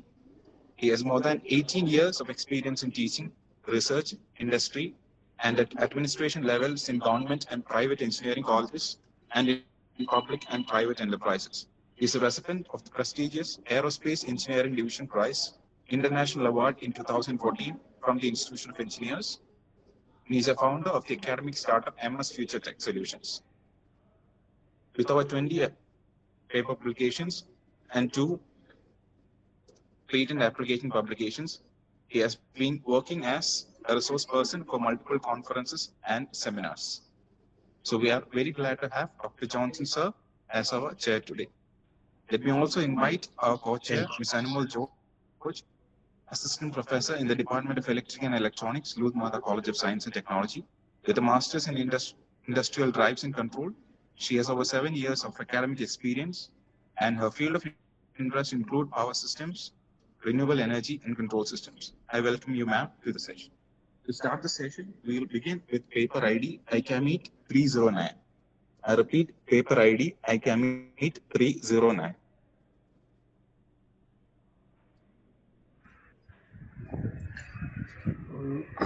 Hello sir, screen share ചെയ്യണോ?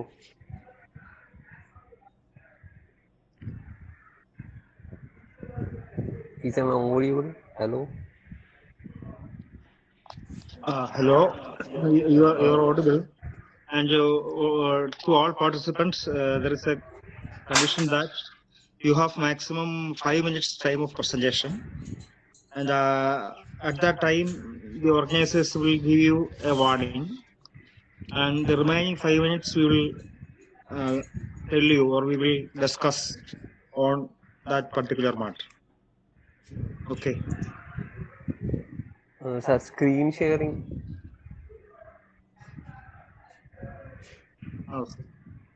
Screen sharing. Regards sir.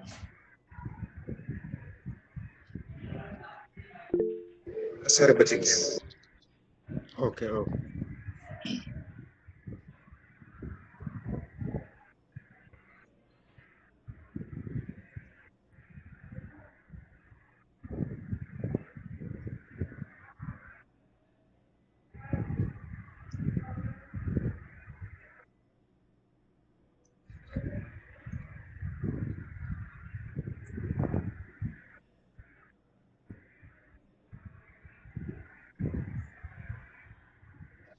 You please introduce now. Myself, I'm Dhyan Ishwan. I'm from St. Thomas Institution of Science and Technology. I'm here to present my paper Black Box. Okay. So your paper ID is 309. Yes.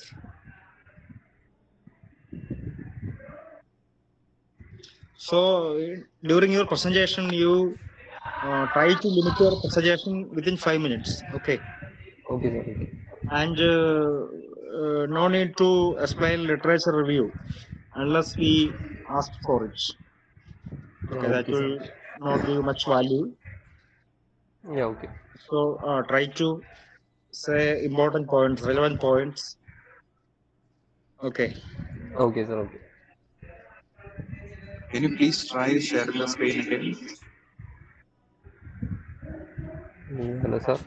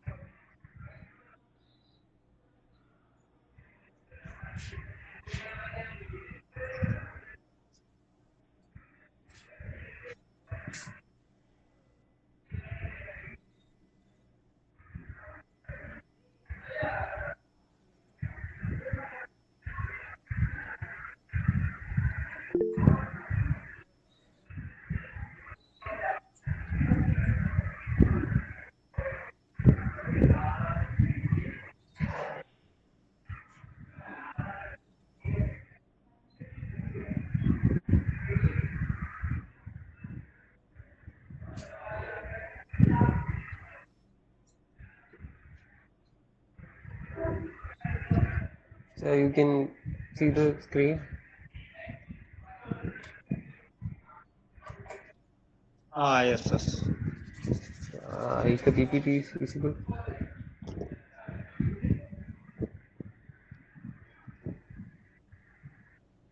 Yes, yes. Please Yeah. proceed. Yeah. Okay.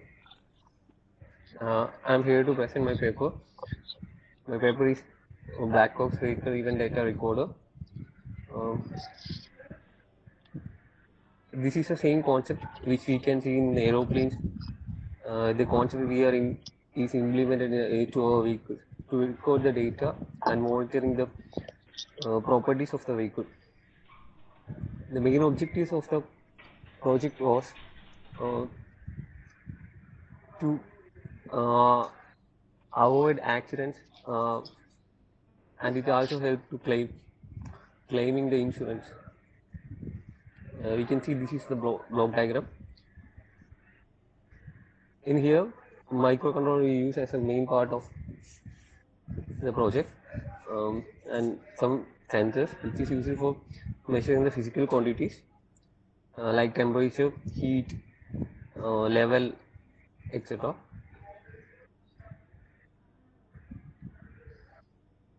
This is our circuit diagram. We can see the connections. The microcontroller is which is it is used the heart of the project. Um, this is a prototype. It is the conclusion. So,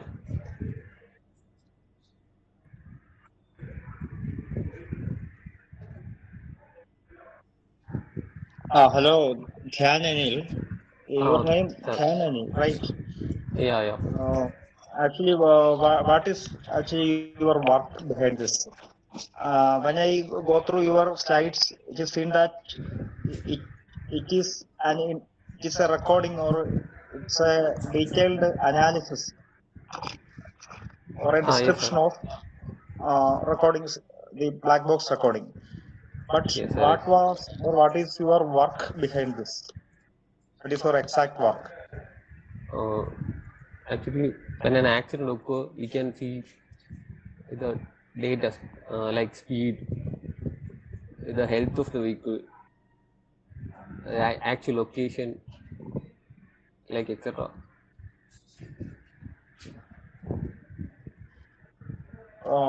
Okay, but this is actually a system already available, and you have taken it and or purchased it and tested.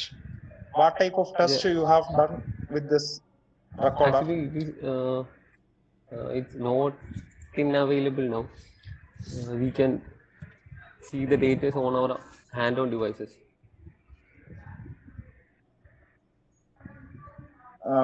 No, I am saying that it's the recorder system is available in Okay. market, right? Have you Okay. purchased it or have you assembled it? We assemble it. You assemble it, okay. And then you tested with the different tests. Then Yes, what sir. is your first test? So did you Uh, drive the vehicle to some extent, or did you apply brake instantaneously, or what was the test you have done? For how Applying many brake duration? instantly. Huh? Up, we just like I don't know how to explain. We did a crash test. Actually, it's not a like crash test. We take like a simulation. Oh, it is just a simulation. Okay. Just,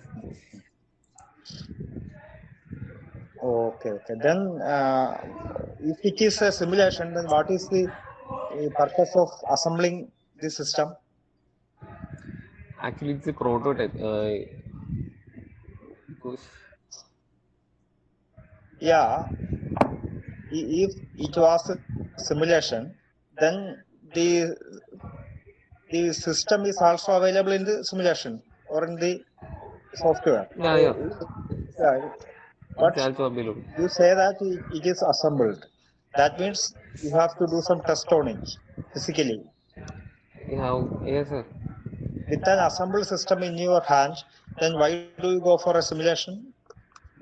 Actually, the crashing main issue. I didn't understand what you're saying. We can do the crash test. That's the main problem. Crash test means? Crash test means vehicle ഇടിക്കുന്നത് പോലെ കാണിക്കാൻ means അങ്ങനെ crash test ചെയ്യാൻ പാടാണ്. അല്ല അത് മനസ്സിലായി. പക്ഷെ ഈ ഞാൻ ചോദിച്ചത് ഈ നിങ്ങൾ അസംബിൾ ചെയ്ത് സിസ്റ്റം ഉണ്ടാക്കി അല്ലേ? ഉണ്ടാക്കി. അപ്പൊ അങ്ങനെ ഒരു സിസ്റ്റം വെച്ചിട്ട് പിന്നെ അതെങ്ങനെ അത് വെച്ച് എങ്ങനെ സിമുലേഷൻ ചെയ്തു? സിമുലേഷൻ ബ്രേക്ക് അപ്ലൈ ചെയ്ത് റാൻഡംലി ബ്രേക്ക് അപ്ലൈ ചെയ്ത് സിമുലേറ്റ് ചെയ്യുന്നു. അപ്പോൾ ഒരു വേരിയേഷൻ ഉണ്ടാവുമല്ലോ. അപ്പൊ ഇതൊരു is it A hardware in the loop technique? Yes sir. Okay, thank you sir. Can I leave?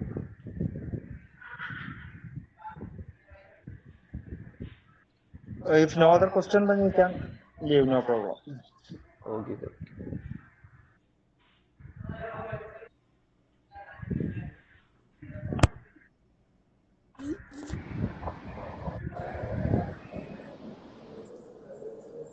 Left the meeting.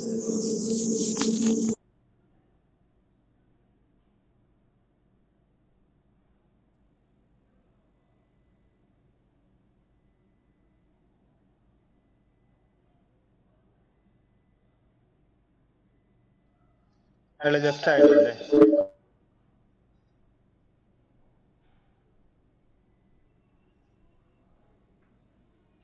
First പ്രസംഗർ left ആയല്ലോ അല്ലേ?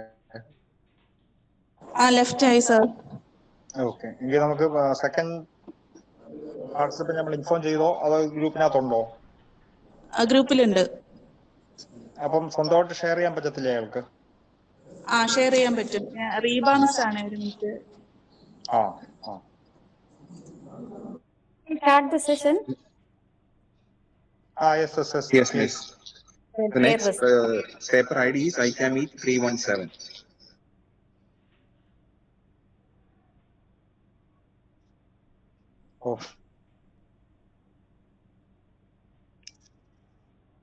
Are you able to see the screen?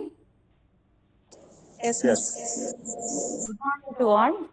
Myself, Dr. Reba, Associate Professor, Department of ECE, LMCST. So today I am going to present the paper titled Performance Analysis of Open Loop and Closed Loop Models of DC-DC Boost Converter. So the contents of my paper includes problem statement, objective, abstract, introduction, boost converter, results and discussion, conclusion, future scope, references. First, I am going to explain the problem statement. So first, what is boost converter means? It is used to produce greater voltage than the given input voltage. So this boost converter, when used in open loop mode, it will fail to provide proper dynamic response. That means it will have so many problems like poor settling time, high overshoot, high undershoot, high rise time, high integral and absolute error. So in order to overcome this problem, we are going for closed loop mode of operation in the boost converter. So coming to the abstract of this paper, the boost converter is the most important and widely used devices in modern power applications. Modern boost converters use MOSFET switches, which have the following properties like high current and voltage rating, fast switching, low power gate drive. So here I am focusing on the open loop and closed loop design of a efficient boost converter for R load. Now coming to the introduction of a paper, boost converter when used in closed loop mode, it will provide proper transient response and efficiency. So here I have compared the open loop response and closed loop response of the boost converter. Also the time domain specifications like settling time, rise time, peak time, overshoot, and integral square error, integral absolute error, and integral time absolute error all are taken into consideration. Now coming to the working of boost converter. So this is a diagram of boost converter which has a inductor, then diode, then a MOSFET switch. So the boost converter will provide a greater output voltage when compared to the input voltage. So boost converter, here two modes are represented. One is when MOSFET is in on state, another one is in MOSFET is in off state. So first coming to the operation of this boost converter, when the MOSFET is in on state, the inductor will store the charge in the store the charge, and when the MOSFET is in the off state, the energy stored in the inductor will turn on the diode, and a closed path is created in the circuit. Then in the boost converter, we have two modes. One is continuous conduction mode, and another is a discontinuous conduction mode. In the continuous conduction mode, the inductor current never falls to zero. So that is depicted in the diagram figure, waveforms of current and voltage in the boost converter. Now coming to the design and modeling of the boost converter. So this boost converter uses a MOSFET switch, and it is having an inductor and a capacitor. So these formulas are used to compute the values of inductor and capacitor. That formulas are given in the pages. Then design and modeling of boost converter. So the boost converter, here we are using MOSFET as the switching element, and when it is closed, when the MOSFET is closed, the diode will be in reverse bias, and the MOSFET is open, the diode will be in forward biased condition. So the current through the inductor is given by, these are general formulas. VL is equal to L into dVLI by dt. Then we are computing the duty cycle. From this basic fundamental equations, we are computing the duty cycle. The duty cycle is given by the duty cycle and the output voltage. The relationship is given by V out is equal to V in divided by 1 minus D. Here D stands for duty cycle, V in stands for input voltage, and V out stands for output voltage. Then the parameters used in the modeling. So the parameters used are, I have used the input voltage as 12 volt, and the switching frequency is 2 kilohertz, and the inductance value is 551 microhenry, capacitance 607 microfarad, output voltage 48 volt, and the resistance used is 10 ohm. So now coming to the results and discussion area. So the open loop analysis of boost converter, here the input voltage is depicted. So the input voltage chosen by us is 12 volt. So the 12 volt is taken as the input. So we are getting a straight line of 12 volt in the output waveform. So next is input power in open loop boost converter. So here the input power is getting around in between 60 and 70 volt in the beginning stage, and after 1 second it is getting a constant value of around 34 watts. So next is the open loop characteristics of boost converter. So first here we are taking the graph output versus voltage versus time. So here the value is getting around 52 watts, and after some time, that is after 6 seconds only, it is getting a constant of around 48 watts. So next is output power in open loop boost converter. So the output power getting is around 380 watts in the beginning, that is in between 2 to 3 seconds, and it is getting reduced after 6 seconds. Next, first we have analyzed the open loop models of boost converter. Now we are coming to the closed loop analysis of boost converter. So closed loop analysis, we are having first graph is input voltage versus time. So here the input voltage is 12 volt. So that is represented using a straight line. So next is inductor current in closed loop boost converter. So this is the diagram that depicts the inductor current. So we are getting around 7 ampere current versus time. And next is capacitor voltage in closed loop boost converter. So the capacitor voltage initially is getting around 52 watts. Then it takes 5 seconds to come back to 48 watts. Then next is the input power in closed loop boost converter. So input power is coming around 450 watts, and then it is getting lowering after 5 seconds. So next is closed loop characteristics of boost converter. Here the output voltage versus time is taken. So our designed output voltage 48 watts, 48 volt. So after 5 seconds, the output voltage is getting 48 watts. Next, output power. So the output power is around 280 watts. It is getting constant after 6 seconds. So now in this paper, I have explained about the basics of boost converter, then its design and the parameters used for designing. And I have explained the graph behind open loop models and closed loop models of the boost converter.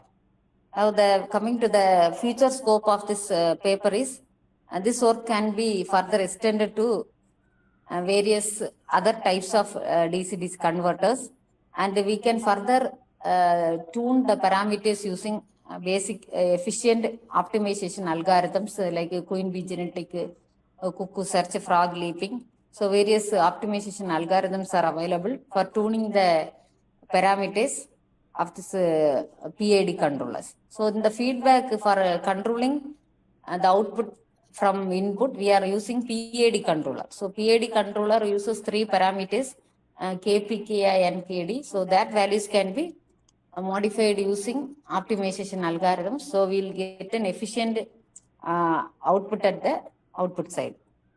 So these are a few references. So thank you. Hello. Thank you, Riba madam, for your suggestion.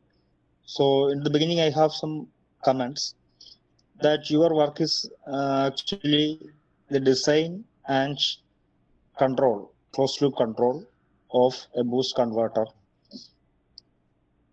techniques.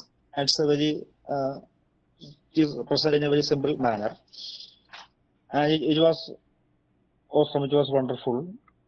And the suggestions are that if we want to do some things, especially in control problems, it is better to compare your work with the already done or available things.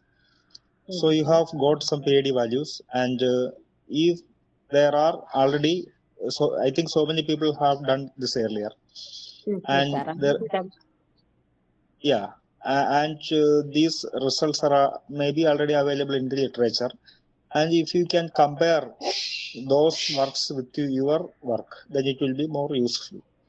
That is one thing. And in the presentation also, if you can present the results by combining the open loop and closed loop outputs in a single graph, it will be more useful or more better to that we can do. Understand. Okay. And I have one question to you, that you have plotted or you have presented a graph with the input power in closed loop mode, right? Okay. Okay. Then actually, what is the purpose of that graph? Because in the closed loop mode, we always prefer to get the results in the output side. So what is the use of the input power in a closed loop mode indicates? Actually, what sir told is correct. We prefer only output side, but just for calculating only we have to do. Otherwise, it is not required. Only output power is required. Output voltage is required. Okay. Okay. Thank you. Thank you, ma'am. Okay. Ma'am. Hello, ma'am. Can you hear me? Yes, ma'am. Okay. Ma'am, you have designed for the continuous conduction mode, no? Yes, continuous conduction mode only I have designed. Yeah. Can you please take the graph of inductor current? Yeah, current through the inductor. And in that it shows a discontinuous conduction. The current goes to 0 and come. settle during the, I think it is for, did you see that? Actually, it doesn't go to zero. Zero, in between 1 and 0, it is coming, but it's not getting 0. Oh, it is not 0. It is in the line between 1 and 0. Okay, okay, okay. That's only, ma'am. Okay. Okay, fine. Thanks for leave the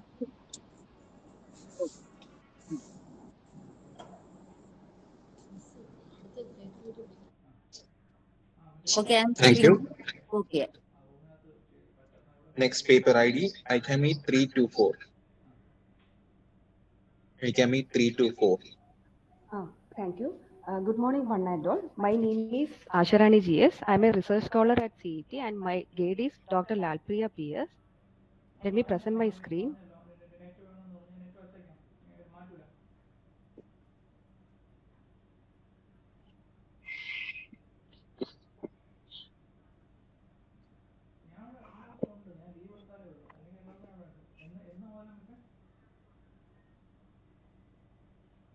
Is my screen visible?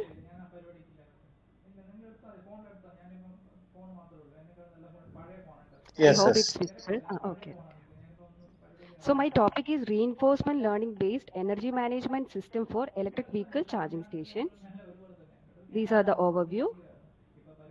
So electric vehicles are increasing in popularity because of their environmental friendly operation.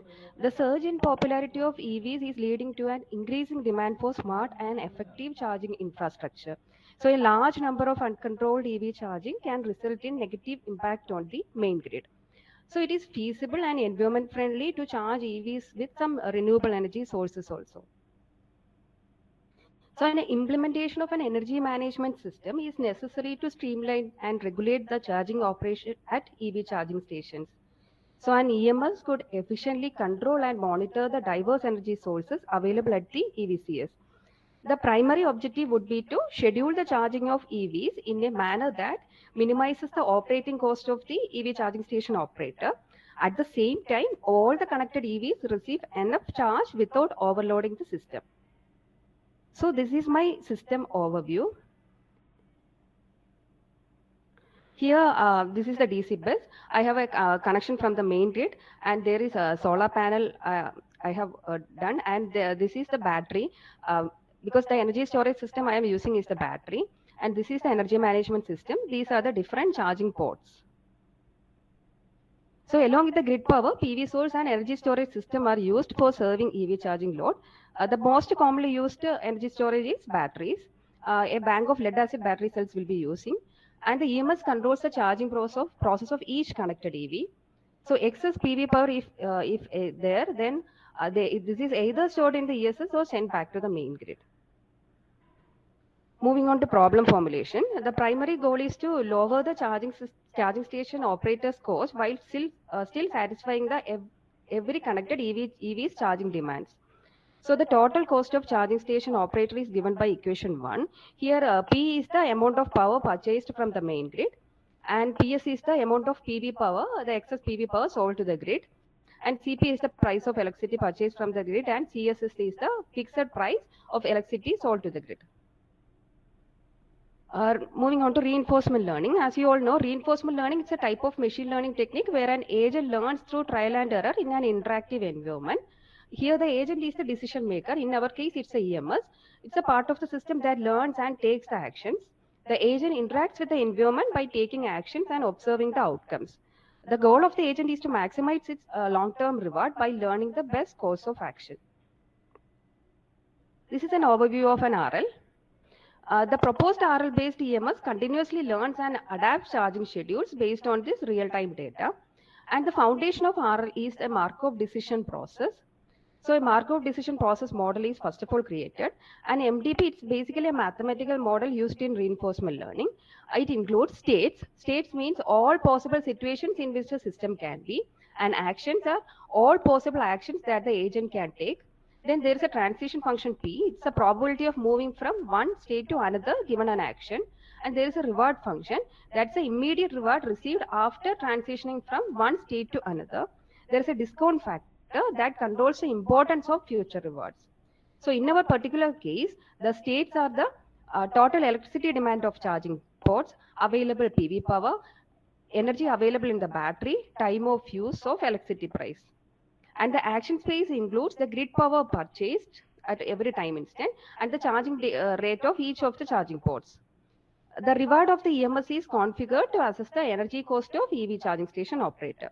So here we can discount the future rewards by using the factor gamma. Its typical value is between 0 to 1. The algorithm, the reinforcement learning algorithm I have used is Q-learning. It's an off-policy algorithm that seeks to learn the quality of actions telling an agent what action to take under what circumstances. It works by allowing an agent to interact with the environment and receives rewards for taking actions. Over time, the agent learns to associate certain actions with better outcomes, ultimately selecting the best action for a given situation. It's a model-free approach because it is just learning from its experience without needing an explicit model of how the environment works. The agent learns solely from its interaction from the environment. And Q-learning aims to learn the optimal action policy by iteratively updating the Q values.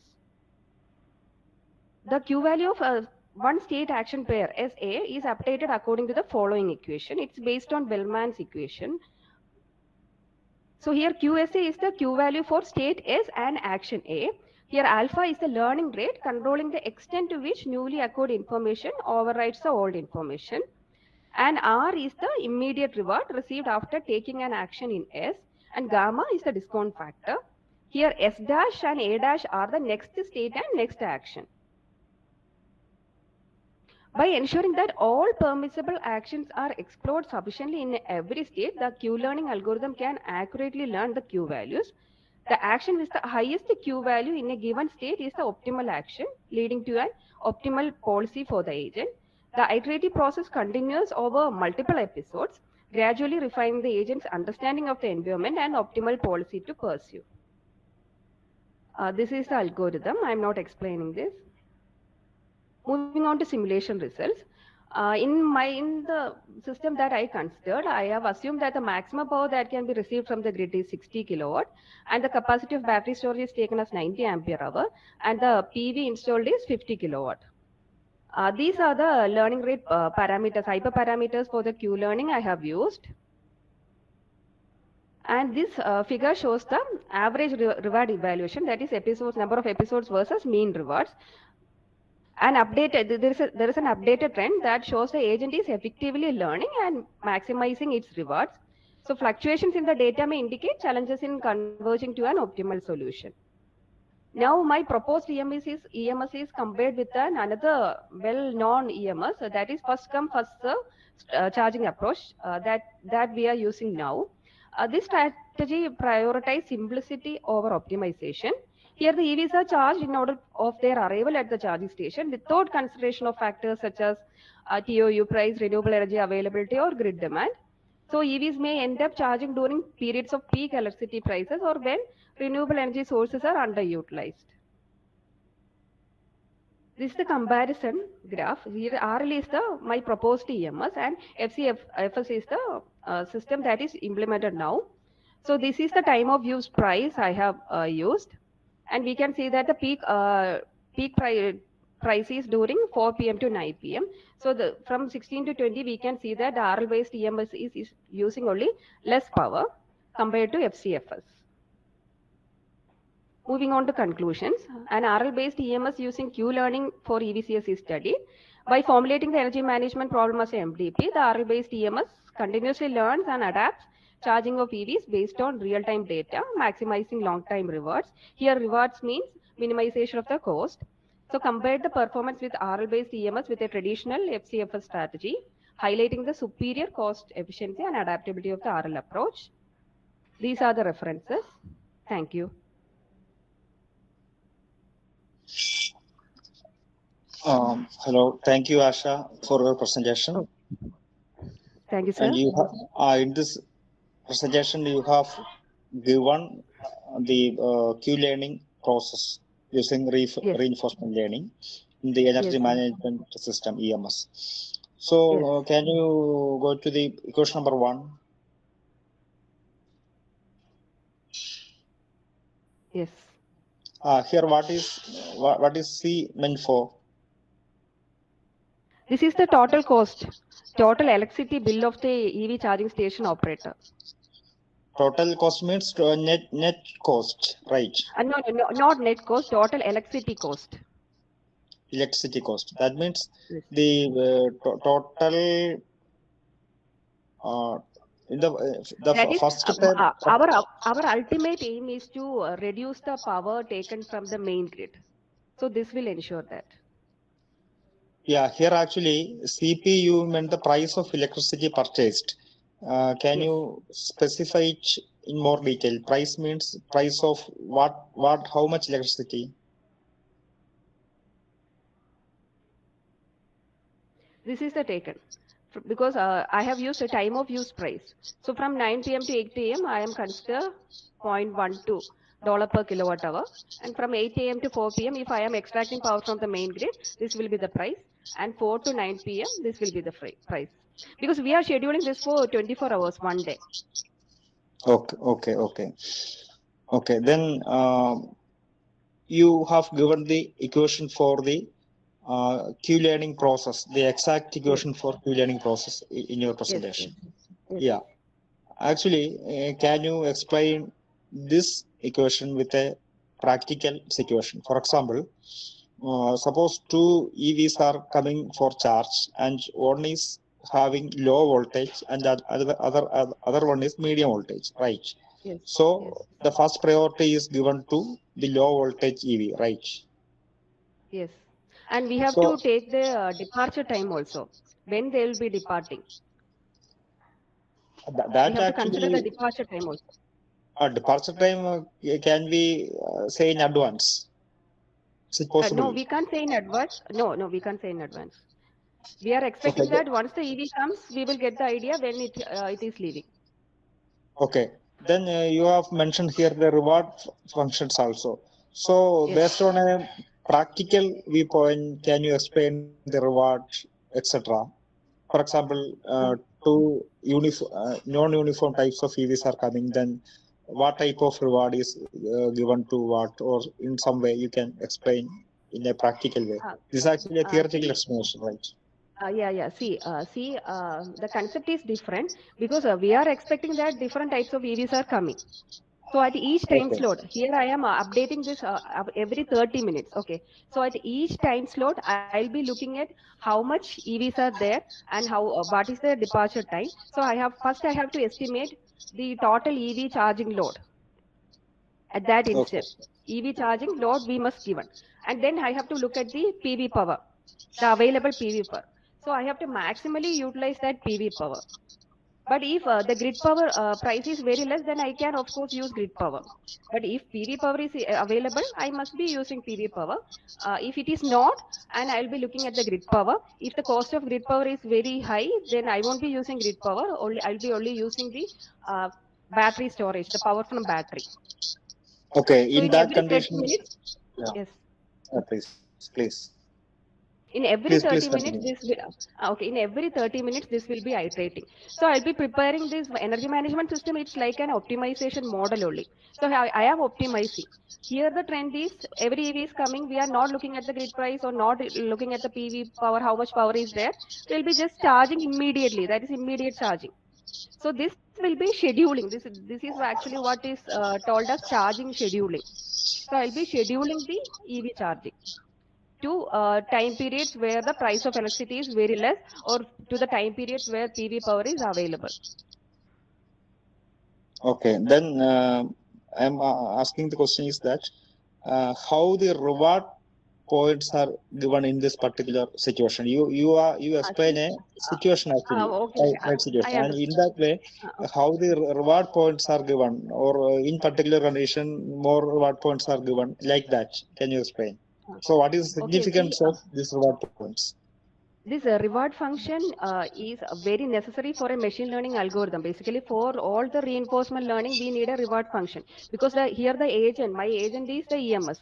This EMS is learning from this, doing this action. So this reward function is very important because from the reward function, the agent realize whether my action is correct or not. So the action here is what?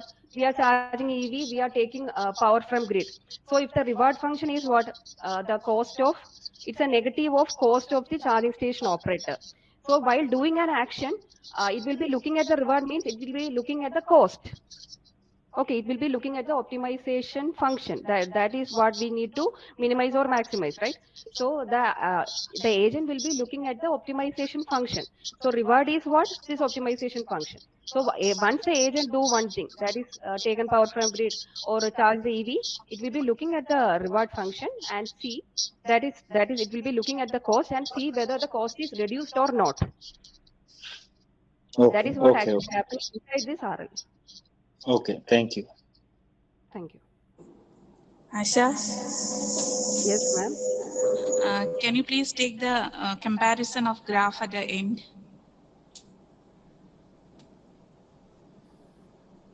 Okay, whether your system is compared with the existing system now, with the existing Yes. algorithm, Yes.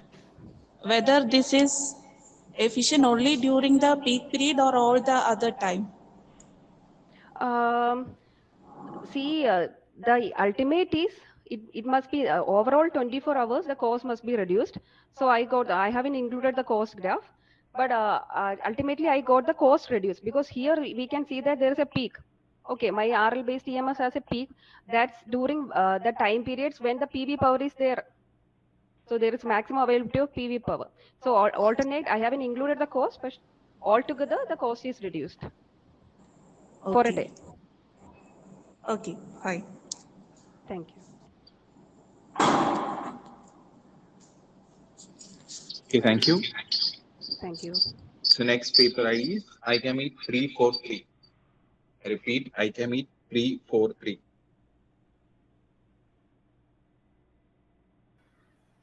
Good morning, everyone. Am I audible? Yeah, you are audible.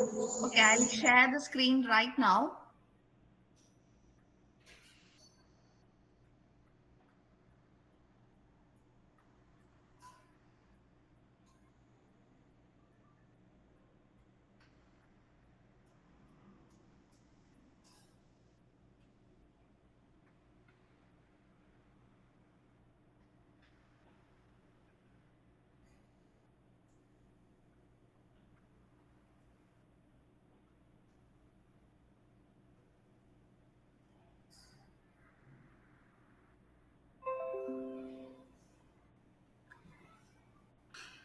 Okay, good morning all. Let me introduce myself. I'm Madeline Revidias. I'm basically a research scholar from Nurul Islam Center for Higher Education. And today I'll be presenting a part of my thesis work, overlapping window-based deep learning for environmental classification in hearing aids. So in this presentation, I'll be moving through, in this presentation, I'll be moving through a brief introduction regarding the topic, then the key objectives of my research work, then the research proposal, basic block diagram, then methodology, that is the various methods that I have used, the results, conclusion, and the reference. So basically, my thesis work is all about ear and hearing aids. So before going to hearing aid, we need to have an idea of the human ear. It basically consists of outer ear, middle ear, and the inner ear. So the outer ear basically collects the sound signal from the pinna and the ear canal, and it is transmitted to the middle ear. So middle ear consists of three minute bones called ossicles, and this converts the sound signal into mechanical vibration. This mechanical vibration is converted into electrical signals through cochlea and the auditory nerves, and it is transmitted to the brain. And that is how speech signal is perceived by the human brain. But however, if there is any problem persist in any of these areas, it causes hearing impairment. And the main effects of hearing impairment are reduced audibility, reduced dynamic range, and reduction in frequency and time resolution. So, hearing aids need to provide an algorithm which is highly efficient in terms of digital signal processing. So, hearing aid is not only an amplification device, but it should be capable of segregating between noises, speech, and it should be capable of enhancing the speech quality. So the key objectives of my work are enhancing auditory perception through filtering and advanced machine learning. Then the system should be capable of differentiating between various environmental sounds so that the audiologist could set proper patient parameters, and finally the speech intelligibility would be improved. The third objective is to incorporate this environment classifier in a hearing aid and thereby improving the overall functionality of a hearing aid. So moving on to the research proposal, that is the basic block diagram of the system. We have an input audio signal. So input audio signal basically consists of four basically consists of audio signals with four classes of environmental noise, mainly wind, auditorium, street noise, and music. Definitely in a real life situation, this speech signal may not be delivered as such. It would again have certain background noises. So in order to remove these background noises, we give it to a noise reduction stage. So in the noise reduction stage, what we use is basically a Kalman filter. So after Kalman filtering, the actual speech signal will be extracted, or the actual speech signal will be removed from the background noises. So speech extraction, the output of speech extraction is given to an environmental classifier stage. In this environment classifier, the input speech is grouped into four subclasses, mainly wind, auditorium, street noise, and music. So this is the part we are basically doing. And finally, in a hearing aid, what happens is that based on each environmental class, the audiologist will properly set the patient parameters, gain, and gain according to the audiogram, and the overall speech quality or the speech perception of the hearing aid impaired person is being improved. So moving on to the methodology. So as I have already told you, in the noise reduction stage, we have been using a Kalman filter. As we all know, Kalman filter is basically a recursive filter. So the purpose of the Kalman filter is to remove the background noises from the environment. So since a Kalman filter is highly adaptive in nature, it is an excellent tool for removing background noises from a time varying or a speech signal. So basically Kalman filter works with prediction and updation. That is, there will be initial variables, and based on the prediction, next stage will be updated, and the next stage is compared with the previous stage, whether to analyze the quality has been improved or not. Once the quality is improved, then the updation is done. If the quality is not improved, the updation is not done. So this process has been done in a multiple times until all the background noises are removed from the speech signal, or the ideal system is being observed. Then the next stage is the environmental classification stage. So in the environmental classification stage, we are using a overlapping window based long short-term memory. So long short-term memory is basically a recursive neural network which is capable of handling long-term dependencies.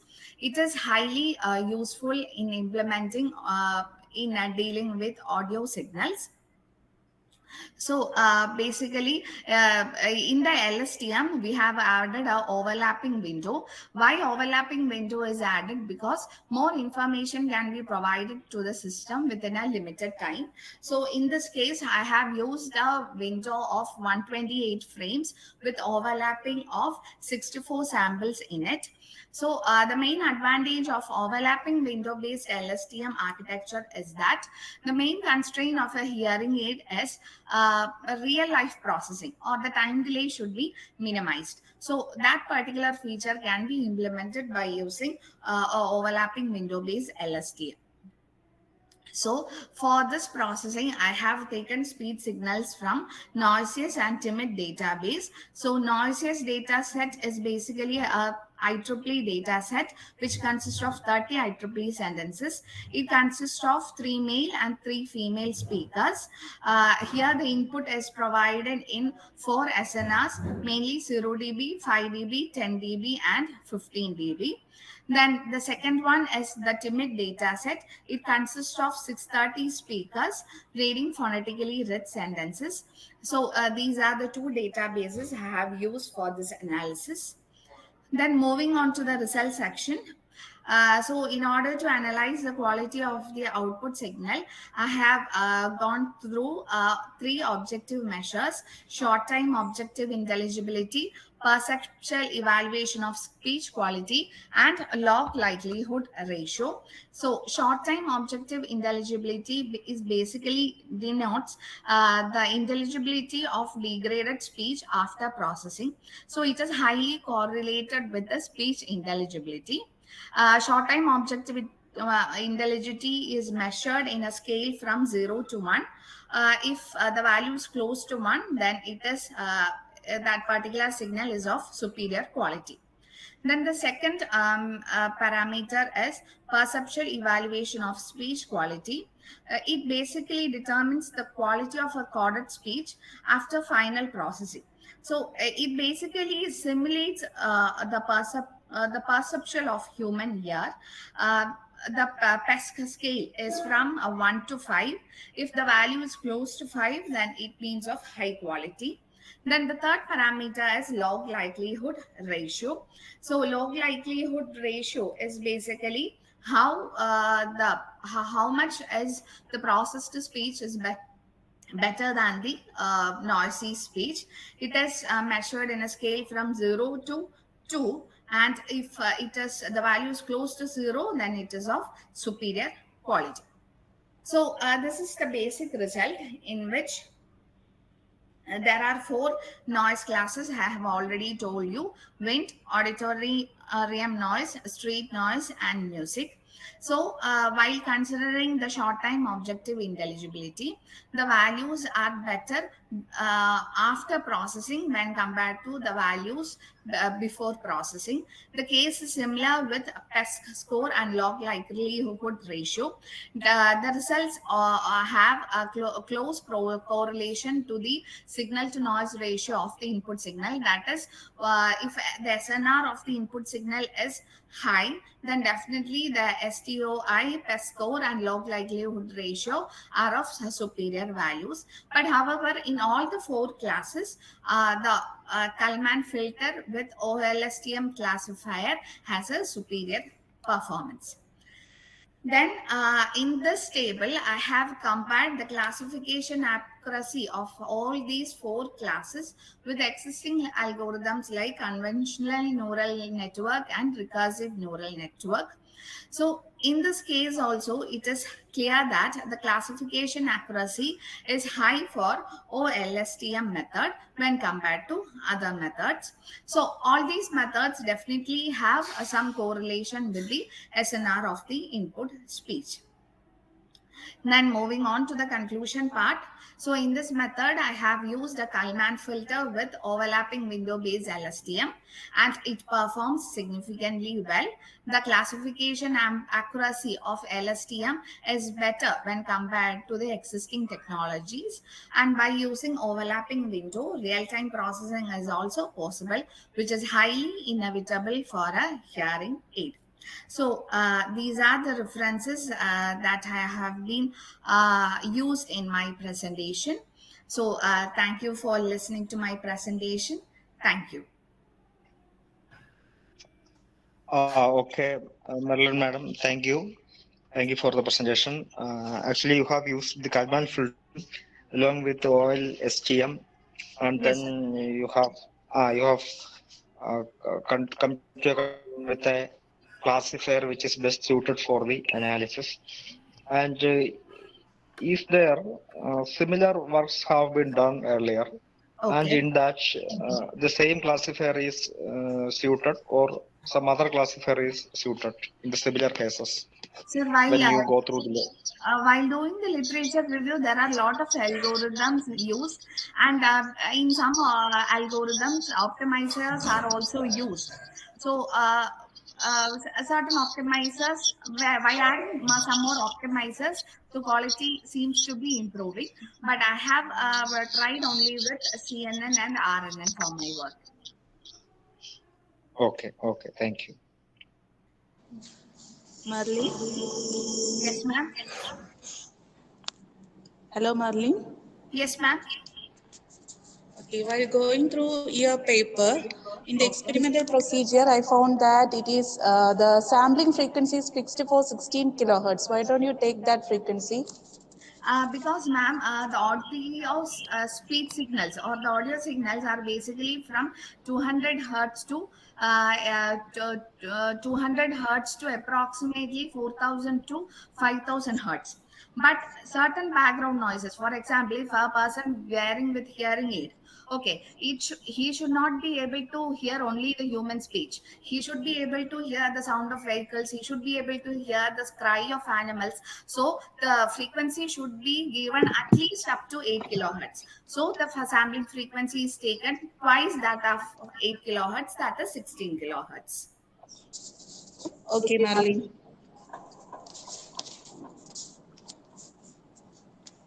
Thank you, ma'am. Thank you. Next paper ID, ICAMEET327. I repeat, ICAMEET327.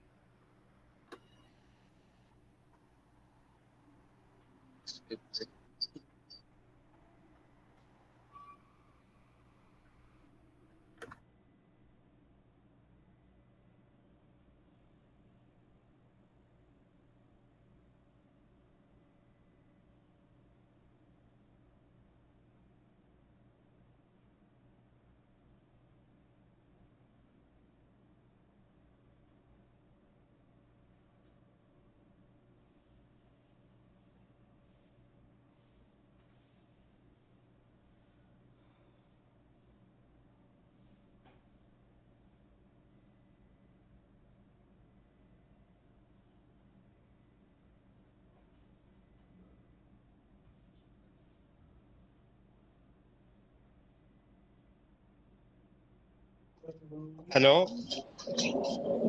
last paper available? Is the last participant available? Yes, available, yes. Okay. Okay, I'll share the screen.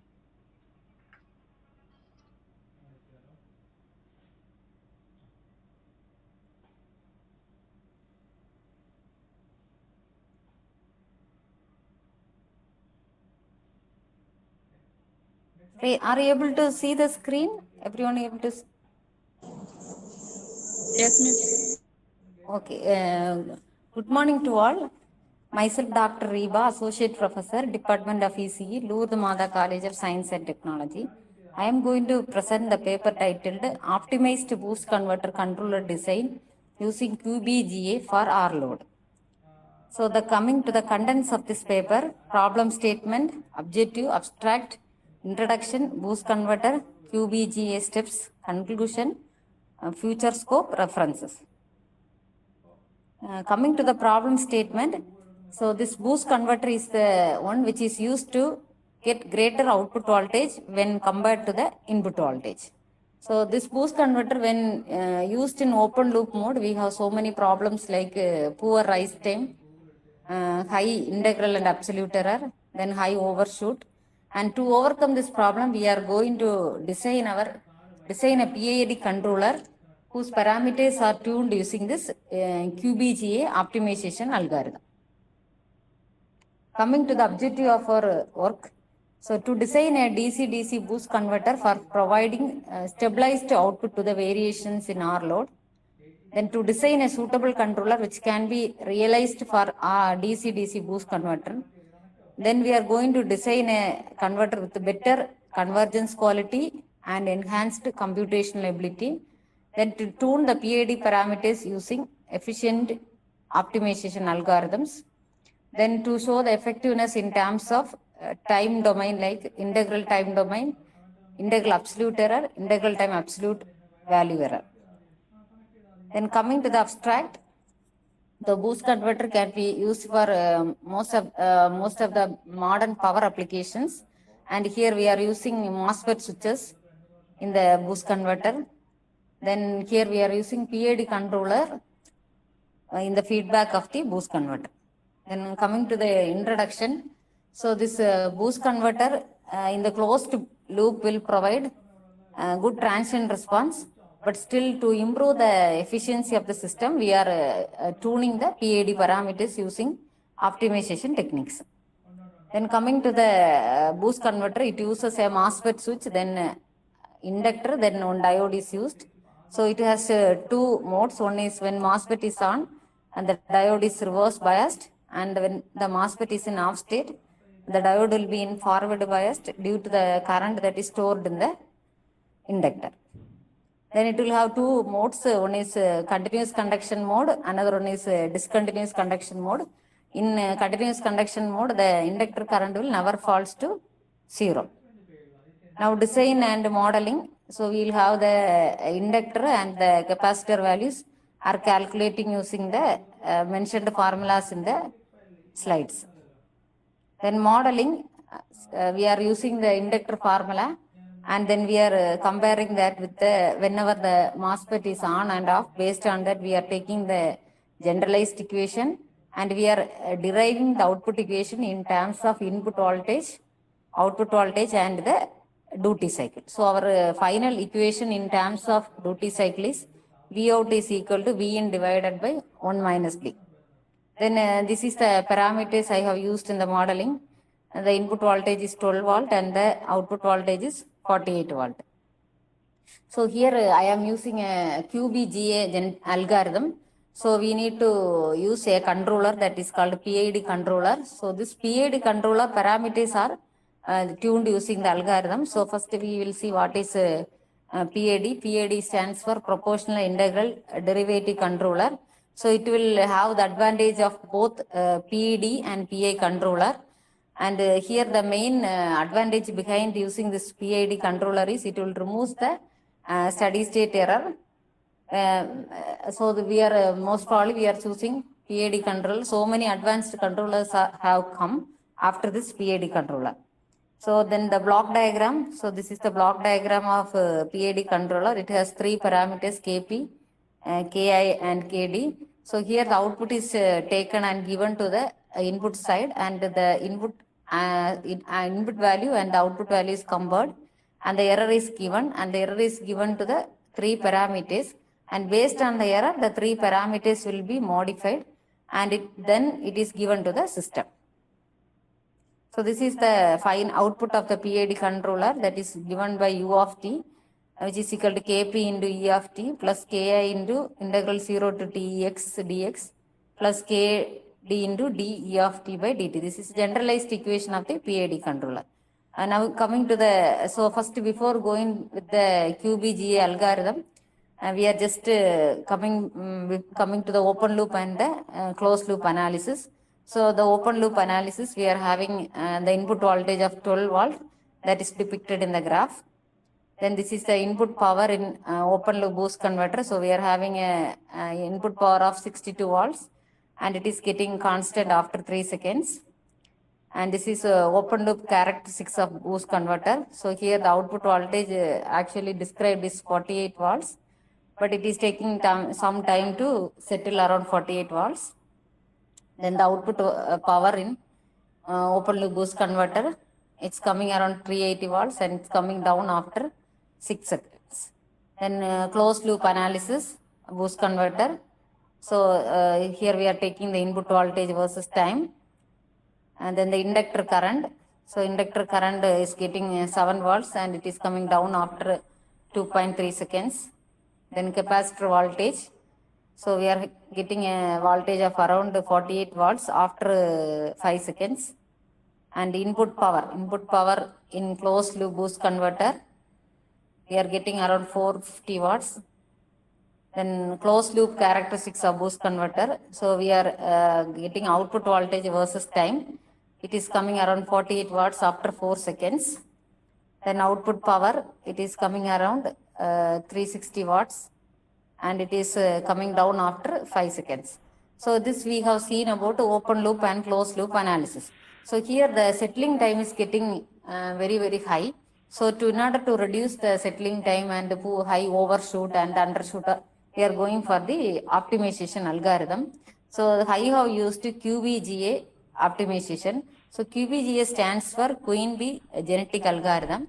So first I will explain the simple Queen Bee genetic algorithm. So we are first initializing the population, and for each population we are identifying a Queen Bee. So this identification is done based on the calculating the fitness function. So based on the fitness function, only we are deciding which is the best Queen Bee. And if the fitness value is not equal to the optimum value, then we have to go with the 3 steps: mutation, crossover, reproduction. If we are getting the optimal value, then we need not go for the mutation, crossover, and reproduction. Then coming to the continuation of this QBGA, so first generation of bees, that is given as B1, B2 till Bn. Then we need to identify the queen bee, that is given by the formula BQ, which is equal to max of 1 by 1 plus F1. Then we are having mating fight or reproduction, that is called reproduction stage. The queen bee makes a mating fight for the reproduction of next generation. And we are having for PI is less than PR, no recombination takes place, and there is no offspring. So based on that only recombination will be happening. And the next step is piping, and finally we will terminate the program. Until we get an optimal solution, the loop will be executing. And parameter setting of QBGA. So first is decision variables 10, population size is 10, mutation probability 0.2, then crossover probability 0.8, recombination probability 0.8, number of iterations we have taken is 500. Next is PID parameters using QBGA PID. So here after tuning this PID parameters using this algorithm, we have got these values: KP, KI, KD 0.81, KI value is 0.68, KD value is 0.02. So now coming to the analysis of input voltage, output voltage, and the inductor current. So input voltage of boost converter using QBGA based PID with R load. Here the input voltage and time is mentioned, and the input voltage taken is 12 volt. Next is inductor current. It's coming around 7 volts. Inductor current 7 amperes. And then capacitor voltage. So compared to the open loop and closed loop mode, here the 48 volts is getting settled earlier than the open loop and closed loop mode. Then input power of boost converter using QBGA based PID controller with R load. So initially the input voltage is getting very much higher, then it is getting down after 1 second. Then here the output voltage of boost converter using QBGA based PID controller with R load. Here the output voltage is getting constant after 1 second. Because when we used closed loop and open loop models, there the settling time for constant output voltage is getting more than 5 seconds, but here it is settling earlier than 5 seconds.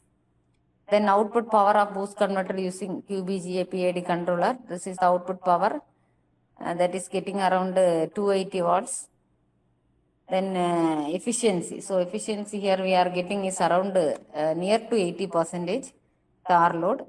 Then this is the final parameter and the values. That is rise time, settling max, peak overshoot, and peak value. These are the values obtained from the graph. Rise time is 0.5, settling time 2.26, settling max 48.01, peak overshoot 0.048, peak value 48 volt. These are the values we have obtained from the graph. Now coming to the performance indices, that is ISE, IAE, ITAE. These are the values got using this QBGA tuned PID controller. So the IAC value we have got is 0.30. IAE value we have got is 0.661 and ITA 0.16. Then coming to the conclusion of this paper, so we have analyzed the open loop analysis of boost converter, closed loop analysis, and then after that we have used PID controller in the feedback path of the boost converter, and the PID parameters are tuned using Queen Bean genetic algorithm. So we can we are tuning the parameters using this algorithm, and after that we have analyzed the results with the previous open loop and closed loop and the Queen Bee genetic algorithm. Then coming to the future scope, we can apply this algorithm to more DC-DC converter topologies, and we can further go for other optimization techniques also. We have so many evolutionary algorithms. This is one algorithm, so we can go several other algorithms and we can fine tune the output voltage. Then coming to the references, these are the references. Thank you. Thank you, Ribarex madam, for the presentation. I think it's the second paper, right? Your second paper. That continuation of previous paper. Okay. Actually, the suggestions that I have given earlier is also applicable to this session also. So I will not repeat here. Okay. And I think it's better to have this comparison of these two systems, that is the conventional PID and this particular algorithm-based optimization PID. And this is a graph, right? And then it will be easy. Then it will be more good paper. And also, when you try for any journal or something, you always remember the sessions that I have given earlier. And also, please check the quality of the figures that you have saved. Okay. That has to be improved more. Yeah. Okay, sir. Okay. No other sessions. Thank you, ma'am. Okay, sir. Ma'am? Yes, yes. Hello, ma'am? I am able to hear, ma'am. Okay. How this optimization algorithm improve the efficiency of the system? How it is improving? We are using How much is the PID efficiency? Yeah, I am saying, ma'am. We are using a PID controller. It has three parameters: QT, QL, QD. So normally, when we use the normal PID controller without tuning, we may get the efficiency around 50%. Our efficiency will be around 8, above 8. It will be improved because we are changing the values of PID based on the output values coming in the system. Okay, ma'am. Thank you.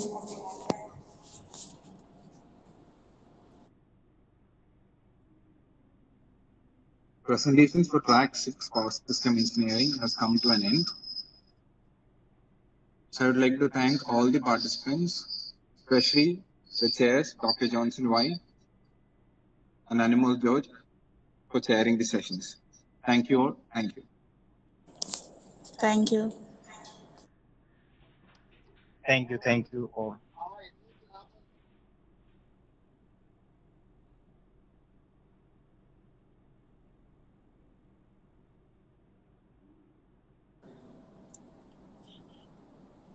So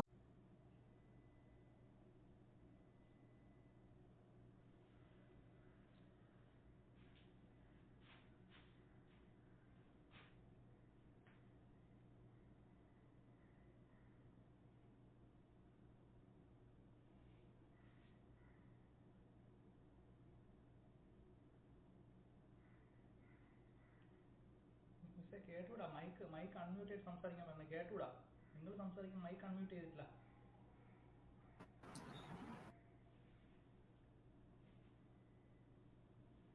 It's with great pleasure that I extend a warm welcome to our esteemed chairperson, Dr. Johnson White, to the track number 7 of the International Conference on Advances in Management.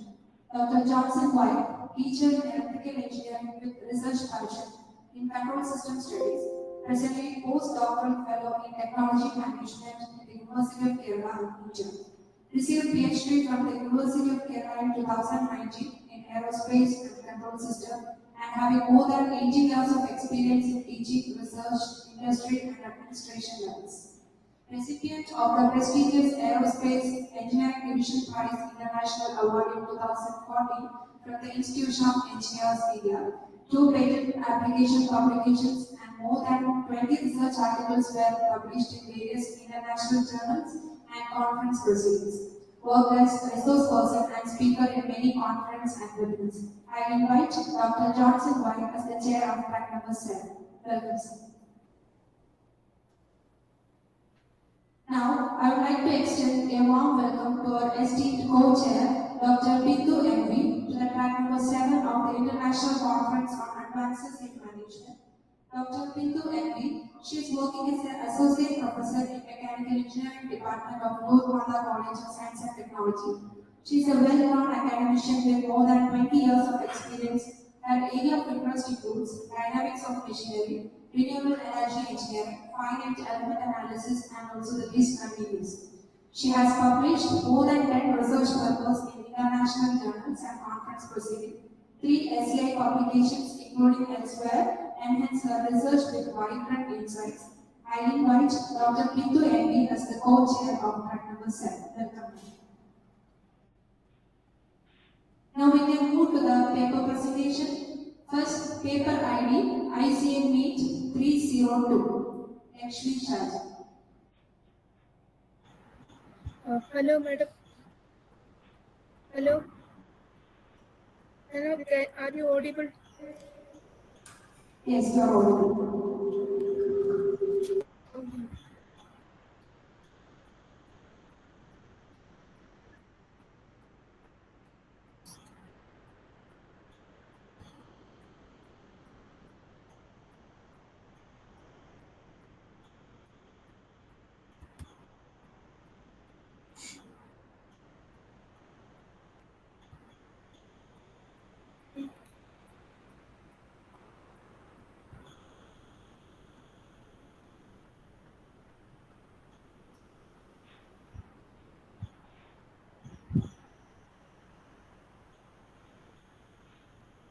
Sir, can you able to see my slide? Hello? Hello? Yes, yes. It's seen. Okay, sir. Today I am going to present about estimating the efficiency of photovoltaic module with water cooling system. I myself, Lakshmi Shaji, MTech Renewable Energy at CET College of Engineering, Thiruvananthapuram, Department of Mechanical Engineering. Next is these are the contents: introduction, literature review, research gap, objective methodology, result and discussion, conclusion. And here is the introduction. First of all, I have to tell the history of the solar panel, that sunlight potential for generating electricity was the first recognized in 19th century. Alexander Edward Becquerel discovered the photoelectric effect in 1839. Progress was gradual, leading to Charles Fritz's development of solar cell using selenium in 1883. At 1954, Bell Electronics achieved the creation of first efficient silicon solar cell. The space race of 1950 and 1960s further propelled solar technology forward as solar panels became essential for powering solar satellites and spacecraft. The energy crisis in 1970 sparked increased interest in solar power. Today, solar energy stands a prime example of clean renewable energy. Photoelectric effect is used by the solar panel to produce electricity. Okay, you are having only 5 to 6 minutes for presentation, so move it fast. Okay, madam. Okay, madam. And here is I had done 2 days of analysis around 21 March 2024 and 8th May 2024. And the background and motivation here is maximizing energy output, economic benefit, prolonged module lifespan, environmental impact, technological innovation are the main motivation in these projects, and these are the literature reviews. And the research gap is the lack of comprehensive studies of specific performance of enhancements, cost effectiveness, and because of the unaware of solar panel of with cooling, people are not using this technology. The objective is heat dissipation and efficiency and long-term performance. The methodology shown here is literature review, research gap, assessment of solar energy potential. For minimum requirement of energy, 16 volt and 20-volt panels are used. Numerical calculation, then setting the connection to the solar panel for cooling and non-cooling system, circulation of water through the panel for cooling system, getting data of voltage and current on 21/3/2024 and 8/5/2024, setting graph of temperature, voltage, current and power with time on 21/3/2024 and 8/5/2024, and computing the efficiency of setting graph with time, computing the rise power between cooling and non-cooling, calculating the rise in efficiency of PV panel cooling between 21/3/2024 and 8/5/2024, and 8/5/2024 got more efficient result. Methodology again is two polycrystalline solar panel about 63.3 into 35.5 centimeter and 20 watt and 16 watt are utilized. And here cooling is provided in the front side of the panel.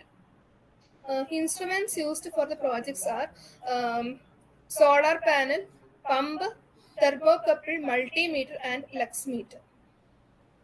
And images of solar panel without cooling. Here is the front view, and 8th picture is front view and 9th picture is side view, and 10th picture is solar panel with cooling system, and side view, back side view and video of cooling.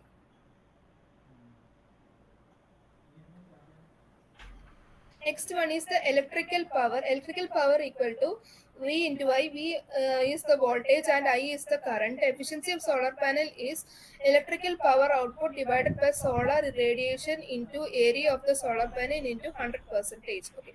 The area of the panel is two side strips are there. So in 2 into one strip is length, breadth is 0.25 and length is 0.3, and 5 vertical numbers and 18 horizontal numbers. So multiplication of these numbers, we will get the area of the solar cells is 13.5 meter square. Next is the energy balance equation. Energy balance equation is PS equal to PR plus PCONV plus PRAD plus PW plus PE plus summation MC into delta T by delta small t. And delta T is the delta T by delta small t is the variation of temperature with respect to the time. Next is Lakshmi, is it audible? yes, ma'am. Hello? Lakshmi, is it audible? Hello. Yes, ma'am. I can hear it. I can hear, ma'am. Yes, Lakshmi, our time is going to end, so move it fast to the conclusion part, and then we'll move to the questionnaire session, okay? Okay, madam. Okay, Just madam. conclude your topic. Okay, madam. This is the result and discussion. And on 21/3, without cooling, this result I had got. And with the cooling, I got this table. Next, I had a graphical representation of comparison of temperature and voltage with respect to the time shown here, and current and power with respect to the time shown here on 21 March 2024 with and without cooling. Then the comparison of with and without cooling of efficiency is shown here, and the percentage of rise in power. Next is on 8th May 2024, data obtained without cooling. and data obtained with the cooling is shown here. And the graphical representation of temperature voltage on 8/5/2024 is shown here. And with current and power, next is the efficiencies on with and without cooling on 8/5/2024 is shown here. The percentage of rise in power also. Next is the comparison of efficiencies on cooling with the cooling on 21 March 2024 and 8/5/2024 with the time is shown here. Okay. This is the final result. And the conclusion is We can move to the questionnaire session. Just conclude in a single sentence and we can move to the questionnaire session. Okay, madam. The temperature drop is around 2 to 13 degrees Celsius. Okay, this and here I got the result on 8/5/2024 is more than 21/3/2024 is the more accurate result. So when temperature increases, the efficiency also increases. But when the power and irradiation increases, and the efficiency also increases. Ma'am, questions? These are the references. Hello, am I audible? Yes, sir. Okay. Thank you for the presentation, Lakshmi. Since your conclusion and the result discussion part is very fast, I couldn't follow it in a full manner, even though I am asking you some questions. And I think you are doing the cooling for many days, right? So, sir, I had done for 2 days, sir. 2 days. Cooling for 2 days. Yes, sir. Okay. Then you compare one day with another, or? Yes, sir. Yes, I compared cooling with one day with another day. Okay. And what type of cooling or how the cooling is provided from your side? Sir, water cooling, sir. I had provided water cooling from the tank. I had already put a video also. So, but this is the video, 13th picture. That the water is recycling. First, that pump is taken the water from the tank to the top level. Then it is flowed down, and again this water is recycled. That means the cooling is a continuous process, right?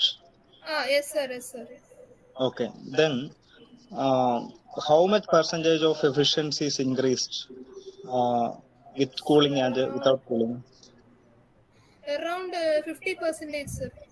50. 50% is increases. 50, Yes, 50. sir. Oh, that much percentage has happened? Yes, sir. Okay, then in your graph with some blocks, a graph with the blocks, there is Yes, a rise in the value from left to right. And what is the Yes, sir. value? It's a time. And what is the left Yes, component? sir. Efficiency. So that means Efficiency. around after 2 p.m. you have more efficiency. Yes, But sir. Yes, sir. but before that time, you have less efficiency. Why this happens? Because Sir, at the time. Sir, the gradual increase of heat on the solar panel.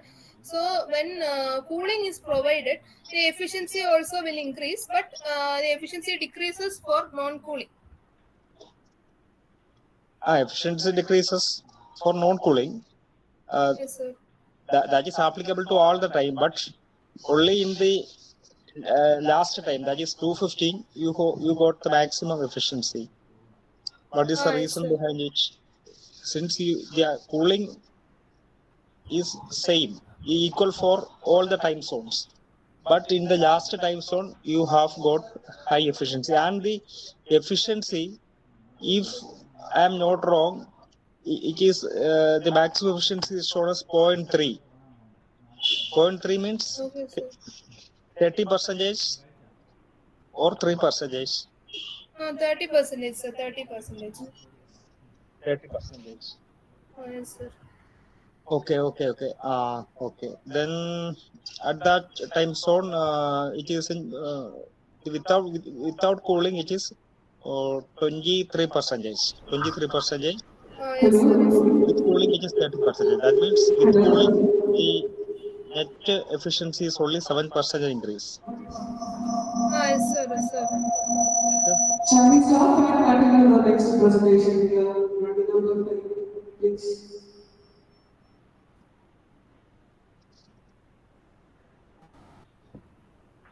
Okay, that was my doubt. Thank you. Okay, sir.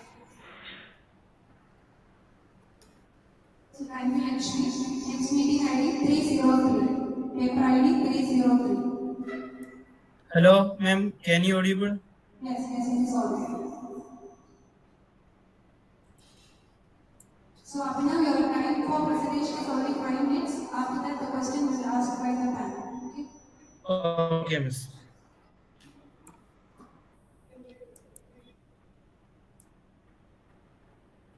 Can you see?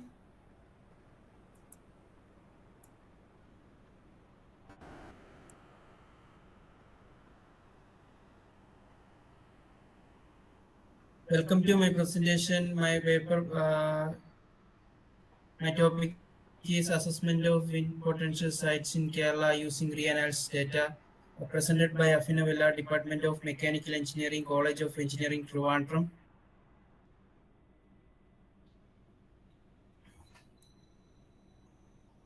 These are the content of my presentation. Generation Kerala is lag behind the production of wind energy compared to hydroelectrical power plant. Now we want to gear up the production of wind energy. Geographic analysis of wind energy become more empirical and effective for planning wind energy. Kerala have distinct geographical features such as coastal region, western Ghats, various topographical. So these are the literature review. The objective of my paper is to assess the wind energy potential analysis in Kerala and identify the potential location to create wind potential map of Kerala. So methodology: identify the locations of Kerala using global wind atlas maps, collect the data from MERRI to reanalyze data, find the average wind speed of location and plotting windrows diagram, finding out the wind power density and variable probability distribution, district-wise wind potential map, and finally BM simulation for power and power coefficient in QBlade software. Global wind atlas map. In this paper, around 180 sites were located through global wind atlas map, and through this MERRI2 choosing 121 location, we are sorting out by observing the average wind speed of more than 5 meter per second in MERRI2 reanalysis data taken at the 10 meter height above ground level for 10 years from 9. So resultant discussion: the district-wise average wind speed in I, choosing the 11 locations in Idukki districts, and the geographical coordinates are given, and the region of locations are shown in these tables, and the finding out the average wind speed. And the Palakkad districts also shown. Um, I chosen the 14 locations, and average wind speed is given. The wind power density is the amount of power that is extracted from the wind speed, and the equations are rho v cubes, and rho is the density and v is the wind speed. So the table shows the classification of wind power density of 121 locations. So variable probability distribution. The variable probability distribution is used to modeling the wind speed probability distributions, and the variable fits a curve is given, and the class in this table shows the classification based on the scale parameters. 81 locations, the wind speed is distribution increasingly peak. 40 locations are moderately peaked wind distribution. So detailed parameter of wind potential analysis in Kerala. In this 14 districts of Kerala showing high wind potential site and average wind speed is given and finding out the wind power density, the scale parameter, the two parameter of the variable distribution, the scale and shape parameter, the classification based on the scale parameter is a remark is given. If the scale parameter is more than two values, the wind distribution become increasingly big, and the less than it is moderately big wind distribution. So Windrose diagram. In this Windrose diagram of Ramical Meadow is shown. In this figures represent the direction of wind speed. So in 121 locations, the dominant wind speed are given in these tables. So 67 locations, the wind is blowing in the northwest direction. 33 sites, wind is blowing in the western direction. 19 sites, the wind is blowing from the southwest direction, and two sides is flowing from the northeast direction. QBlade software is designing in the horizontal axis wind turbine. This software help to analyze the aerodynamic and blade design. So BM simulation is used for finding out the power. Excuse me. Abhinav, can you hear? Yes, you can move to conclusion part.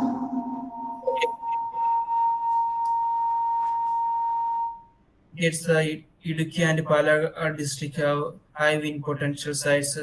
The average yearly wind speed is reaching above 6 meter per second. Ceramical metal shows the high wind potential sites among the 121 locations. The average wind speed of 6.89 meter per second. So in the direction is given in 67 sites. The wind is blowing from northwest directions. 83 sides of wind is blowing from western direction, and 16 sides of wind is blowing from southwest, and 2 sides of wind is blowing from northeast direction, and wind power density of 94 location is less than 100 watts per meter square.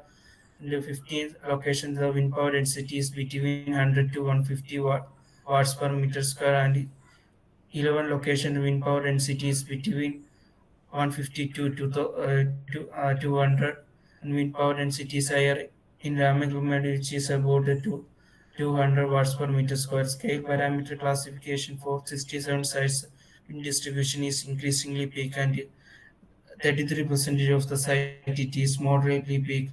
Ramakalmedu power output is determined BM simulation, finding out the power in Ramakalmedu of it is estimated at 380 watts. These are the references. Thank you. Hello, Abhinav. How did you calculate the wind power density? With the help of half row V cube equations, velocity is finding out the row at the air standard values 1.225 kilogram per meter cube. Okay, thank you. Okay, thank you, Abhinav. Now we can move to the track number 4, recent trends in computing.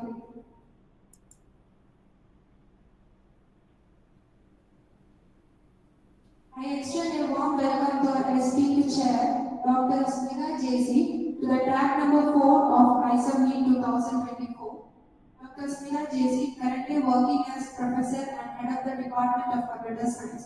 She has over 20 years of teaching experience, and her areas of interest include deep learning, machine learning, artificial intelligence, and so on. She has published more than 15 papers in international journals and conference proceedings. Once again, I invite Dr. Smita JC as the chair of track 4. Now I would like to welcome Ms. Anjana Thambi, working as assistant professor at Lodumada Institute of Science and Technology since 2007. She is having more than 15 years of teaching experience, and her area of interest include deep learning, microprocessors and microcontrollers, computer hardware, and etc. Presently doing PhD in deep learning architectures, and she has also published papers in journals and conference proceedings. I invite Ms. Anjana Thambi as the co-chair of track number 4. Welcome. Now we can move to the paper presentation. I submit paper ID is 305. Nandana PK.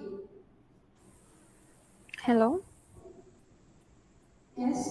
am I audible? Yes, you are audible.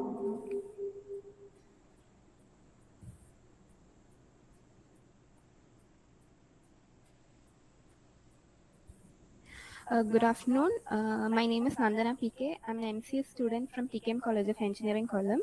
Today I'm here to present my paper on the topic Deep Learning Based Web Application for Skin Disease Analysis, Enhancing Diagnosis through Denoising and Classification. Introduction. Due to modern lifestyle and food habits, people are more prone to skin diseases. Due to the busy work schedule, people often hesitate to take time to visit a dermatologist. In order to ease the situation, a skin disease analysis system can be designed. The related works are, first one is skin disease detection using deep learning. The pros of this paper is its accessibility, reduced cost, and early detection. The cons of this paper is overfitting.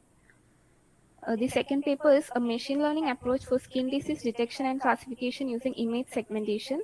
The pros of this paper is that the main contribution of the research including developing a model for removing hair from skin images, and the proposed model achieves a high accuracy for skin disease classification. The cons of this paper is the automatic segmentation algorithm used sometimes does not detect the skin lesion correctly, leading to misclassification of data.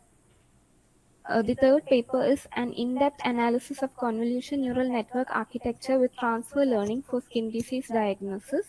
The pros of this paper is high accuracy and F1 score and the real-world deployment. The cons of this paper is that it does not discuss the variations in image quality, lighting conditions, and other factors which are common in real-world medical imaging scenarios. The gaps identified are the overfitting. The overfit models can be highly sensitive to small variations, which can lead to different predictions for very similar inputs. It can be overcome by using dropout layers. And the noisy images, the inputted images may be noisy, which can be overcome by using the autoencoder for denoising the images. The objectives of this paper is for early detection, for timely diagnosis of skin disease, to classify the type of disease, for accessibility, and for support for healthcare professionals. The proposed system is an image processing based method to detect skin diseases. This method takes the image of the image of the disease affected skin area and uses the image analysis to identify the type of skin disease. The methodology. First one is data collection. Gather the data of a diverse data set of skin images of various skin conditions. The data set used here is skin disease data set, which consists of 4 classes: actinic keratosis, basal cell carcinoma, Darius disease, and dermatofibroma. The data pre-processing. Clean the data by removing irrelevant images or with low quality, and standardize the images and formats and augment the dataset with techniques like rotation, flipping, zooming, scaling to increase the variability and improve model robustness. Split the dataset, divide the dataset into training and test sets, and build a denoise autoencoder. An autoencoder is used for denoising the image, which involves training a neural network to remove the noise from the input images. Build the classification model. Choose a suitable architecture for classification like ResNet 50 or MobileNet V2. Train the model, fine-tune the pre-trained model on the skin disease dataset and use appropriate loss function and optimizer. Evaluate the performance using metrics such as accuracy, precision, recall, and F1 score. This is the block diagram. First the image is inputted and it is pre-processed using data augmentation method, and that image is inputted to the denoise autoencoder, and the denoised image is then inputted to the classification models like ResNet 50 or MobileNet V2, and the classified image is the output. The models used as autoencoder. It is used for denoising the images. The architecture of the denoise autoencoder is it consists of an encoder, a latent space, and a decoder that reconstructs the original data. The encoder compresses the input data, and the decoder reconstructs the original data. Compression The encoder reduces input dimensions, capturing essential features, while the decoder reconstructs data from these features. Application is mainly used for dimensionality reduction, removing noise from data and generating synthetic samples. Training, autoencoders are trained to minimize the difference between input and output, learning efficient data representations. ResNet 50, it is a deep convolution neural network renowned for its depth and residual learning architecture. It consists of 50 layers utilizing residual blocks with skip connection to elevate vanishing gradient problems. Residual learning introduces skip connection to allow gradients to flow directly, enabling training of very deep networks. Performance achieves accuracy in image classification tasks due to its deep architecture and ability to capture intricate features. Applications widely employed in various computer vision tasks, including object recognition, medical imaging, and facial recognition. MobileNet V2, it is a convolution neural network optimized for mobile and embedded devices. The architecture is it utilizes depth-wise separable convolution to reduce computational complexity and model size. Efficiency offers a good trade-off between model size and accuracy, making it suitable for resource-constrained environments. Yes. Okay. These are the results. The accuracy ResNet 50 provides an accuracy of 87% and MobileNet V2 provides an accuracy of 94%. Conclusion, the deep learning has revolutionized skin disease detection, offering remarkable accuracy and early detection capabilities. ResNet 50 achieves an accuracy of 87%, while MobileNet V2 provides an accuracy of 94%. ResNet 50 requires more resources compared to MobileNet V2. These are the future enhancement, multi-class classification of different diseases, real-time image processing, and integration with mobile applications and collaboration with dermatologists. Thank you.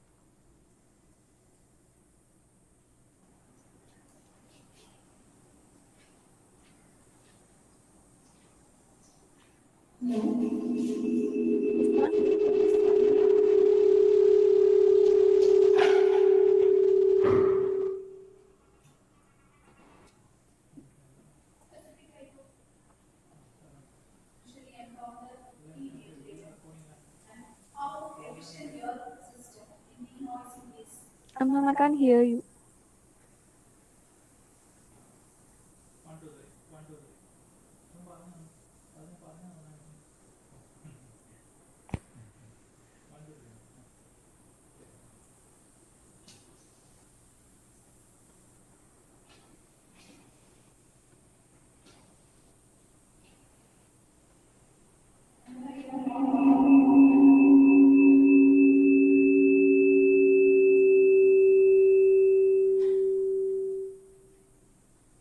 Ma'am, I can't hear you, ma'am.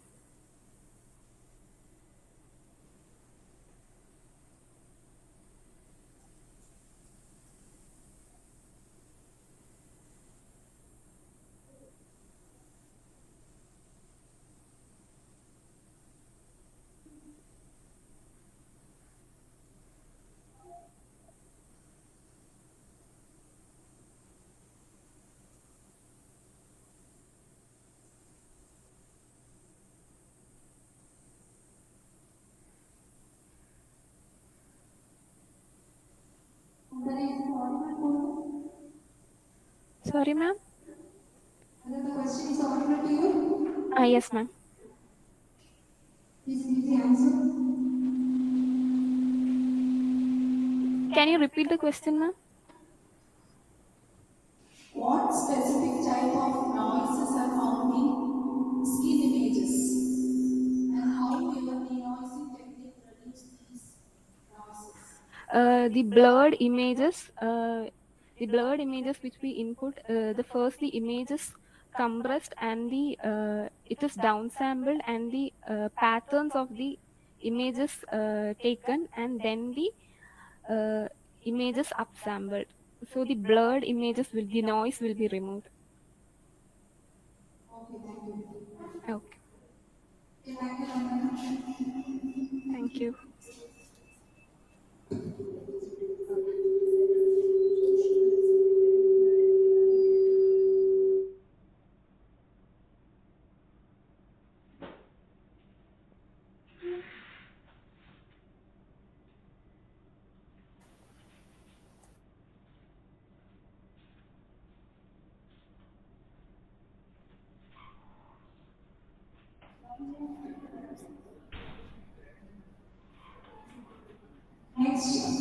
the paper presenter is Joshua Joseph. That is there. Yes, ma'am. Hello. Yeah, you can present. Yeah. Um,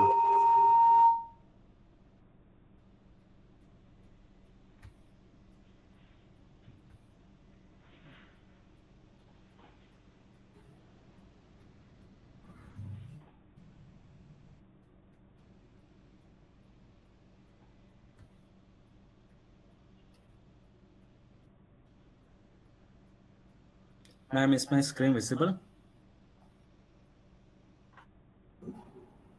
Hello. Yes, it is visible. Very good afternoon, everyone. I am Joshi Joseph, a SAID LMS, a SAID Computer Science Engineering student. Here I am presenting my study paper regarding the which addressing the pressing need for a payment system for Braille readers in banking environment. And the paper name is a study of novel payment system techniques for Braille readers. These are the agenda items that I gonna discuss throughout my presentation. The abstract of my presentation paper is that the study focuses on enhancing the accessibility and security for visually impaired individuals during banking transactions, specifically when using ATMs. Addresses the challenge. This paper addresses the challenge faced by visually impaired users despite the presence of guided audio systems in several ATMs. These audio systems often have limited effectiveness, leading to longer processing times and a potential security concerns for visually impaired users compared to sighted users. The study proposes an AI-driven payment system to mitigate these issues. The proposed system activates the upon dictating visually impaired user approaching the ATM. This system, proposed system, incorporates with iris and face dictation for user identification, and also come with biometric verification, which is performed through by fingerprint recognition. And to ensure the security, this system suspends the transaction if interference is dictated while a visually impaired person is using the ATM. The system enables the visually impaired individuals to input transaction amount to an audio system or through tactile keypad integrated into the ATM. The objective is to provide visually impaired individuals with a safer and more efficient ATM experience. The ultimate goal of this paper is to enhance the access of visually impaired individuals to essential banking services.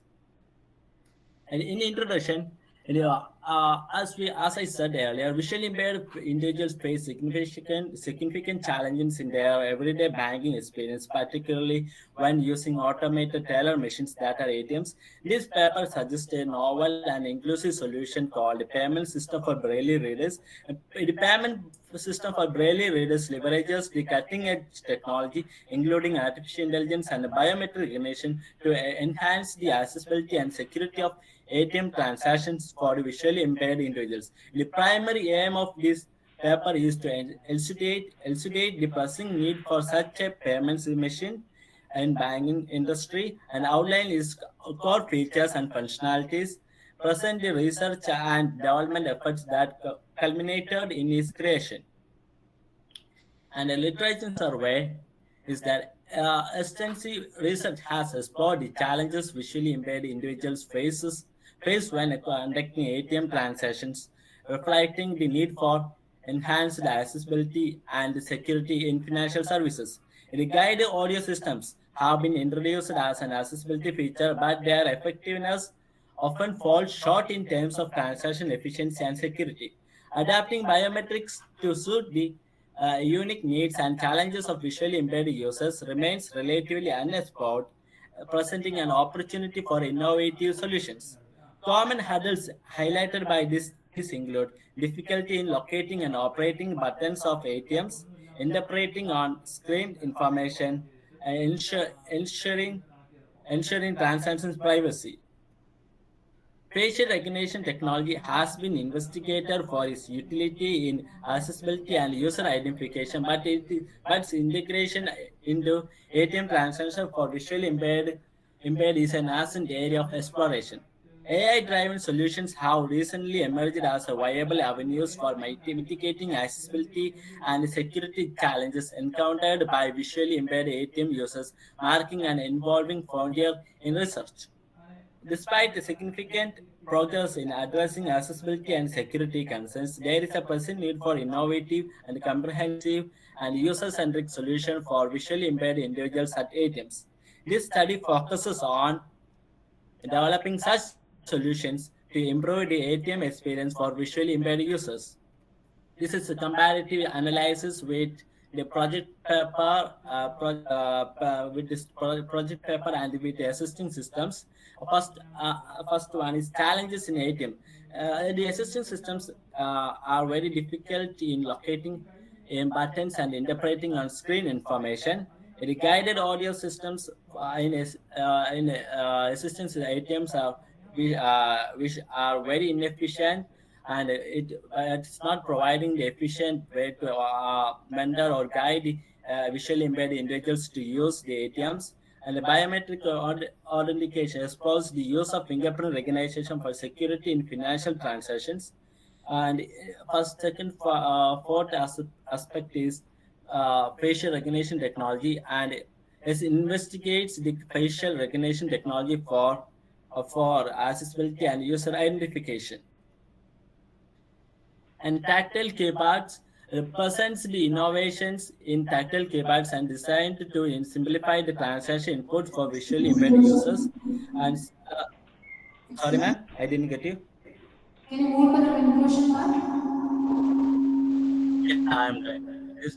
This is conclusion part, and this paper emphasizes the critical need for technology to empower and facilitate financial independence for visually impaired ATM users, address the limitations of existing systems, opening new avenues for innovation, promoted the creation of a more inclusive and equitable banking environment. The AI-driven payment system introduced represents a promising step toward ensuring equal access to essential financial services, aligning with the global effort for financial inclusion. And these are the references I have done. This all. And thank you.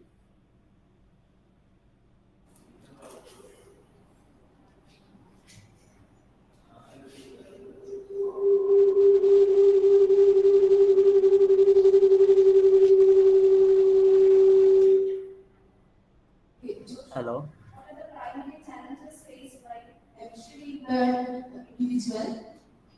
The current Sorry, man. Come that again. I didn't get you. enhance the accessibility and security of the system. Sorry, ma'am. I didn't get you. Actually, your voice is breaking. What are the primary challenges faced by visually impaired individuals with current payment system? Yeah, ma'am. One of the primary challenges, the most one is, yeah, ma'am, you are audible. Yeah, ma'am.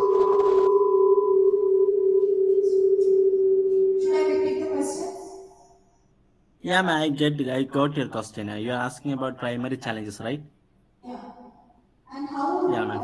your proposed system can enhance the accessibility and security of the system? Visually impaired users facing during the current ATM systems are one is locating the buttons. Second one is they have no efficient technology or efficient system to guide them to complete the ATM transaction, and they have no existing the guided audio systems in several ATMs are not able to help them to complete transaction within the regulated time.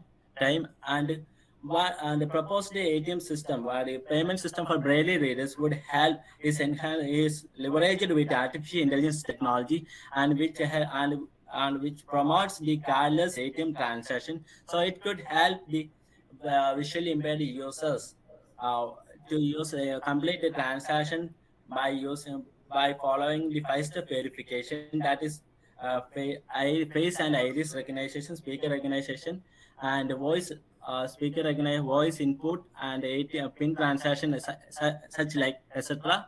So by leveraging the artificial intelligence technology, a payment system that leveraged with artificial intelligence technology would help them visually impaired individuals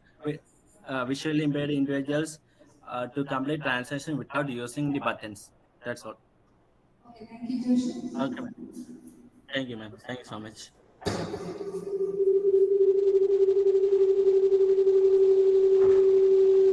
Now we are moving to the track number 2, Advances in Mechanical Engineering.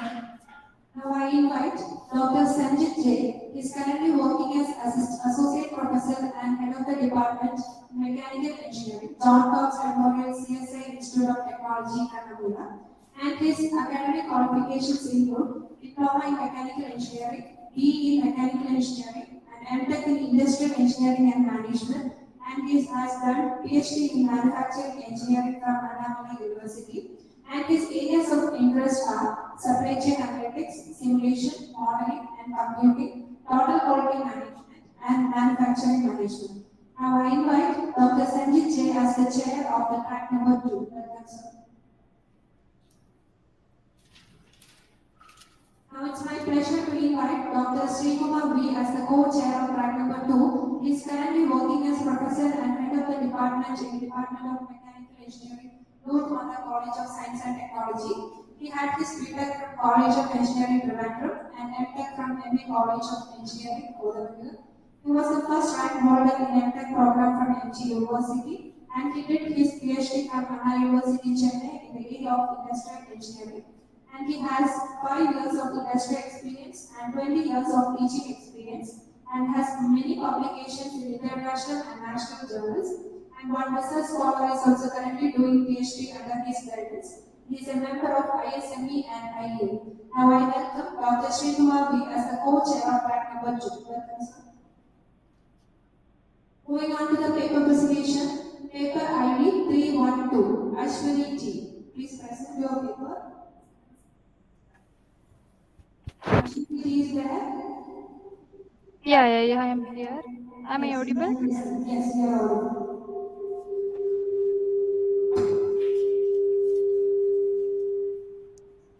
So my PPT is visible or not? Can anyone please tell? Hello?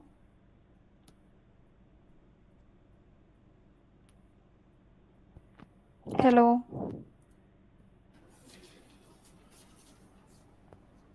Hello? Ashwini T is visible. You can present. Okay, then I'm going to present. So good afternoon all. Myself Ashwati. I am doing ML Group by Research in National Institute of Technology, Karnataka, Surathkal. So today I am going to present my paper titled Nickel Chromium Molybdenum Based Electrode as a Cathodic Material for Hydrogen Evolution Reaction in Seawater Electrolysis. So as all know, nowadays the use of fossil fuels are increasing, and it will causing different types of environmental problems like global warming, climate change and all. So transition to renewable energy resources is essential now. So nowadays hydrogen is gaining too much importance because when it is burned, only byproduct is water. And there are a lot of method for producing hydrogen like biomass production, pyrolysis, electrolysis and all.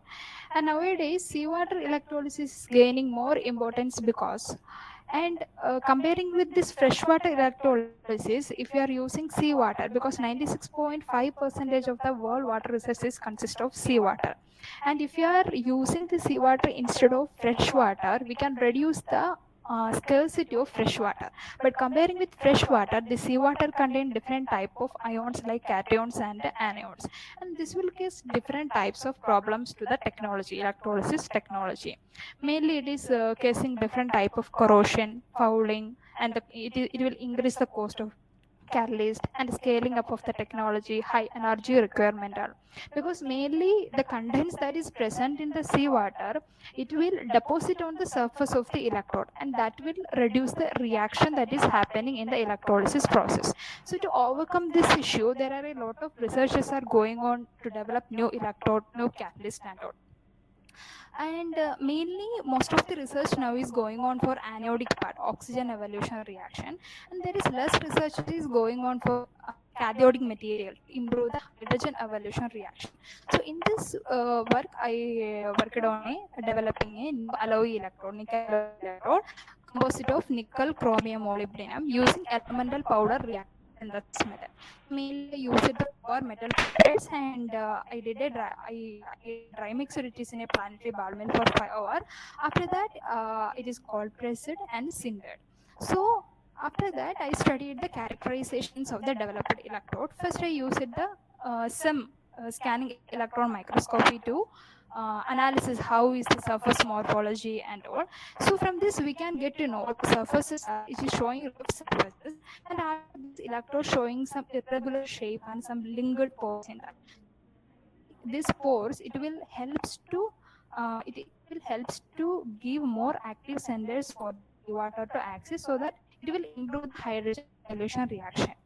After that, we carried out the XRD analysis. Mainly, XRD analysis is carried out to know about what are the constituents present in the developed sample. So within this XRD analysis, we came to know the electrode, which is consist of the samples of chromium, nickel, molybdenum, and there are some solid solution of nickel, chromium, molybdenum, and also. After that, we went to the electrocatalytic studies. So all the electrochemical characterization we done in a workstation. Firstly, we recorded the cyclic watergrams of the developed electrode, and we are comparing the pure nickel electrode, already available commercial electrode and developed electrode. We are comparing the studies. So from this cyclic watergram, first we are measuring the double layer capacitance. It is the capacitance that is exists between the electrolyte and electrode surfaces. So comparing to this pure nickel electrode and the developed electrode, nickel chromium molybdenum electrode is showing high CDL value.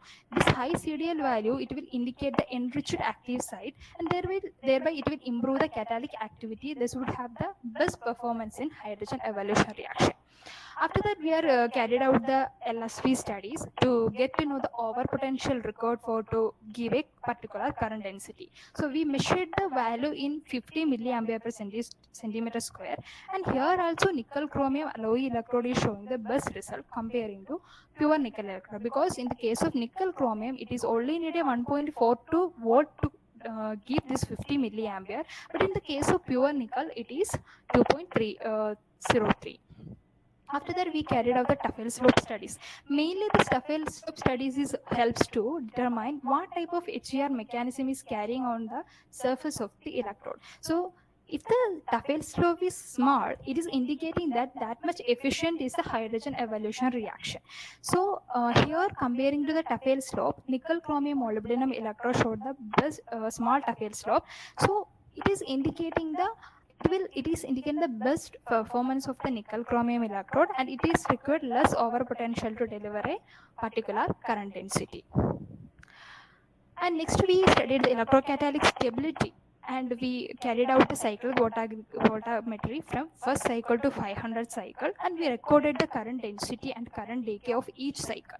So comparing to the electrode used, pure nickel, it is taking 31.08% of the current decay after the 500 cycle. But in the case of alloy electrode, it is very less. It is like 22.29%. So in the case of stability, also this porous nickel alloy electrode is showing the best result. And this is the current density and current decay values we are recorded. So coming to the case of conclusion, comparing to nickel alloy electrode and the pure nickel electrode, the nickel chromium electrode exhibited a high CDL value and a roughness factor. And in the case of LSP studies also, this electrode, it is only needed 1.42 volt of current voltage to deliver current density of 50 milliampere per centimeter square.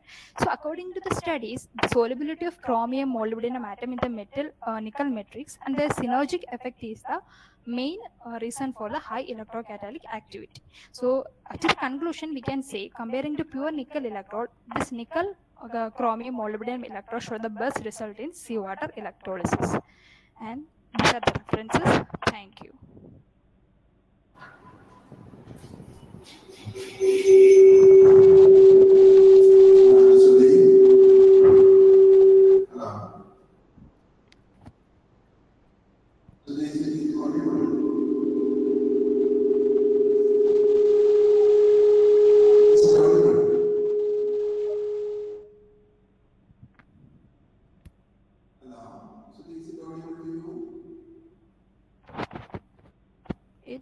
a little bit it is audible.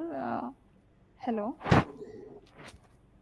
Can you once again explain your objectives? You have used the 3 electrodes, right? No, sir. Actually, I developed a nickel alloy electrode. It is the composition of 3 elements: nickel, chromium, molybdenum.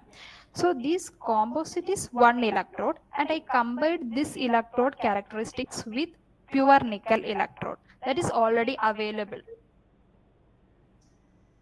Okay, whether you have used the available system or you have created for experimental system separately. Do you have facilities in your research center? Sir, can you please repeat the question, sir? Do you have facilities for testing in your research center? Actually, all the Whether characterization you study we have your carried out. experiments in your center or you have done outside?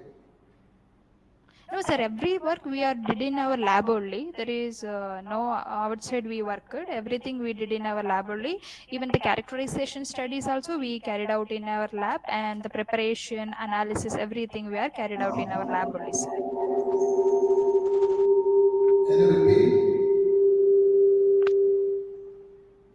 Sir, all the analysis in the sense characterization, preparation, every study, work, research we carried out in our lab only, sir. We never went any outside. Okay, can you explain figure number 6? Figure number 6.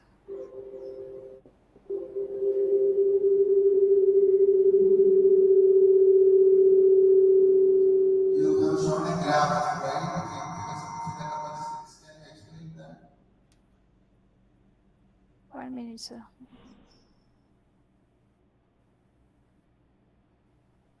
Sir, actually, it is a tuffle slope. It is the sir. Am I audible? Yeah, yes. Sir, actually, from this we are measuring the slope. Here I use it 2 electrode. Here we are measuring the potential versus log current density. Because at a particular voltage we are giving, how much current density is forming, we are taking the log of that. So all this we are did it in a electrochemical workstation. Then we will get the tuffle slope. Based on the tuffle slope, we are analyzing whether this electrode is good in seawater or not. How we will calculate the tuffle slope from the graph? Because the graph shape is different. How you arrived at that values 270 and 308? Actually, this value we can collect it from electrochemical workstation setup. Actually, in setup we have to arrange which range we are giving and which type of scan rate we are giving. After setting this, we will get data from the setup, so we can get from that. That value is a slope, right? Identified from the overall values you have We will get cathodic side slope also, anodic side slope also. Both we are collecting from the workstation setup, sir. Okay, and you are explaining that electrocatalytic stability. Can you infer why that much variation is coming at different cycles? Because in the case of the developed alloy electrode, mainly the stability for that is the pore structure. Because the pores they are providing more active side to the seawater for accessing. But in the case of pure nickel, while observing, we will get to know after a particular time, the surface of the electrode is fully completed with the deposited particles. And it is deposited particles in the sense we analyze it, what type of deposit it is like. It is the precipitate, hydroxide precipitate of magnesium, calcium anode. But in the case of nickel alloy electrodes, it is not that much affected by the corrosion.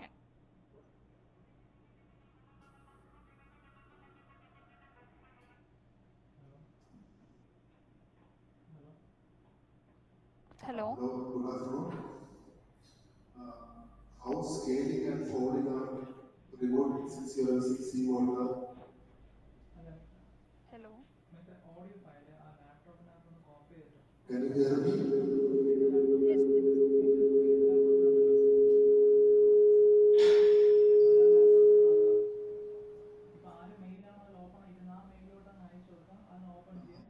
How scaling and folding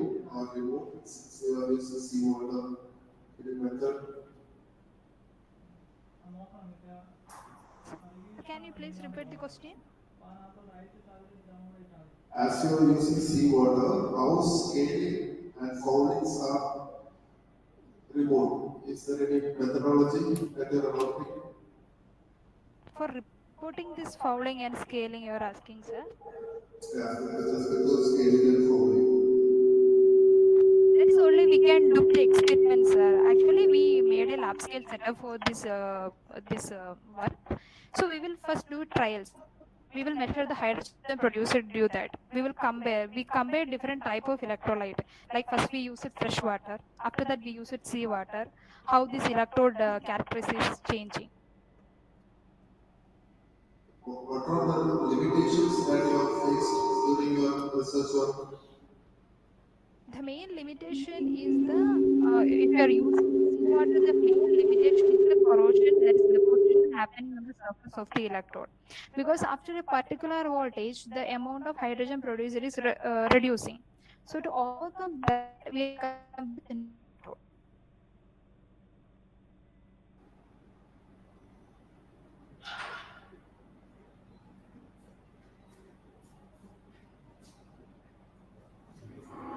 Thank you. Thank you, sir. Thank you, Ashwin. Next paper ID 340, Steve James. Yes, ma'am. Steve Is I James is audible? there? Yes, ma'am. Yes, ma'am. Is I audible? No? Yes, you are audible. You can present now. Okay.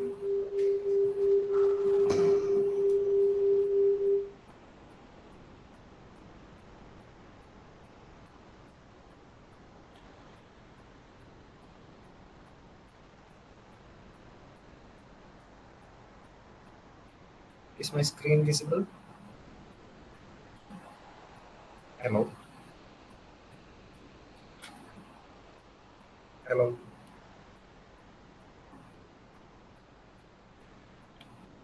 Steve, it is visible. Okay. Good afternoon, respected dignitaries. Myself, Steve James, research fellow from Department of Mechanical Engineering, SRM Institute of Science and Technology, supervised by Dr. R.M. Brigay, Assistant Professor, SRM Institute.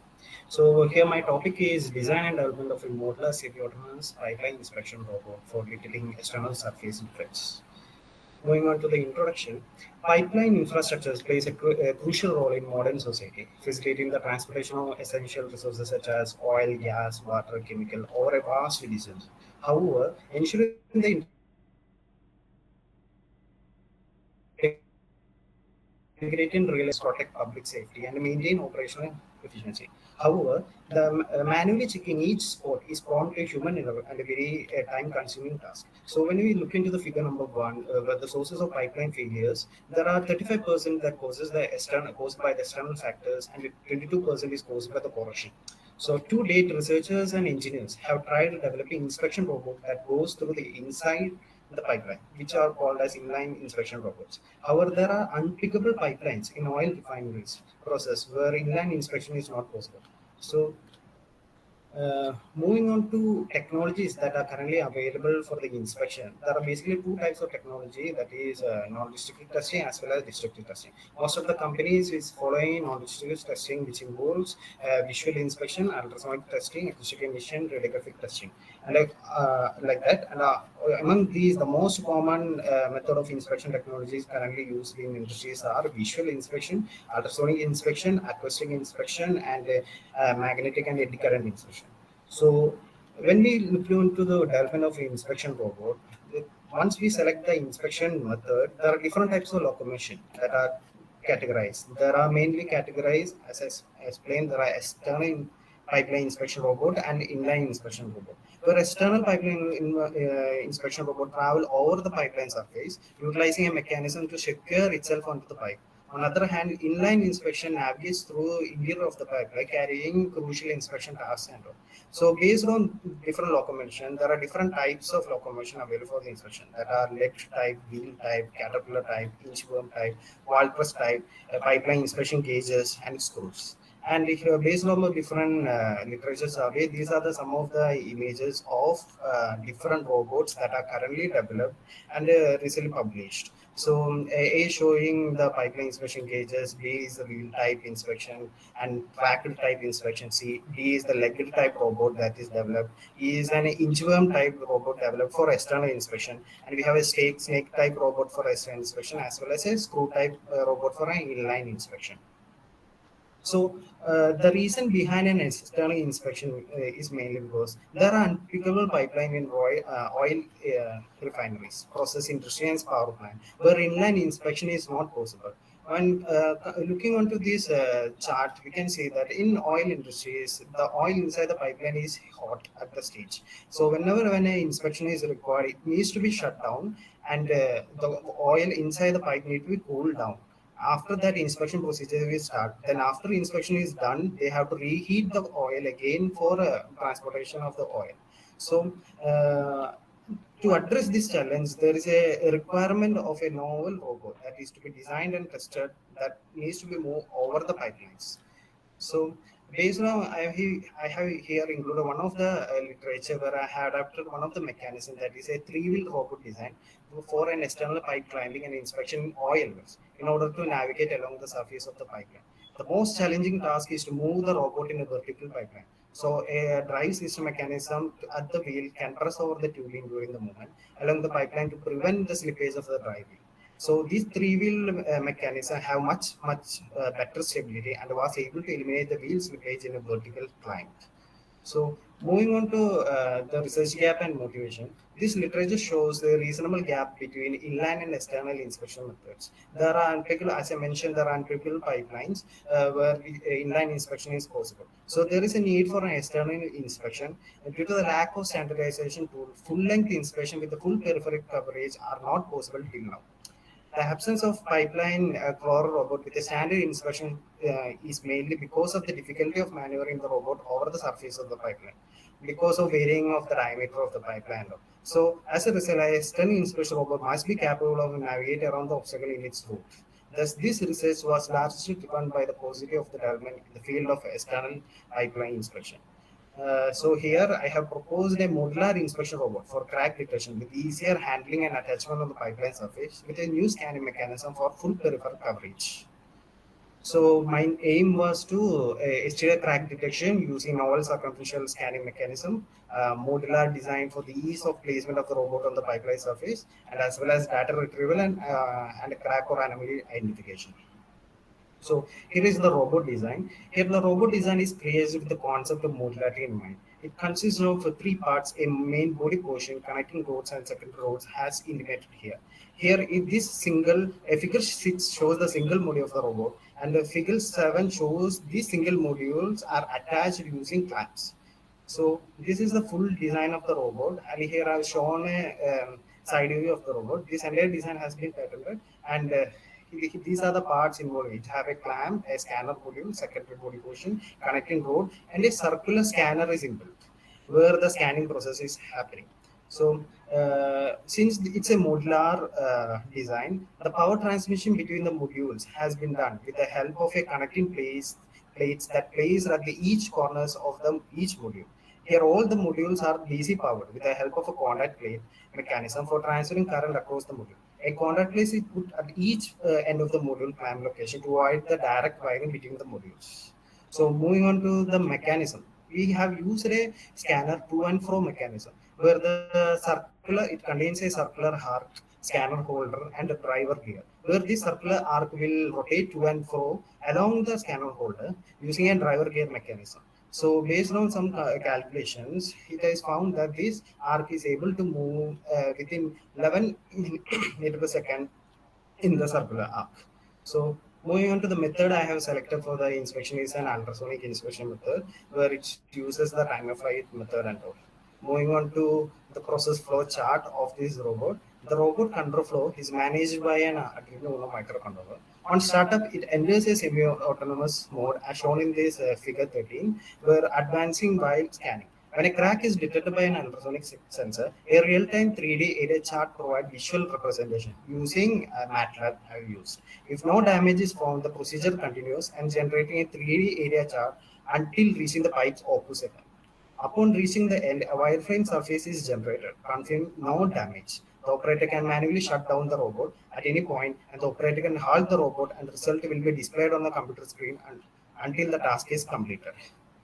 So here is a small prototype I have developed. This is an experimental evaluation. In this, a single module is only designed and tested on a mild steel pipeline. To test the built robot on a 60 diameter pipeline only tested on a horizontal plane. Here the robot is moving linearly on the pipeline at a 20 per second, and in order to test the sensor, the pipeline is subjected to manual pipeline cracks. In this case, detection method is used a timer-five method. So moving on to the conclusion, the theoretical time required for the robot. So I have compared theoretically as well as the practically. So the theoretical time required the robot to traverse 1 meter horizontal pipeline is 11.05 minutes. However, the actual time required in practically is 14.31 minutes. As a consequence, the time difference between theoretical and real-time scan of 1 meter pipe is roughly as 3.26 minutes. That means then based on the comparison study on the realistic model, it is understandable that on a comparing, usually in industries for a pipeline inspection, it takes almost 9 hours. So when comparing with those 9 hours, these robots can scan the pipeline with a 37.735 meter long. So I have intimated we have used ultrasonic sensors for detection of the pipeline cracks and all. So in this prototype, I have used two ultrasonic sensors, where one of the ultrasonic sensor is placed at the angle of 0 to 180 degree, and the second one is placed at 180 to 360 degree to ensure proper full coverage. Once the scanning is complete, a 3D area chart is utilized to build a wireframe surface chart, as shown in figures, which will display the position of the crack on the pipeline surface, as shown here in this. So here I have shown a linear distance value with the sensor value. Here the sensor is ultrasonic sensor value. If you look onto the linear distance from 10 to 20, the ultrasonic values are varying from 310 degrees to 325 degrees, and here from 330 to 350 degrees. Based on these only, we have predicting the crack is presented on the surface of the pipe. So these are some of the references, and thank you. Hello.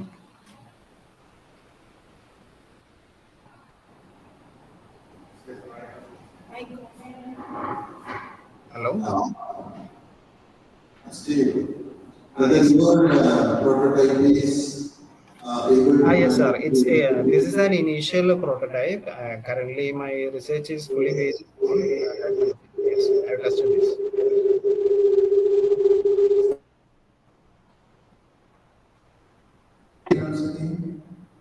Sir, you are echoing, sir. Not audible.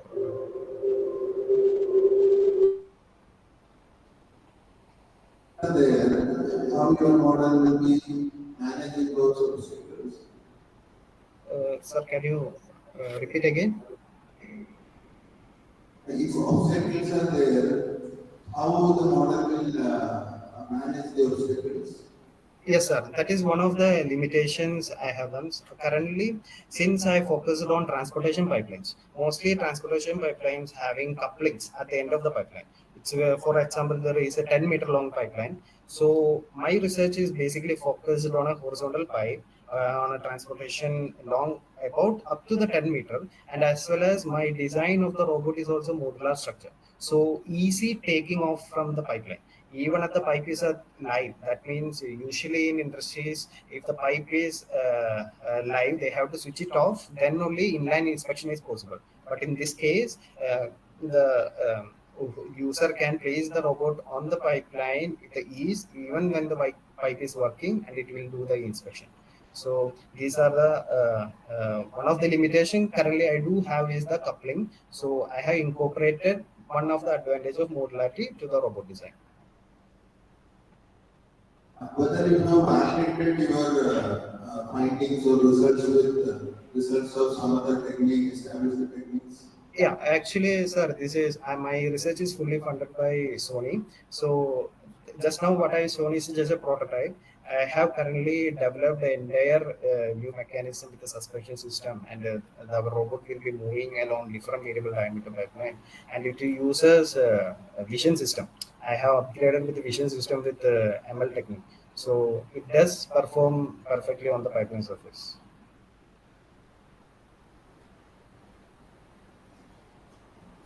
So have you developed the model? Yeah, I have designed the entire model, and my model only I have Sony have it taken, and we have developing those things. Tested it? Yes, sir.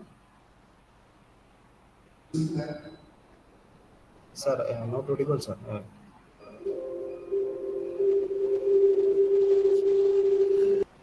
It's echoing, sir. That's it.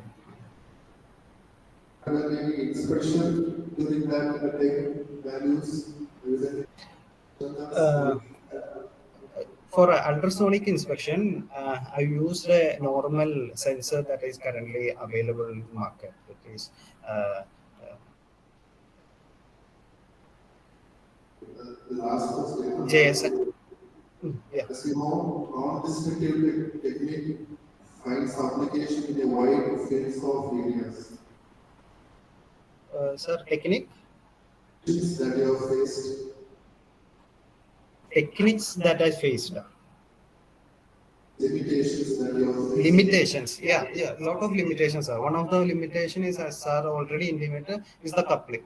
So only thing that was I was able to incorporate to that is the modularity of the robot. Then another limitation is that whenever our this robot design goes on elbow structure, our robot is not flexible. Currently, I have developed the PLA material. So flexibility is, as of now in my research, I have not focused on it because flexibility along with these mechanism is very difficult. So that is another limitation I have found. So mainly I focused on transportation pipeline. That means most of the transportation pipelines are horizontal, above ground, and almost like 10-meter long. And I was able to successfully test this on the industrial pipeline, and it give solid output, sir. On the last one. Yes, sir. Where human reach is not possible. Can you develop the model, for example, beneath the water? Which is not possible with the help of robot. Yes, sir. Under beneath the my currently this entire design is for above ground pipelines. Hello.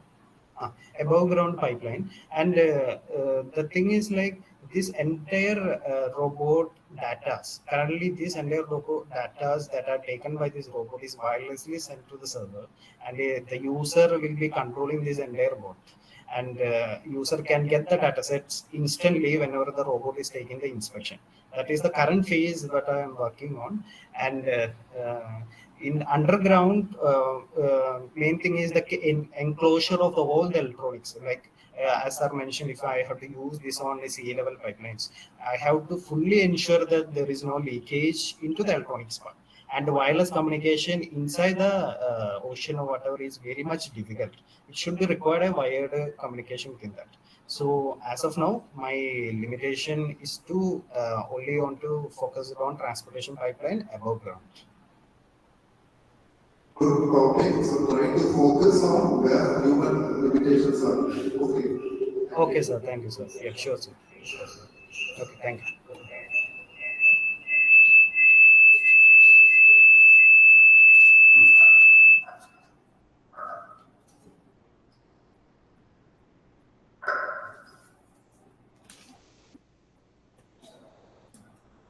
So now we can move to the track number 1, Advances in Civil Engineering. First of all, I want to welcome Dr. Sunil J as the chair of the track number 1, and he is currently working as Associate Professor and Head of the Department in Department of Civil Engineering, Noor Mata College of Science and Technology. He has 2 years of industry experience and 70 years of teaching experience, and he has many publications in international and conference proceedings, and he has done his PhD in structural engineering. So I invite Dr. Sunil J as the chair of track number 1. Welcome, sir. Now it's my pleasure to invite Ms. Indu Rajan, currently working as assistant professor in the Department of Civil, Gurumata College of Science and Technology. She has more than 10 years of teaching experience and has done her post-graduation in MTech in Environmental Engineering. She has published paper in international journals and also coordinated several programs. So I invite Ms. Indu Rajan as the co-chair of track number 1. Moving on to the presenters, paper ID 304, Giselle Johnson. Hello, Giselle Johnson is there? Hello. Yes, ma'am. Hello, ma'am. Am I audible? Yes, you are audible. Okay.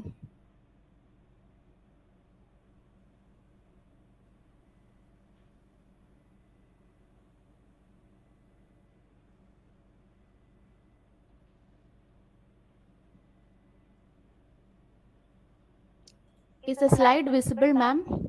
Yes, it is visible. Okay. Good afternoon, all respected dignitaries on the dais. Myself, Jissa Johnson, a research scholar from Department of Civil Engineering, Puducherry Technological University. I'm going to present a part of my work or from my topic, experimental study on basalt fiber reinforced concrete beams with GFRP bars. So the content includes a problem statement, significant objectives, broad methodology, and some part of the results and conclusion. So, as we all know, concrete has long been used as a building material for its high compressive strength, good durability, and low cost. However, its well-known limitation is that its brittleness and limited tensile strength. So, this was solved by usage of reinforcing bars in the tension side of concrete structures. So, it is functionally efficient and relatively inexpensive, so it does a good job in most cases. But however, steel rebar has main weakness, has a susceptibility to corrosion. So when exposed to corrosion, when exposed to salts, aggressive chemicals, and moisture, as it corrodes, steel bar swells and it increases the tensile load on concrete, which begins to crack and spall, creating opening and leading to further and faster deterioration of the steel and concrete. So this necessitates a costly repair and maintenance, and if allowed to progress far enough, it can compromise the structure's integrity. So basically, we have introduced many numerous coatings and penetrants over the decades to help seal out moisture from the concrete and rebar. And rebar itself has been upgraded the epoxy coatings, but it is not possible to prevent corrosion in the long term. So basically, we were thinking of a solution.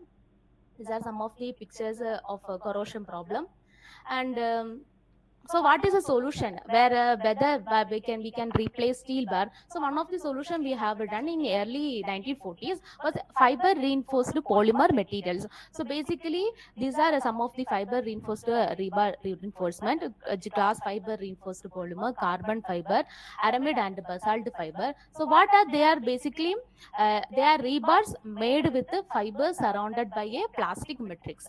This is the overall schematic diagram of the FRP rod. So these fibers can be aramid, carbon, glass, basalt, PVA, or other mixed type of fibers. So it will be in the polymer matrix, so that we can make a rebar.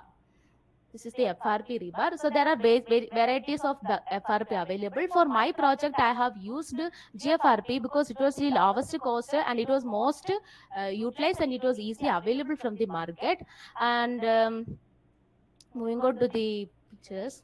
And there are these are some of the advantages of the GFRP bars. It is ideal for periodic or long-term immersion in fresh water or brine. So immune to rock salt and other de-icing chemicals. It offers broad resistance to host of other chemicals. And tensile strength of FRP rebar is basically 1.5 to 2 times higher than the steel. And it is also providing excellent fatigue resistance. It is having less weight than steel, higher strength to weight ratio. It is almost transparent to magnetic field and radio frequencies. These are some of the applications. I have not included all the applications. Of course, there must be some disadvantages to the GFRP bar if you are using. It will be brittle. GFRP is a brittle material. It will be susceptible to mechanical damage, susceptible to fire, inability to bend in the field. It is having longer load transfer length and poor shear strength. So in my research work, I tried to incorporate the fiber reinforced concrete with GFRP bar. I tried whether I can make a composite system with the FRC and GFRP bar. I have used basalt fiber as my fiber in my project, and for this presentation the key objectives are to examine the effect of basalt fiber and to find the mechanical properties, to study the load carrying capacity, crack pattern and failure mechanism of basalt fiber reinforced concrete beams.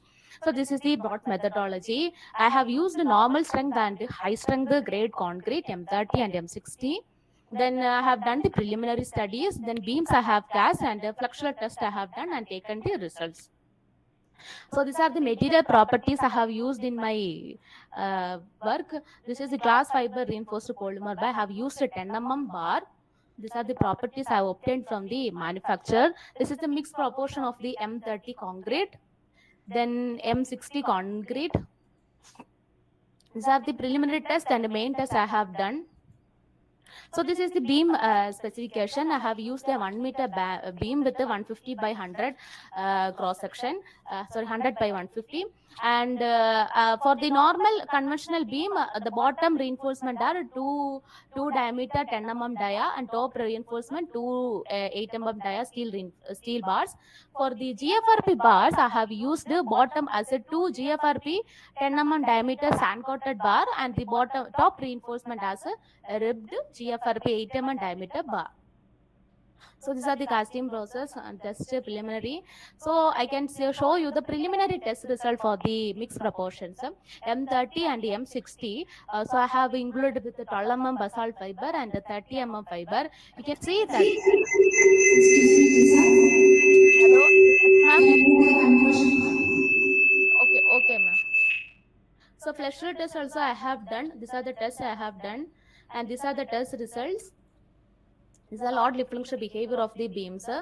So conclusion part. So while including the basalt fiber, I haven't shown the compressive strength was not improved in the concrete, but the fluxural strength was almost improved for both the normal and high strength concrete.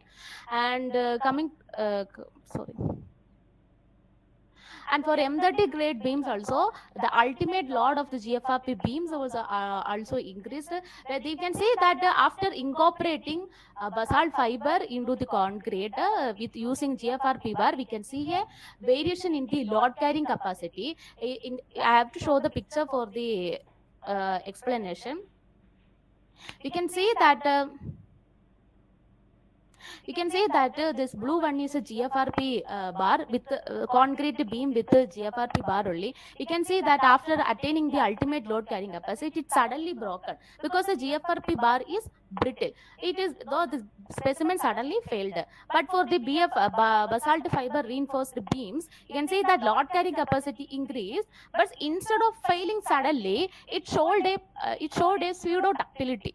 Instead of directly failing, it showed a pseudo ductility, and this was observed for both M30 and M60. The same trend was observed for normal and high strength. In high strength, obviously the load carrying capacity and the deflection was very higher, and the ultimate load was also increased. For 30 mm fiber, it showed better performance.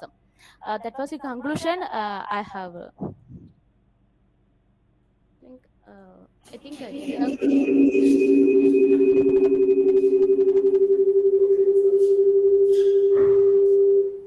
Hello. Thank you for the presentation. So I have one question to you. So in your experiment study, how the fiber orientation and distribution of fibers affect the mechanical properties of concrete, and can you ensure the homogeneity and proper distribution of fibers to get consistent mechanical properties throughout the beam? Sir, I can't. Sir, pardon, sir. Yeah.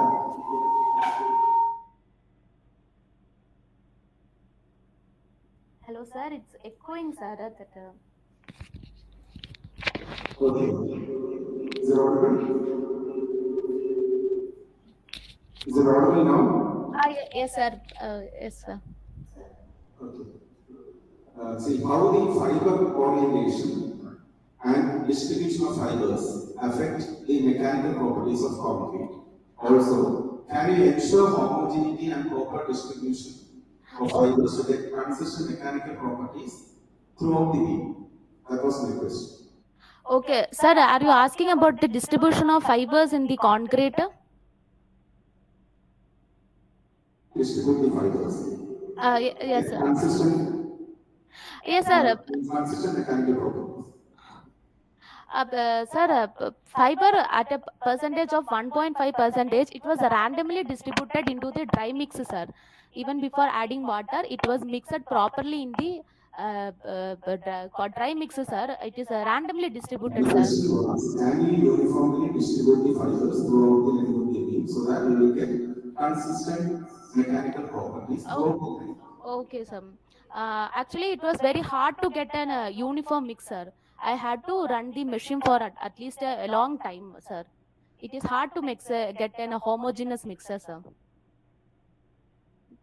Hello, sir. So, how can we adopt this practically? How can we solve this problem? Hello, sir. Pardon, sir. In practical cases, how will you solve this problem? Practically, so you told that you have taken a lot of time to uniformly distribute the fibers, right? So in practical conditions, it is not possible to take a lot of time for mixing the concrete and all. yes, sir. Yes, How will sir. you solve that? Actually, sir, I had to change the superplacer content, sir. I had to do a lot of trial and error for finding the appropriate superplacer content.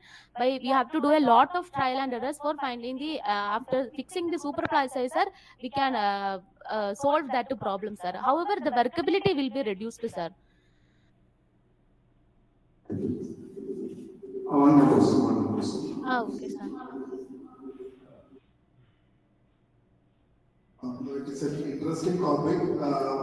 How much reduction in cost can be achieved with respect to using traditional steel cores? How much reduction is cost is achieved with respect to using traditional steel cores? Traditional. Sir, obviously steel bar is less costly, sir, compared to glass fiber reinforced bars.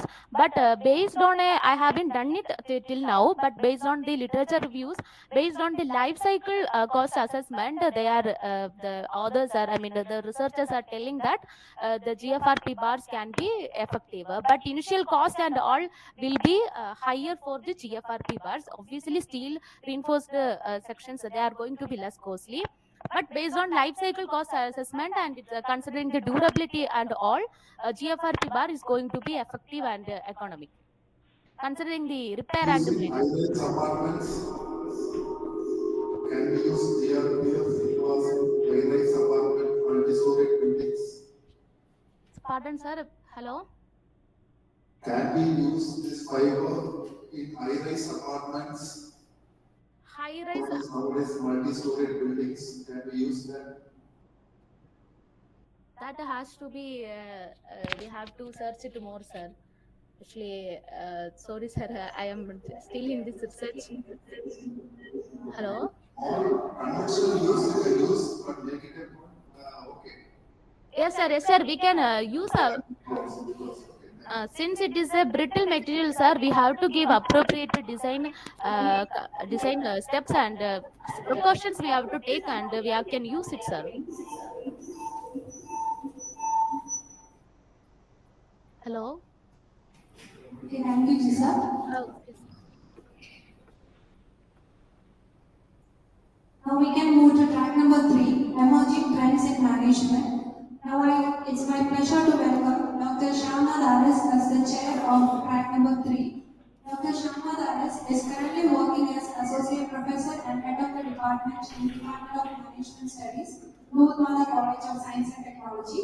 He has over 8 years of teaching experience, 2 years of experience in advocacy, and 4 years of research experience. And he has published 22 research papers in various national and international journals, conference proceedings, and edited books. He has presented 38 research papers and attended several seminars and conferences of national and international reputations. I invite Dr. Shyama Daras to the chair of track number 3 of the conference. Welcome, sir.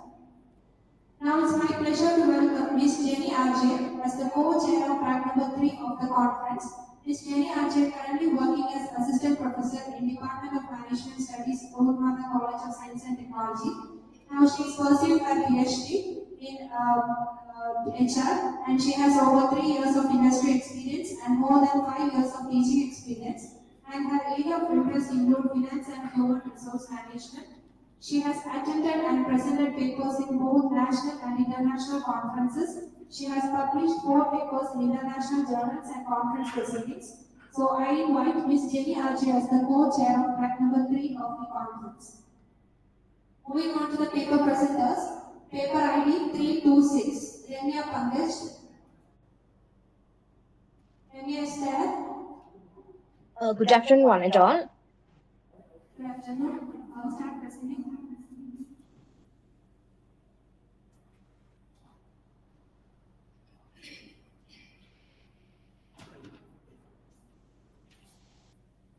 Am I audible? Hello? Am I audible? Yes, you are audible.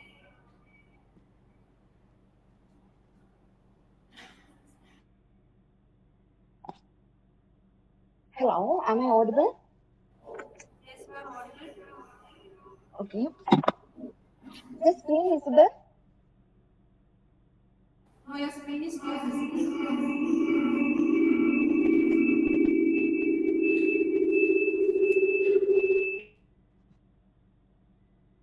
Hello?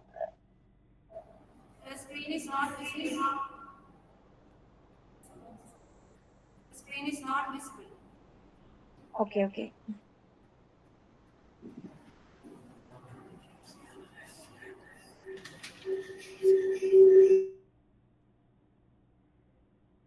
Is it visible now? Can you make it full screen? I hope the screen is visible.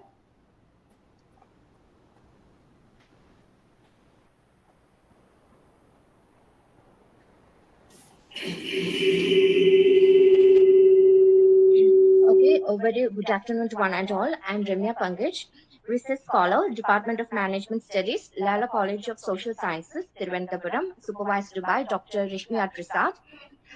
Before I begin, I would like to thank LMCST for giving me this opportunity to present my paper.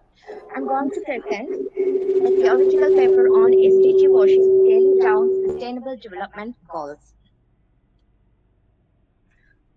In 2015, the United Nations introduced the 17 SDG goals, that is Sustainable Development Goals, with an aim to revitalize the sustainability of our planet. As it is given in the picture, it is a framework of 17 different goals which span across various aspects of life, especially social, economic, and environmental factors. Moreover, these goals serve as objectives or action plans for people to achieve prosperity, peace, and to create partnership and collaboration to ensure sustainable future of our planet and all its inhabitants. It came into force in January 1st, 2016. Now, moving on to the relationship between SDG and business. National governments are the prime facilitators of SDG implement, but corporate sector also plays a significant role in its effective implementation. Latest reports suggest that the corporate sector contributes to 84% of GDP and 90% of employment opportunities in developing countries. Thus, corporate sector can direct our world towards sustainability as agents of transformative sustainable development through innovative technological advancement through their research and development departments.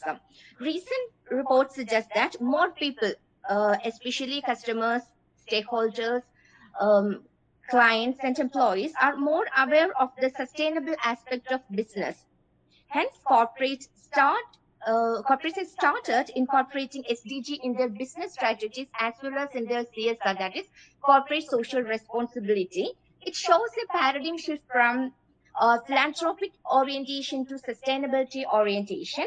Consequently, these corporate companies are expected to steer clear of all business activities adversely affecting SDG framework through their entire value chain. Now, SDG washing, it is, in simple terms, it is a manipulative marketing technique to impress stakeholders without any genuine or sincere effort to effectively implement SDG framework. It is the practice of presenting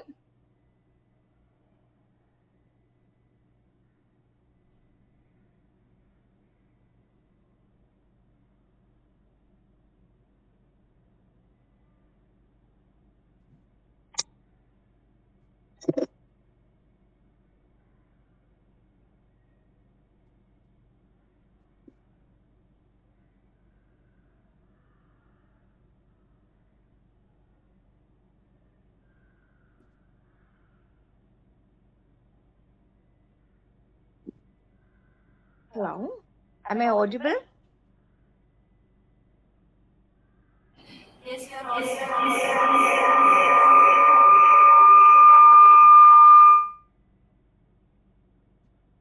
It is the practice of presenting misleading information, incomplete disclosure, selective disclosure, or misrepresentation of data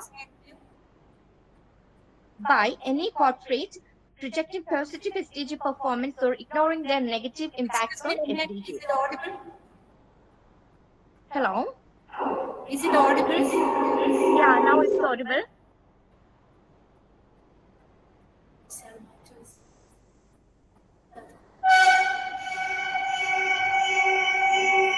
Hello, can you Please share your screen? Hello, can you see the slides? Can you please share your screen?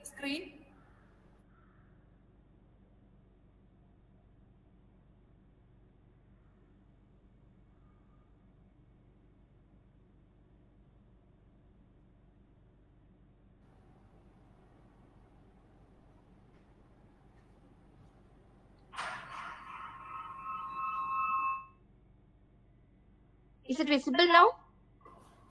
Yes, it is visible. Okay, sorry for the inconvenience. Okay. SDG washing is the practice of presenting misleading information, incomplete disclosure, or selective disclosure or misrepresentation of data by any corporate, projecting positive SDG performance or ignoring their negative impacts on SDG. For example, if an electronic car manufacturing company promotes their new car as eco-friendly and present themselves as SDG oriented, we need to do some fact checking. That is, considering the fact that SDG is not just one goal, it is a framework of 17 interrelated goals. We need to identify which goals are positively affected and which goals are negatively affected. Here, their claim on eco-friendliness is correct because it uses electric power and less emission. On the other hand, the cobalt in the batteries might be from some African mines, which might have involved child labor or occupational hazards or workplace safety problems, etc., which definitely negatively affects some of the other SDGs, especially SDG 8, decent work and economic growth. But this company choose not to acknowledge the negative impacts or try to ignore the negative impact, just promoting the positive aspect of the SDG. The purpose of the study is to encapsulate all aspects of SDG washing and develop a framework covering theories, motives, factors, and effects of SDG washing. Methodology. As I mentioned earlier, SDG was implemented in 2015. SDG washing practice started after that is after 2016. So there are very limited literature available on that regard, and so there is a knowledge gap regarding, especially on the comprehensive studies covering all aspects of SDG in a single study. Hence, this is an exploratory study employing qualitative methodology using secondary data from research papers, company websites, government and non-government reports, and news portals. The research questions we dealt here are: what is SDG washing? Give a definition to SDG washing, the theories associated with SDG washing, different dimensions of SDG washing, factors affecting SDG washing, the motives for corporates to practice SDG washing, and what are the effects of corporate SDG washing. Major theories associated with SDG washing are stakeholder theory, legitimacy theory, stewardship theory, signaling theory, and theory of competitive altruism. The operational definition here is: SDG washing is the manipulative image management technique of companies where they deliberately state unsubstantiated claims on any aspect of UN SDG to misguide their stakeholders without strategically prioritizing them in their business model. Various dimensions of SDG washing. There are 4 major dimensions of SDG washing. It is also called as types of SDG washing. First one is cherry picking, that is projecting the easiest SDG and not the most consequential. Second one is the selective disclosure of only positive effects and purposefully omitting the adverse impacts. Third one, incorrect information or misrepresentation or incomplete disclosure or misleading disclosure of company data on SDG performance or impacts. Fourth one, symbolic or pseudo commitment or bogus claims or superficial efforts to promote SDGs without having any significant or null contribution to any of them.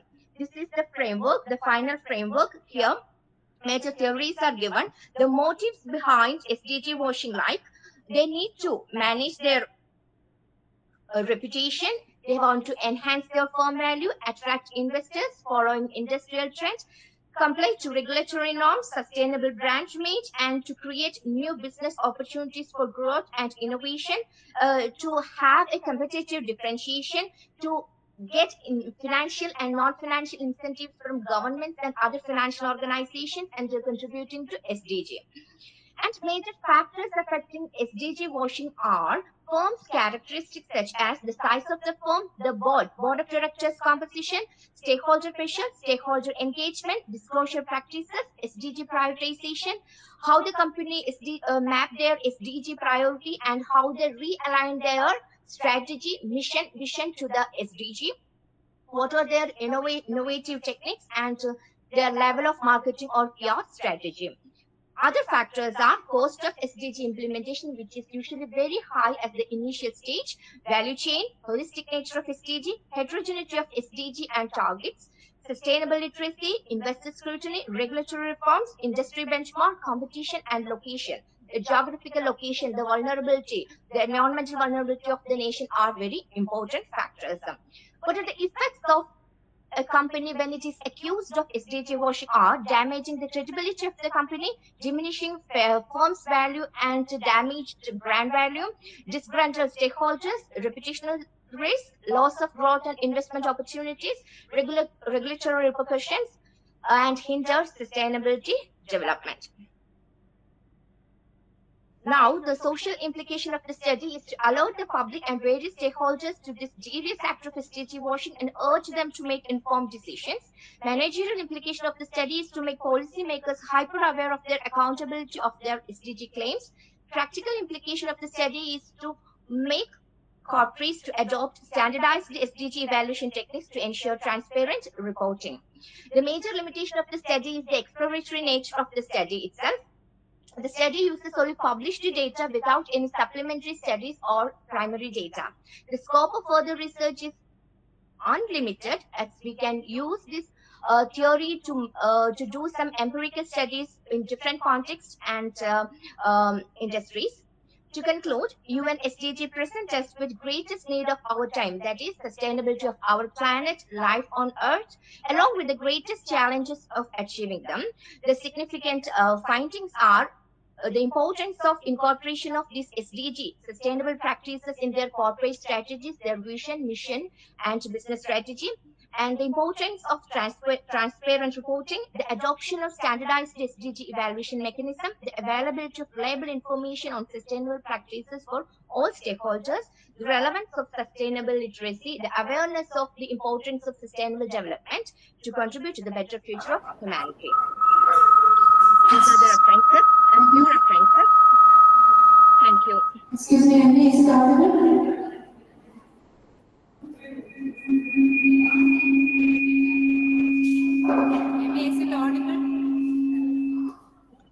hear you.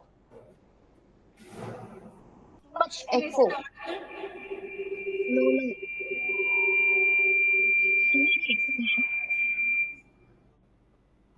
Maybe is it audible? Now it's audible, ma'am. Now we can move to the conclusion part. Okay. Okay, we can share session.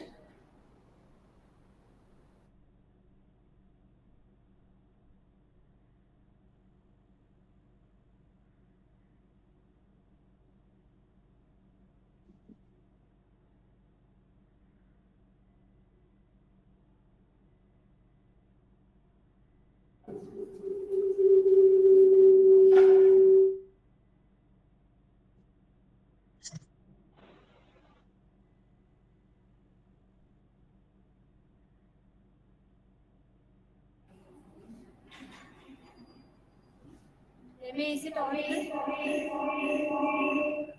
Yes, yes. Others are question. Ma'am, hello. The question from the sir. I haven't heard any questions, ma'am. Too much of echo.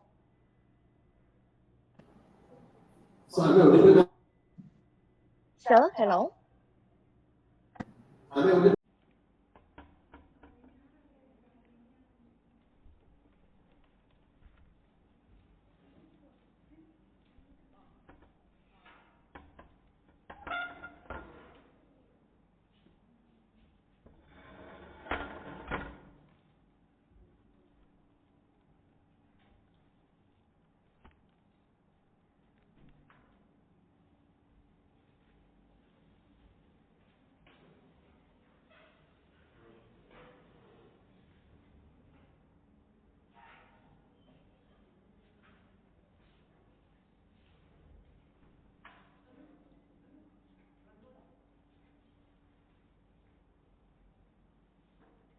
So good afternoon, everyone.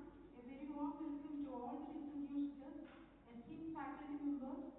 We are gathered here today to celebrate the success completion of ICAMEET 2024, an event that has brought together brilliant minds to share knowledge and innovation.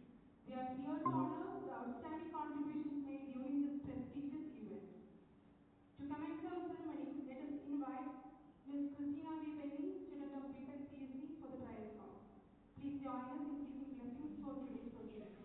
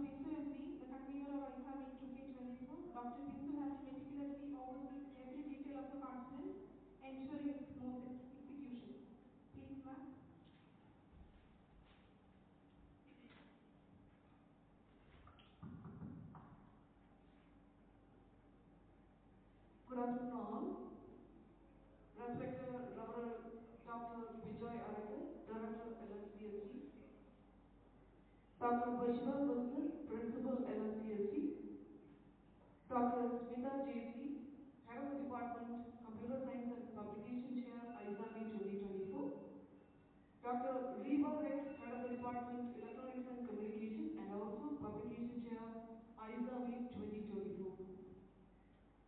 Delegates, Organizing Committee of ICAMEET 2024, various heads of departments, faculty, staff, and students. As we draw the curtains on this remarkable international conference, it is my privilege to present a summary of the events and achievements we have witnessed over the 2 days. This conference has been a convergence of brilliant minds from across the globe, fostering an environment of knowledge sharing, innovation, and collaboration. We had Mr. Gilroy Matthew, Vice President, UST, as our chief guest for inaugurating the ICAMEET 2024. We had the honor of hosting over 35 delegates from different parts of India, representing a diverse range of disciplines within the field of science, management, energy, and engineering. Our keynote sessions were led by some of the most esteemed figures in the teaching industry, including Dr. Srijit Vidyadharan Nair, Research Assistant Professor, Department of Aviation, University of North Dakota, United States, who enlightened us on the topic, defending critical infrastructure from small UAS, counter UAS, implementation challenges and future trends. Also by Dr. Ben Sujin, researcher and registrar, University of Technology and Applied Science, NISWA, Sultanate of Oman, who provided groundbreaking insight into robotics and generative AI. Also by Dr. Lakshmi J. Mohan, Senior System Engineer, Research Cloud and ER Team, Monash University, Melbourne, Australia, who gave an enlightening session on the topic e-research, pathways and support to enable effective research. Their contributions have undoubtedly set a high standard for the discussion that followed. Over the course of the conference, we had 5 technical paper presentation sessions featuring 35 research papers that covered cutting-edge advancement in areas such as solar energy harvesting and computing. These sessions facilitated deep dives into subjects that are poised to shape the future of engineering and technology. The panel discussion brought together experts who engaged in thought-provoking debates on modern technologies. As we conclude, I would like to extend our heartfelt thanks to our organizers, volunteers, and every participant who contributed to making this conference a resounding success. Your dedication and hard work have been instrumental in bringing this event to fruition. Finally, as we look towards the future, let us carry forward the knowledge and insight gained from this international conference, ICAMEET 2024, to our respective fields and continue to drive innovation and excellence in science, management, energy, and engineering. Thank you all, and we look forward to welcoming you to our ICAMEET 2025 at LMCST. Thank you all for joining, and thank you. Thank you, ma'am, for the detailed summary. Moving forward, it's an honor to invite Reverend Dr. Bijoy Augustus, the Director of LMCST, for the President here.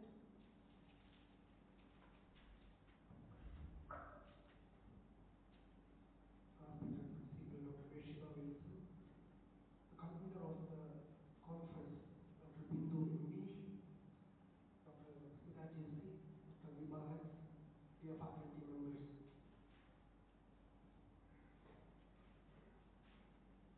As we come to an end to this International Conference of Science and Technology and Management, I have felt a sense of inspiration by the incredible work and ideas that have been shared over the past few days. Throughout this conference, we have witnessed groundbreaking research, innovative technologies, thought-provoking discussions that have the potential to shape the future of our world. I urge each and every one of you to take the ideas and insights gained here to continue to push the boundaries of what is possible. Let us harness the power of science and technology and management to address the pressing issues of our time, from climate change and public health to social inequality and beyond. In closing, I want to express my deepest gratitude to all the speakers, organizers, and attendees who have made this conference a resounding success. I would like to express my sincere thanks and congratulations to Dr. Bindu MV and her team who made this conference a great success. Your passion, dedication, and expertise have truly made a difference, and I am excited to see the impact of our collective efforts in these days, months, and years ahead. Thank you all for your contributions, and may we continue to strive for a better, brighter future through the responsive power of science and technology and management. Once again, I would like to express my thanks to all the faculty members also. Thank you very much. Thank you, sir, for your insightful address. So now we have the pleasure of hearing from Dr. Toshiba Nelson, the principal of LMCST, who will felicitate the achievements and contribution of our participants. Respected Director, Reverend Dr. Vijay Reddy, Convener of ICAMEET, Dr. Bindu NV, Dr. Smita JC, Dr. V. Bharat, dear colleagues and dear participants. So today marks an important and significant day in the history of LMCST. We have organized this ICAMEET2024 International Conference successfully. I took charge as principal in the year 2022, and right from the day when I took charge, I had one strong wish to conduct the international conference. So we entrusted the same to many faculty members. We forwarded a lot of brochures and everything, and looking forward so that this will be conducted. But nothing happened, and later we identified the right person, in fact to say the right person. And from the day after entrusting this conference to her, we had lot of chats till today morning. Lot of chats regarding this one. She planned everything meticulously. That word means everything precisely in order and executed everything successfully. And that is really very great. And she wouldn't have accomplished this with the help of team members. Each one in the team worked hard and really completed their duty. And today morning also we discussed about ICAMEET 2025, and she also had a wish that this should be continued in the coming years. And I also thank our director and the entire management team for the constant support and encouragement guidance for each and everything regarding this conference. And I thank all the staff members also for making this possible. Thank you all.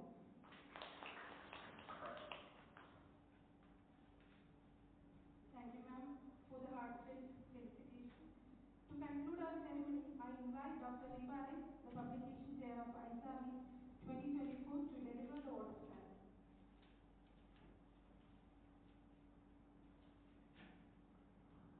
Good evening all. Thank you is such a prayer that cannot be seen or touched. It must be felt by heart. I feel honored and privileged to get the opportunity to propose a vote of thanks on this special occasion. First, I extend my most sincere thanks to Almighty God for making this conference great success. My special thanks for his valuable suggestions throughout this conference. Thank you, Father. My sincere thanks to Dr. Beshiba Wilson, Principal, LMCSD, for her help and support at various stages. Thank you, sir. Today, my words are not enough to express the gratitude to Dr. Bindu MB, Associate Professor, Mechanical Department and Convener, ICAMEET2024, who is the backbone of this program, worked day and night for the success of this conference. Thank you, sir. On behalf of LMCSD, I would like to extend my heartfelt gratitude to our esteemed speakers, Mr. Gilroy Matthew, Vice President and Head of Semiconductor University. Thank you, sir. My sincere thanks to all keynote speakers, Dr. Srijit Vidyadharan Nair, Dr. Lakshmi J. Mohan, Dr. Ben Sujan, Dr. Grace Rajan. Your thoughts have enlightened our minds and have shown us a new path.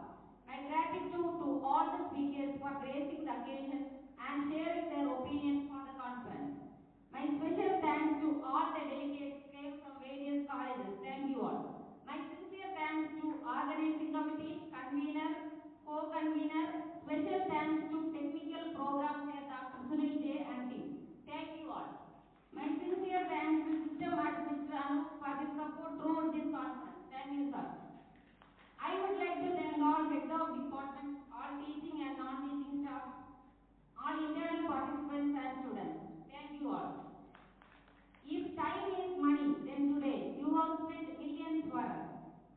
Thanks to all of you for making this event successful. Thank you.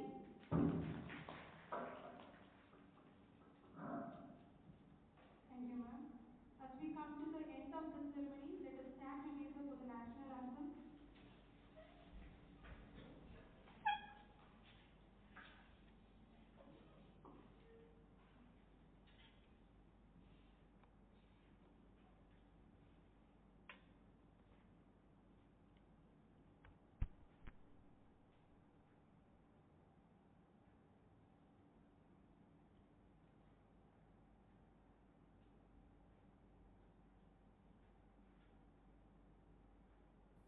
जनगण मन अधिनायक जय हे भारत भाग्य विधाता पंजाब सिंध गुजरात मराठा द्राविड उत्कल वंग जनगण मन अधिनायक जय हे भारत भाग्य विधाता पंजाब सिंध गुजरात मराठा द्राविड उत्कल वंगा विंध्य हिमाचल यमुना गंगा उच्चल जलधि तरंगा तव शुभ नामे जागे तव शुभ आशीष मांगे गाहे तव जय गाथा जनगण मंगलदायक जय हे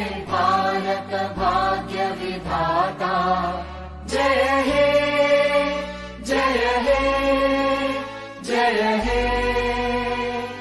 जय जय जय जय हे